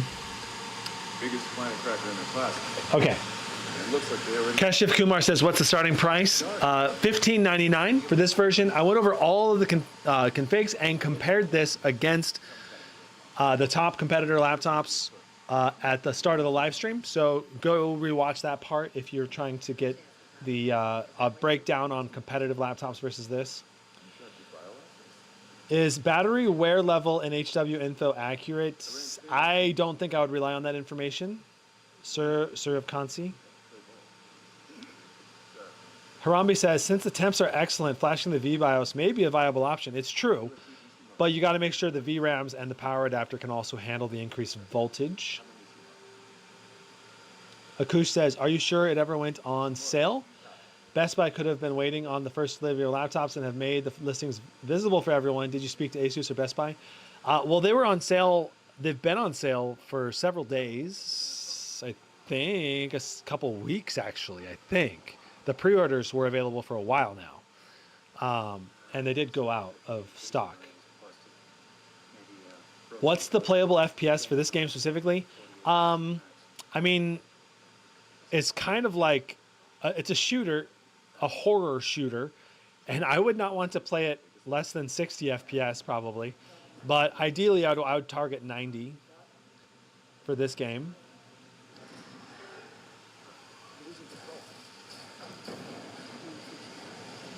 Is the small fan whiny? I mean, I would say the G14 fans are a little whiny in general. Raya says, I mean, 2023 G14 4090 versus 2024 G16 4090. Would you be curious to see the difference? They should be pretty similar in performance. The G16 4090, in theory, is 10 watts lower at 115. The G14, being a thicker machine, they actually made it a little bit higher wattage at 125. Black Friday is a great time to get a gaming laptop. Yeah, Black Friday is usually a great time to get a gaming laptop. But even right now, we're getting some great sales. So honestly, the main thing when you're buying a gaming laptop, any gaming laptop, you just want to have get a good quality sale. And if you want to know what a good quality sale is, I'm monitoring all the sales for the last. I've been monitoring all the sales for Black Friday and almost year round for like the last 3 years. Especially the last year, I've been closely monitoring all the sales. Okay, so here we are. We're at the save point. Okay, so we're at the new save point. This is where we're always starting the our FPS test. Wow, this Ryzen chip is running really efficiently. Look at this. 16 watts, pulling 63 FPS, 22 for our 1% low. 1% low is always wonky in dead space, even though it feels smooth. It doesn't feel like only 22 for 1% lows. 83, 86. So our voltage is actually doing quite good in dead space. Our balance is excellent, actually. I feel like Asus may have went through and optimized, I don't know, their firmware for this game a lot better, because previously the CPU would run rampant, would pull like 35 watts. The GPU would drop down to like 65 watts, and your performance would just tank needlessly, and things are a lot better now. So that's great to see. Okay, so here's our benchmark area that we use each time. Let's go ahead and walk it. Ultra settings, DLSS on quality, full resolution 2880 by 1800. Game looks awesome graphics wise. Yeah, this game has phenomenal graphics. Redone in 2023. Remade like with updated graphics engine and everything. I'm not sure exactly if it's a new engine, but they redid the graphics. At least the lighting, I think the textures at a minimum. But is it running dual channel? I believe so. The memory should be running. DDR5 memory, I believe, is always running in dual channel. Okay, 66 FPS, 25 for a 1% low.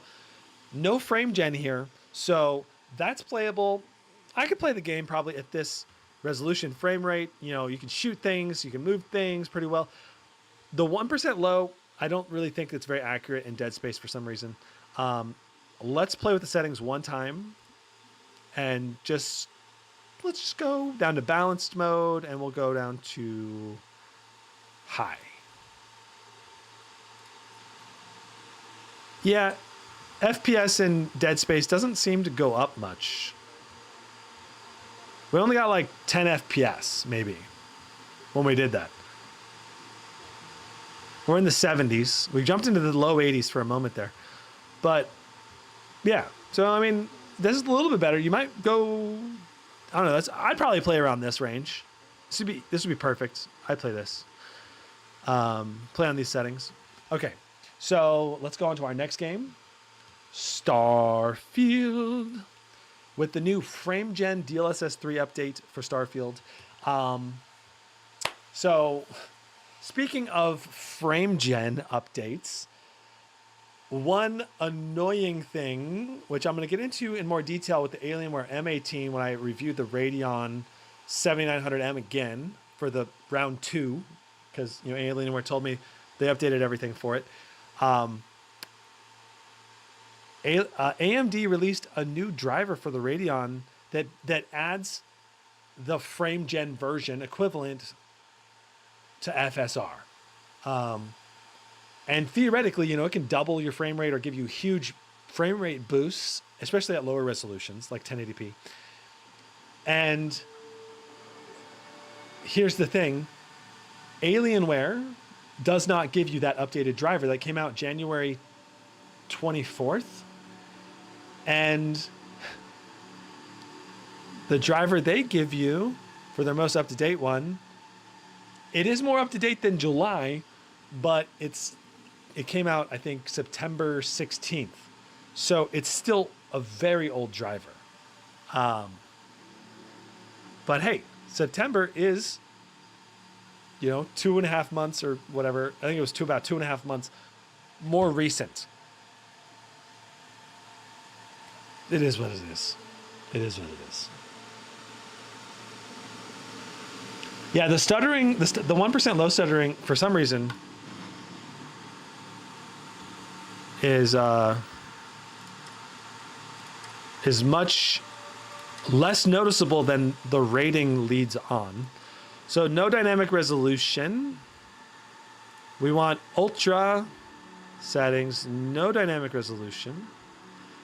Then we want DLSS on quality, frame generation turned on. Okay, these are the settings you'd want to play the game on at a minimum. It kind of sucks that they're not enabled by default. Aw, my load game got corrupted. I guess.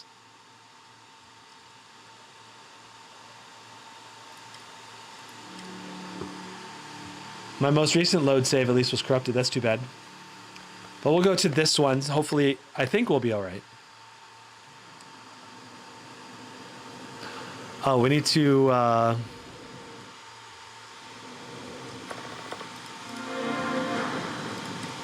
So here we are. We're in space. Space. 81 FPS. Very smooth, very playable.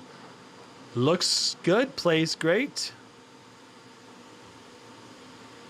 Let's go ahead and go to... Man, I need to get back into Starfield and play some more.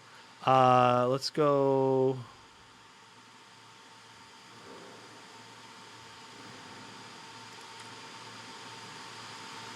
Where is Aquila Cheyenne system? And we need to go down to Aquila. I don't know why it didn't load us into Aquila City, but let's go here. Yeah, I kind of got burned out on Starfield eventually after about I think it was about 80 hours, 100 hours of gameplay. Beat the game, played it through 4 times for like the replay feature. Planets like this are precious. We need to wait.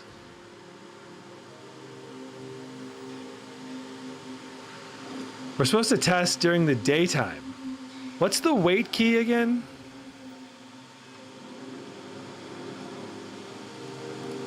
But man, when I played through Starfield for the first time, it was like I got lost in a whole nother solar system for like 2 weeks, basically. It was just incredible. Same thing playing through Palworld. I was just obsessed with Palworld for like about a week and a half. It was super fun.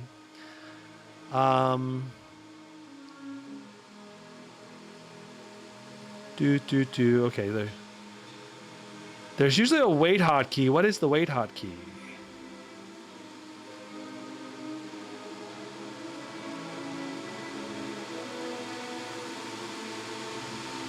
So many different hotkeys.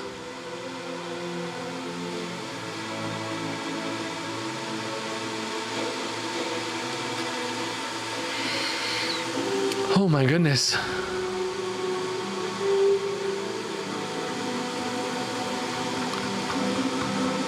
That might be better just trying pressing keys. I thought it was N, but that was not it.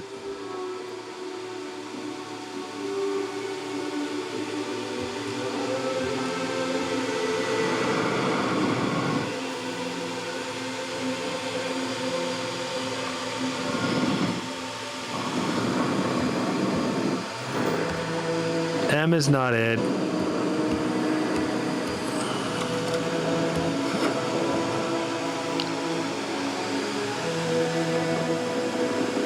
It's the escape key? What are you talking about? It's not the escape key.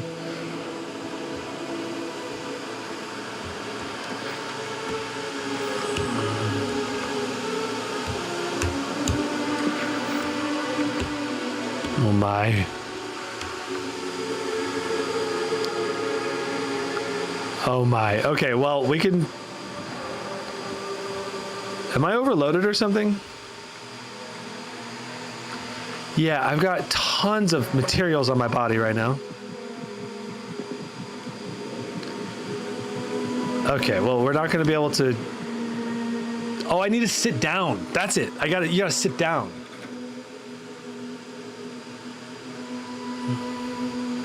Okay, you got to find a chair, and you sit down in the chair, and then you can wait. But we also need to access our inventory, and we need to... cargo hold, and where's our mass? And you gotta play this game with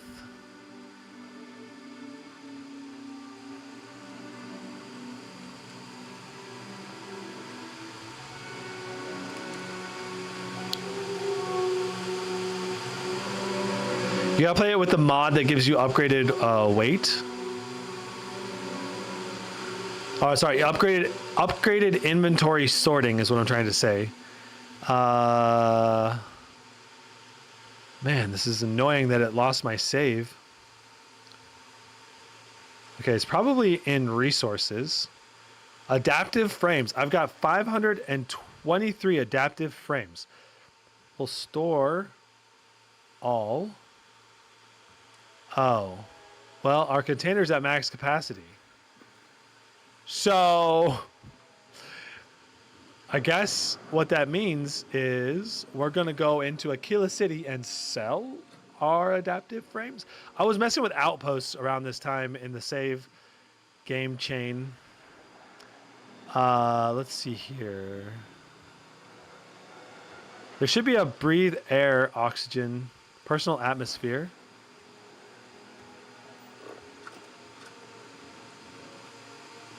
How do I use it again? Z. Okay, now we can run while being overweight.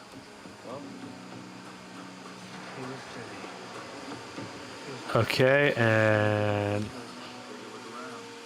let's sell everything to this guy. That guy looks so depressed. Resources. Okay, we sold 1,000 aluminum to this guy, 1,000 beryllium. Oh, let's just get rid of everything in here. Hi, I know you guys want dinner, but you guys gotta wait. I'm sorry. Getting rid of all of our weight. This is hilarious. You sit and press B. That is correct. We gotta sit. And then we can get, wait. All right. Hooray. All right, so now there's a chair here. We can sit down in this chair.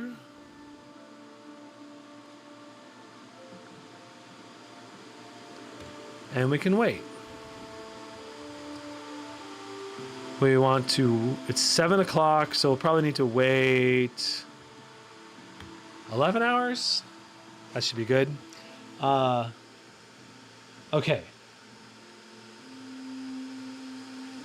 Technicolor Tube says, ended up jumping all the way to new game plus 11, getting all the powers maxed out makes you invincible. I mean, you're kind of invincible before you get to new game plus 11, but yeah, you get super invincible with the powers. I mean, if you're good with the powers, you're pretty invincible even with like new game. Well, I guess if you go to really hard settings, then maybe not, I guess, but let's see here. Okay. We need to heal and then we're good. How do I heal again? It's been too long since I played this game.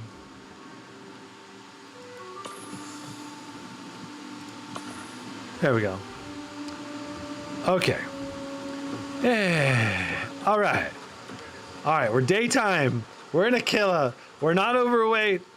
We can run. This is great.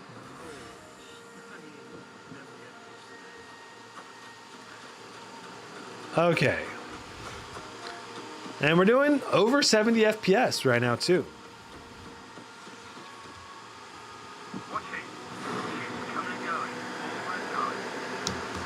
All right, here we are. This is where we benchmark Starfield, going through a killer, which is one of the most demanding areas of the whole game world. 71 FPS, 51 for a 1% low is excellent. We do have frame gen on though, so again, I try to target about 90 FPS if I have frame gen on, but we're also in the most demanding area of Starfield, so if we have 67 FPS now, when we get into combat and like the outposts and out in the outer space, it's all going to be much higher FPS. So 67 for our average, 45 for our 1% lows. If we want to up our FPS, it's pretty simple. We would probably just go into display, go in here, we go to, change a couple key settings, or we could go upscaling down to balance. I mean, it's such a high resolution. We go to balance probably for sure without noticing the difference. Probably go to shadow quality medium maybe. Let's see how that does for our FPS. 75, 77, 80. So a bit better, but probably would still want to go a little lower.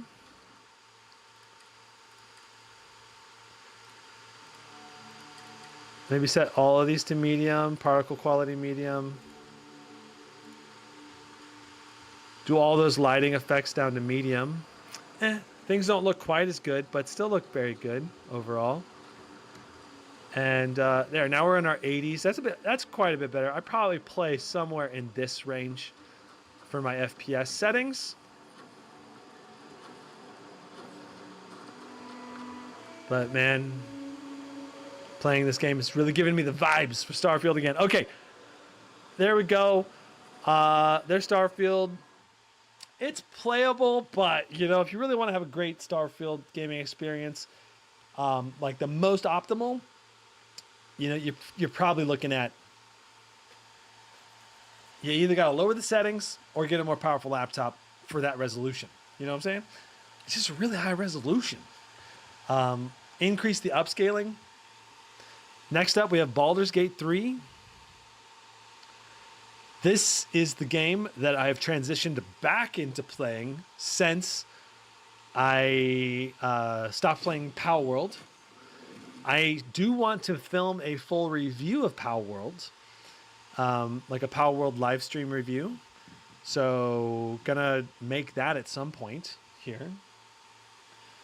Vyrom Dassel says, hi, I'm trying to choose between the 2023 4060 model or maybe wait for the 2024 4060. What would be your advice and take? My advice is, if you are on a budget, you are tighter on money, go for the 2023 4060 model. That said, if you because it's on sale, it's $500 off, it's $500 cheaper. That said, if you are not on a tighter budget, then there is no reason. There's no reason not to go for the newer one. You know, if you're going for a 4060. Like if you're only going to go for a 4060 or 4070 and you have the money, going for the newer one makes sense in a lot of ways. If you're not tight on a budget, then I think going for the 4080 or 4090 is definitely the way to go for more performance.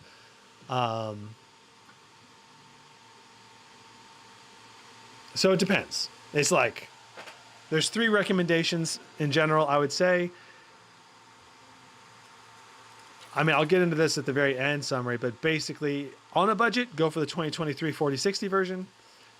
Not on a budget, go for the 4080, 4090 version, especially the mini LED version. Okay, we're going to do overall preset, ultra. DLSS on quality. And that should be good. No frame gen in this game.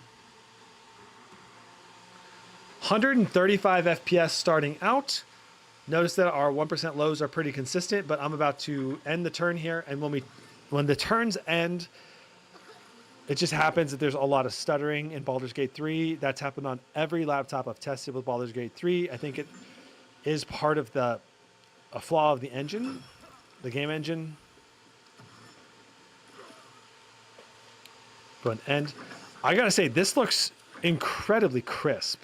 This high resolution. It's like, look at the details of all the creatures, everything. Even when I'm zoomed in, I'm like super zoomed in right now. It looks so good.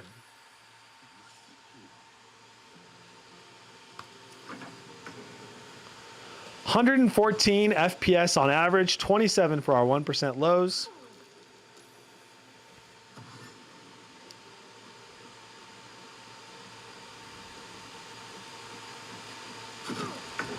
Okay, so that's our test. Extremely playable, no issues. Even on Ultra, we're basically getting max refresh rate on the game play itself. It looks gorgeous. No issues, generally speaking. Phenomenal. And my goodness, the gameplay storytelling in Baldur's Gate 3 it makes sense. This one game of the year. Okay, moving into The Witcher 3. Let's see how we do for our last game. Then we're doing a summary of everything we found out about the laptop. Okay.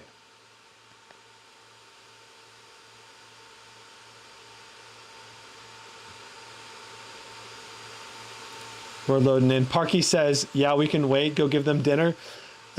No, I can't. This video may get viewed by like 500,000 people eventually. I got to make sure that it doesn't, I keep it time optimized. The doggies will be okay. What was the FPS for Palworld on highest settings? It was about like 60 to 70, I think, for average on high settings with DLSS on quality.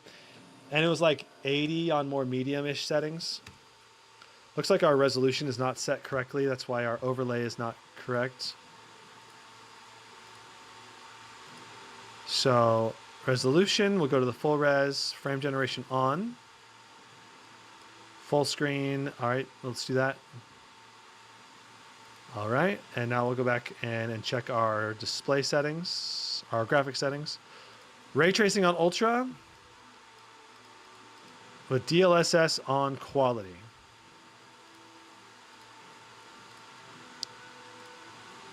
All right, going back to Beast of White Orchard. This bard's tale begins near White Orchard, with my dear friend Geralt of Rivia seeking his lover of yore, the sorceress Yennefer. She'd eluded him for years, but now seemed just a few steps. The Witcher home screen always looks so good. I mean, it is, but it's also just compressed video being played, and yeah. It has like artifacts in it, and I'm like, why didn't they just do the full game game engine being rendered? It looks good unless you look at the details, basically. Okay, so Witcher 3 in 2023 was revamped with ray tracing and DLSS frame gen support.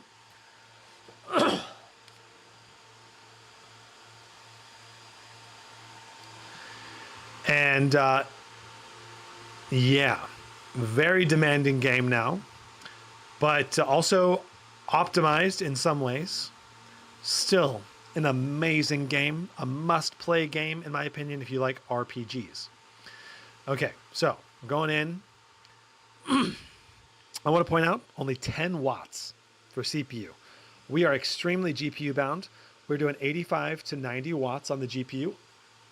Oh, that's excellent. But our FPS only 50 with frame gen, not good enough. Probably would want to turn off ray tracing, but we'll do our tests with ray tracing on because this is how we do our tests typically. Let's go ahead and see what we get for our average. I mean, this is playable, but it just doesn't look as smooth, you know?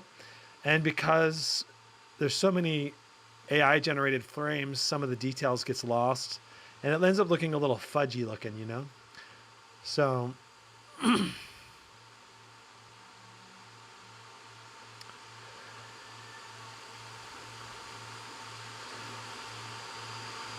the way to prevent the fudginess is to have a higher frame rate with frame gen, basically.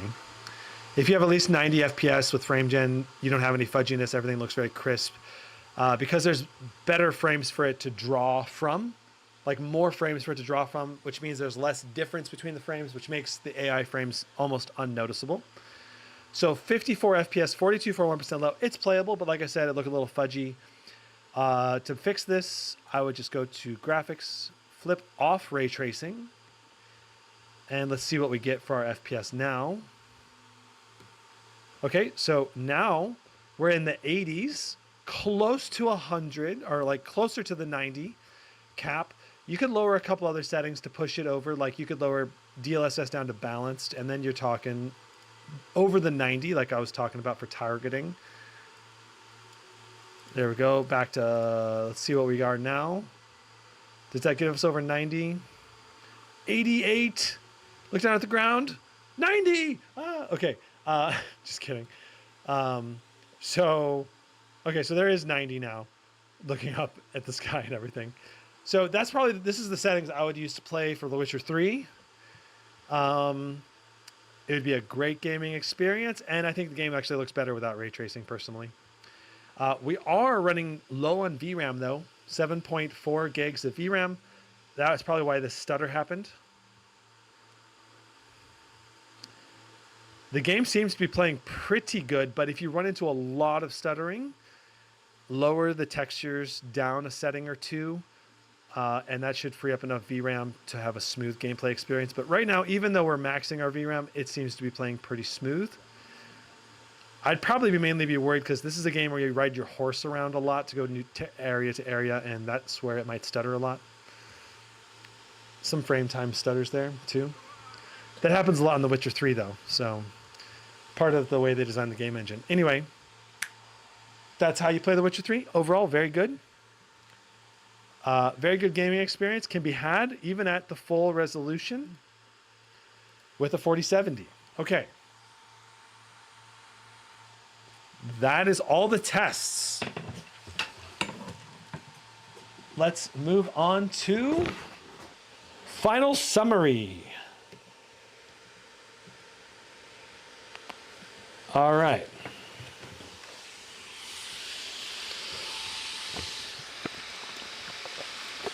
Danny She says, this is a long one. Yes. We're doing 4 hours, 40 minutes. Longest unboxing review ever. My voice is going out. What's up and welcome to my final summary review for the Zephyrus G14. You can hear those fans winding down. I just did 4 hours and currently 40 minutes in the live stream. So my voice is going out. So apologize if it's a little raspy. We're going to go over everything today that we discovered in today's live stream, starting with top value comparisons. If you're going for a 4060 or 4070 version of the G14, the best value is probably the MSI Stealth 14 or the Zephyrus G14 from 2023, currently at $1,000 for the Stealth 14, $1,049 for the G14, much better bang for the buck. And quite frankly, the display is still quite good at 500 nits, actually brighter than this OLED display, but not as contrasty, not as peaky looking. And obviously the 2023 version, not as thin. This is thinner. This has a milled aluminum chassis. And This has way better speakers. There's a lot of differences between the 2023 and 2024 version, but the thinness, the OLED display are the two biggest things. And the OLED display is a big part of why it's so thin. You can see that the actual display housing here is much thinner than the 2023 version, which was pretty beefy.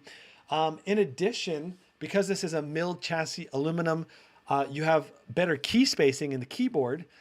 Very similar layout, but better key spacing gives you a better key feel, and wider keycaps because of that. Now, the speakers in this, between the 2023 and the 2023 version had pretty dang good speakers, but nothing special, above average for sure.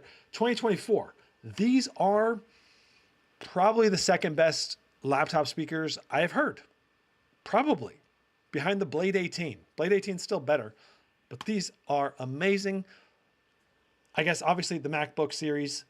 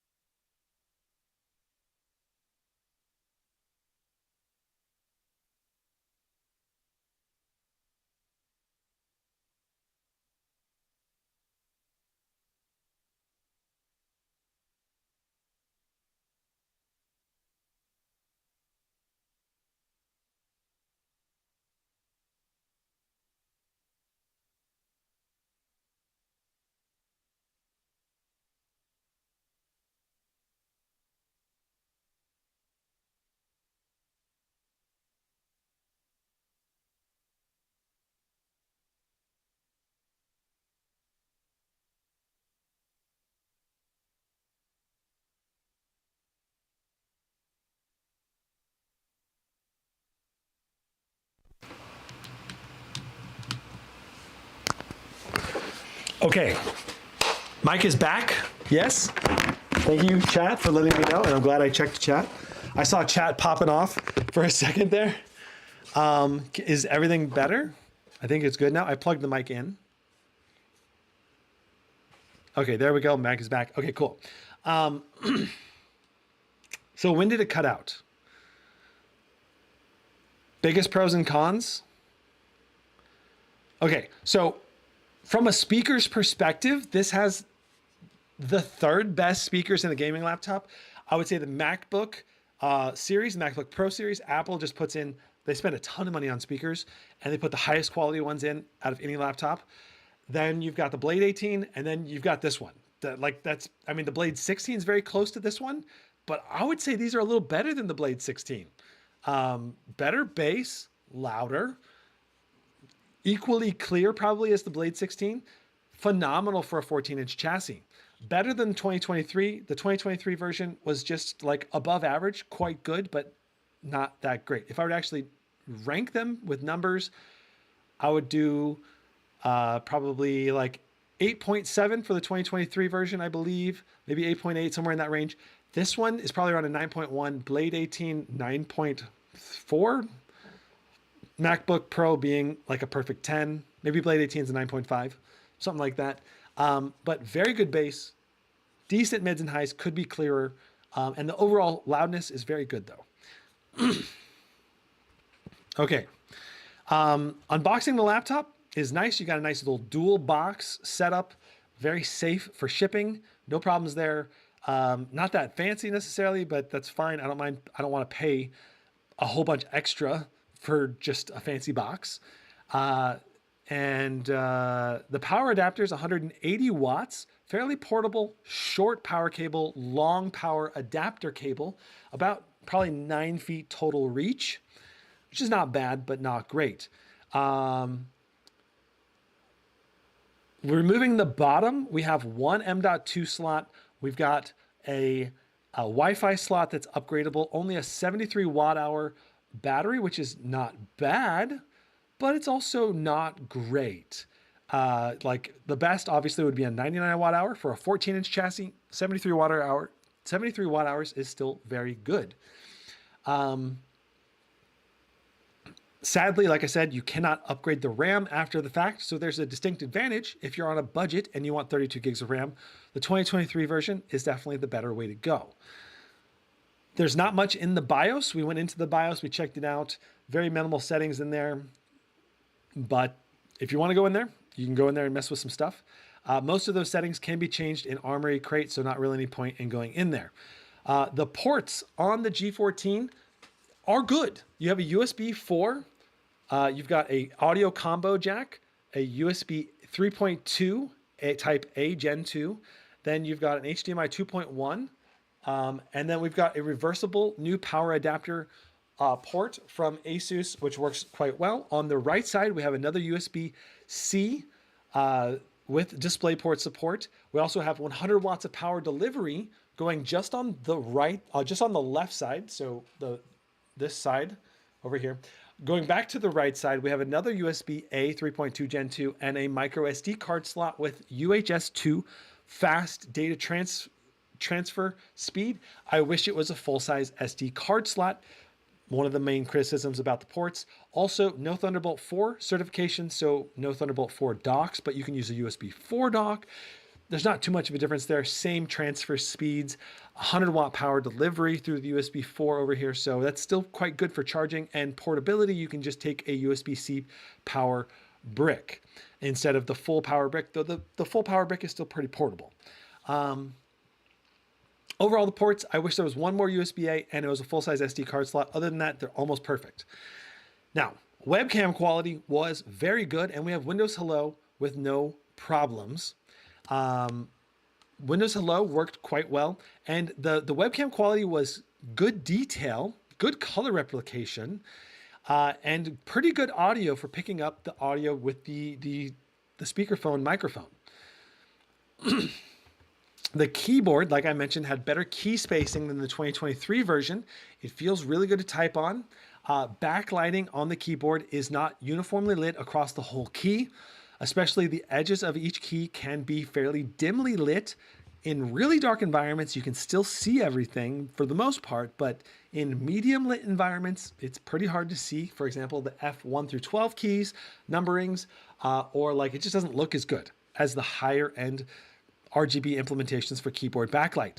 The touchpad, glass, large, 16:10 aspect ratio, excellent placement, very good trackpad. I love the trackpad overall.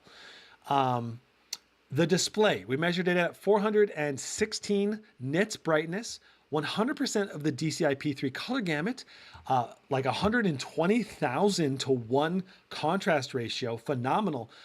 Keep in mind, 416 nits is very good, but it's not as good as the mini LED version of the 2023 G14. There's just less bloom on the OLED. The OLED also has a faster response rate, but it's not as high of a refresh rate, only 120 hertz. So in many ways, I would probably rather have the 2023 mini LED version for just display quality. It's brighter, goes up to 600 nits, and it's a higher refresh rate, 165 hertz, which is better for esports or high refresh rate gaming. And then of course, this doesn't go up to the 4080 and 4090 in the 2024 version. The 2023 version does. Okay. Laptop control software, Armory Crate is awesome. It updates well. BIOS updates work well. I did a full tutorial on it in the full live stream if you want to check that out. But there's a lot of functionality there, from manual fan control, quick fan control switching with some hotkeys. You've got a lot of functionality for the hotkeys along the top row here on the keyboard, and you got home and page up, page down here on the arrow keys. Fan noise. The silent mode was not fully silent. It was like 43 decibels with our ambient room noise of like 38 decibels, so about 5 dB for the silent mode, but that was with gaming. Under traditional like web browsing and everything, in performance mode, the fans don't usually spin up much, if at all. So it's overall good, I think, in terms of fan noise. In performance mode, in TimeSpy, we got 48 decibels, turbo mode, 53 decibels, and max fans was 58 decibels. Overall, still quite well-balanced system. Turbo mode being probably the best balance of great performance with moderate fan noise, and temperatures were also excellent in all of the modes, which was great to see. Silent mode did not run well in TimeSpy. That was a little disappointing. The CPU, for some reason, was ramping too high on the CPU wattage, and the GPU just got choked out, which was not great. So that would probably be my primary criticism of the different fan modes. The other three fan modes were excellent, and the manual fan mode is just A tier, S tier, or whatever. Like it's just fantastic for customizing your laptop fan noise to performance to be exactly whatever you want it to be. And you can set multiple fan manual modes for like CPU gaming, quiet gaming, max performance gaming, whatever you want. And it's just a quick switch and a little drop down there. So I really love that. Cinebench R23 performance was disappointing. This is supposed to be a next-gen CPU. Well, I mean, it's technically still Zen 4 architecture, same cores and threads as 2023 version, but we actually had worse performance. We went 500 points backwards in score, even though we were putting through higher CPU wattage and our clock speed was higher than the 2023 version. It does not make sense to me. I don't know why we had worse performance in the 2024 model.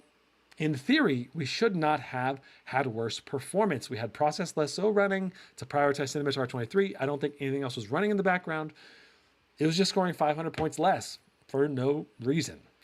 Overall, still 16,500 points in Cinebench R23 is very good for a thin and light portable laptop. And battery also got like 14 to 15,000 in Cinebench R23, almost full performance. And that was at 45 watts. So in terms of efficiency on a per watt basis, this laptop is awesome for both productivity, its form factor, and its size for CPU multi-core performance. In TimeSpy, we got 11,500 for the GPU score approximately, and about 10,600 for the CPU score. Both are good scores. The CPU score, I wish was a bit better, quite frankly, but the GPU score was good for a 4070 at 90 watts. Was like what you expect. A full powered 4070 that goes up to, let's say, 140 watts in theory would actually pull more like 110 to 120 maybe in TimeSpy, would get maybe like 12,500 in that ballpark. So you lost about 1,000 points going with the thin, light, portable version that's a slightly lower power limit. Now the 4060 version would get maybe 10,500 or so because it doesn't need as much wattage as the 4070. The 4070 having slightly more CUDA cores can benefit from a little bit more wattage. So yeah, there's not as much of a performance difference for TimeSpy for the 4060 versus the 4070. So from a price to performance perspective, the 4060 is $400 cheaper than the 4070 version and would give you about 1,000 points less, or the 4070 gives you 1,000 points more. So about 8% more performance for about the 15% increase in price, which makes it not that worth it, but you do get 32 gigs of RAM with the 4070 version as well. So a lot of people who need 32 gigs of RAM and they really want this new version are going to have to shell out the extra dough. Okay. And in that sense, if you're going to go to the 4070 version, I'm just like, well, maybe you should just go with the 4080 version of the G14 2023 instead, because it's way more powerful. Like it's way more powerful. Like it's like 45, 50% more powerful than this. And it would only be a few $100s more at that point. So, okay, let's talk game performance. Apex Legends, full resolution, highest settings, not quite 100 FPS in the shooting range. In actual gameplay, it'd probably be close to the 120 average FPS, which is very good. It's good enough to play, but the 1% low was like 60, 70. It's really not your ideal competitive shooter. So you go down to low settings, and then we're looking at like, I think we're doing 170 FPS on average with like 90 to 100-ish for a 1% low when we're actually playing in a match. And that's great for how high of a resolution this is. 2880 by 1800 is a very high resolution, especially for a 14-inch chassis. Thumbs up. So Apex Legends will play well, but again, only 120 hertz, so it's not really the ideal esports display, but its very fast response rate of the OLED panel is good. It's very good. Palworld, epic settings, the max settings with DLSS and quality, we're doing about 60 FPS with some pretty good 1% lows, except for when we went to a crazy PAL battle with like 40 PALs. It was like jumping down to like 40 FPS or something. Palworld, super fun game. Performance in that game, I'd probably try to shoot for around 90. And so that means you probably have to go down to some medium settings or DLSS unbalanced for most of the areas in that world. So not quite being able to play on ultra settings in that world. Counterstrike 2, we did max settings and we weren't quite hitting the 120 FPS consistently enough. So we removed anti-aliasing because it's such a high resolution and native, being rendered at native resolution. And then we were getting like 150, 180, 200 FPS. And of course, that's more than the 120 hertz refresh rate of this OLED panel, so that's not a problem. So Counter-Strike 2, definitely playable, very good experience. Illuvium, we were getting frame rates bouncing around depending on our settings. Definitely could hit playable frame rates, but we did run into frame rate stutters because of our VRAM. We ran out of VRAM, and so we had to lower our textures down to medium. Frame rate came up drastically. Dropping, when you run out of VRAM, you really struggle to hit smooth frame rates for your 1% lows for sure. So please keep that in mind. And that's another advantage going to the 2023 4080 or 4090 version. That has more VRAM, which is just going to future-proof your laptop better and everything. So in general, as a general rule, I do recommend a 4080 or 4090 over a 4070 because of the massive performance jump, but also because of the VRAM increase. Okay, God of War, very playable frame rates, especially when we went down to original settings at the max resolution with DLSS on quality. It was like 90 FPS on original. I think it was around 60-ish on ultra. I can't remember the exact number, but it was in ballparks of being playable. I think it was a little less than 60, like 55 or something. Still very playable for that kind of game. But yeah, I'd probably put it to original settings. It still looks very good and it's still very playable. Cyberpunk 2077, only about 45 FPS with frame gen on. Not very playable, especially with frame gen enabled. With ray tracing on ultra, disabling ray tracing, putting DLSS down to balanced, we were able to attain a playable frame rate in like the 90-ish range.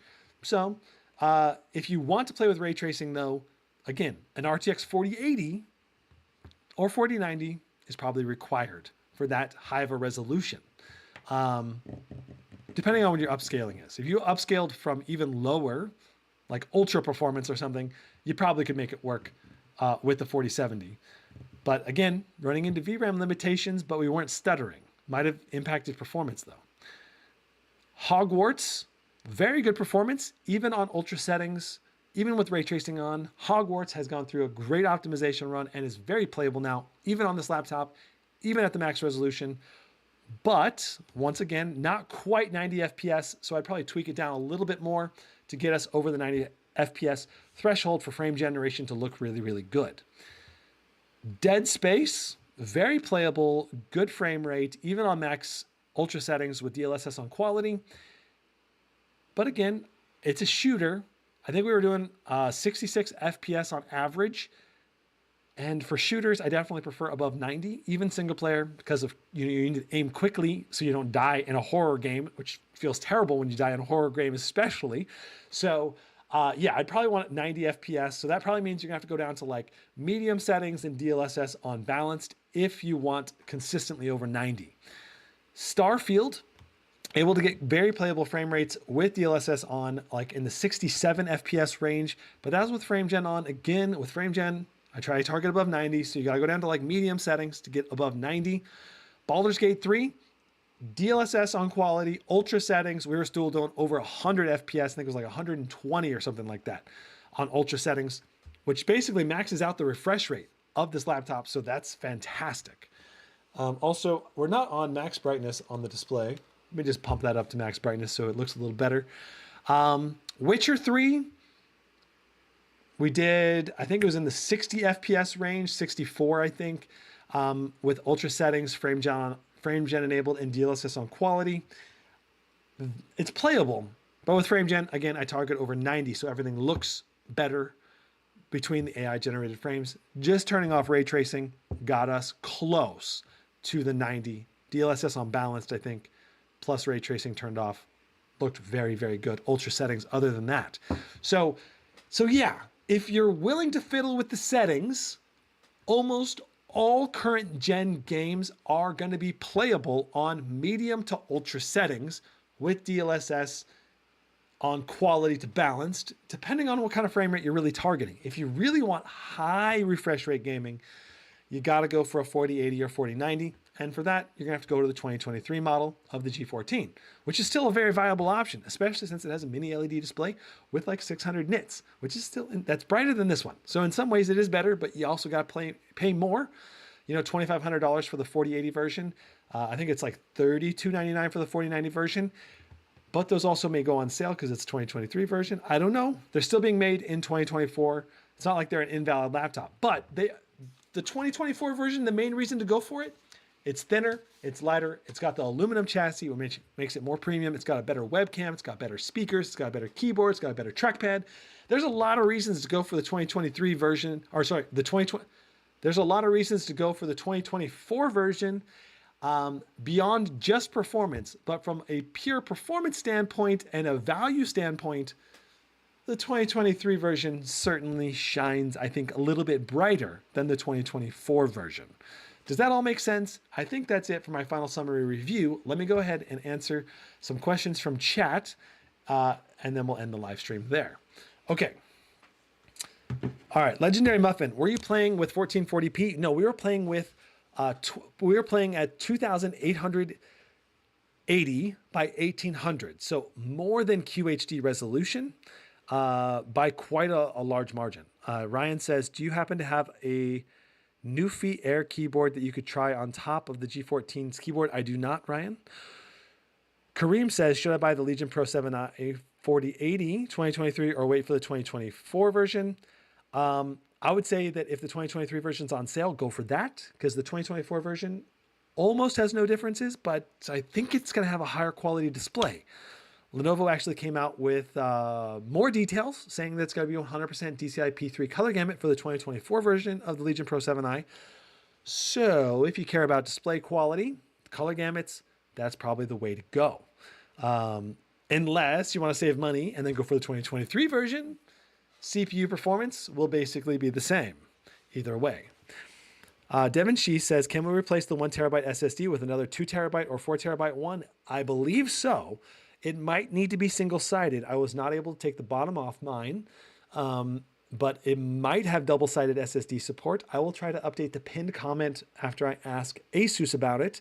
I need to order a new toolkit so I can open the laptop. And if you get the 2023 version, you will also need a toolkit because you'll need like, it's either T5 or T6 screwdriver in order to unscrew the bottom.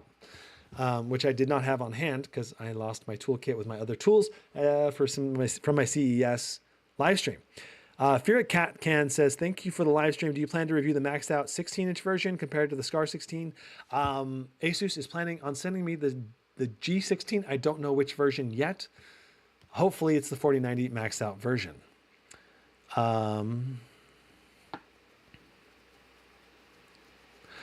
Gustavo says, how did you keep the temperatures from being higher than 80 degrees? All of the different fan profiles actually kept the temperature below 80 degrees in every single thing I tested. So it was really easy. I just used the laptop. This 2024 version does keep the thermals down better than the 2023 version. The 2023 version definitely ran a bit hot because they put the power limits a little higher. 2024 version is a little bit more tamed in terms of the power limits, so the thermals were better. When you review the 2024 version of the Alienware M16, I'm not sure Devonish, I would love to review it. I'll see if Alienware will send me the 2024 version. I got to do the M18 Radeon 7900M review first before they'll send me anything else, probably, though. One laptop at a time from each company. Usually is the rule, but Asus sent me 2 laptops, so maybe Alienware will send me 2 too. Ankush says, thank you for all the information. No problem. I think that covers everything about the laptop. The 2024 version, it's a great laptop, but there's a lot of buts around it. There's a lot of great things about it. You know, like, I can definitely recommend the 2024 Zephyrus G14. Highly recommend it, especially if you're a fan of premium features, and in particular, you're looking for something that's super thin and light, rigid build quality, great speakers, great trackpad, great keyboard, great webcam.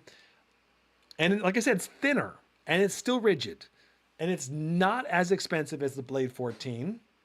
So it makes it a really great alternative to the Blade 14, but it's just not as much value as the 2023 version, or it's not as much value as the 2023 version of the G14 or the MSI Stealth 14. Okay, that's it. We'll see you in the next one. Brandon out. Thanks so much, everyone, for tuning in and asking all the questions and participating in the live stream.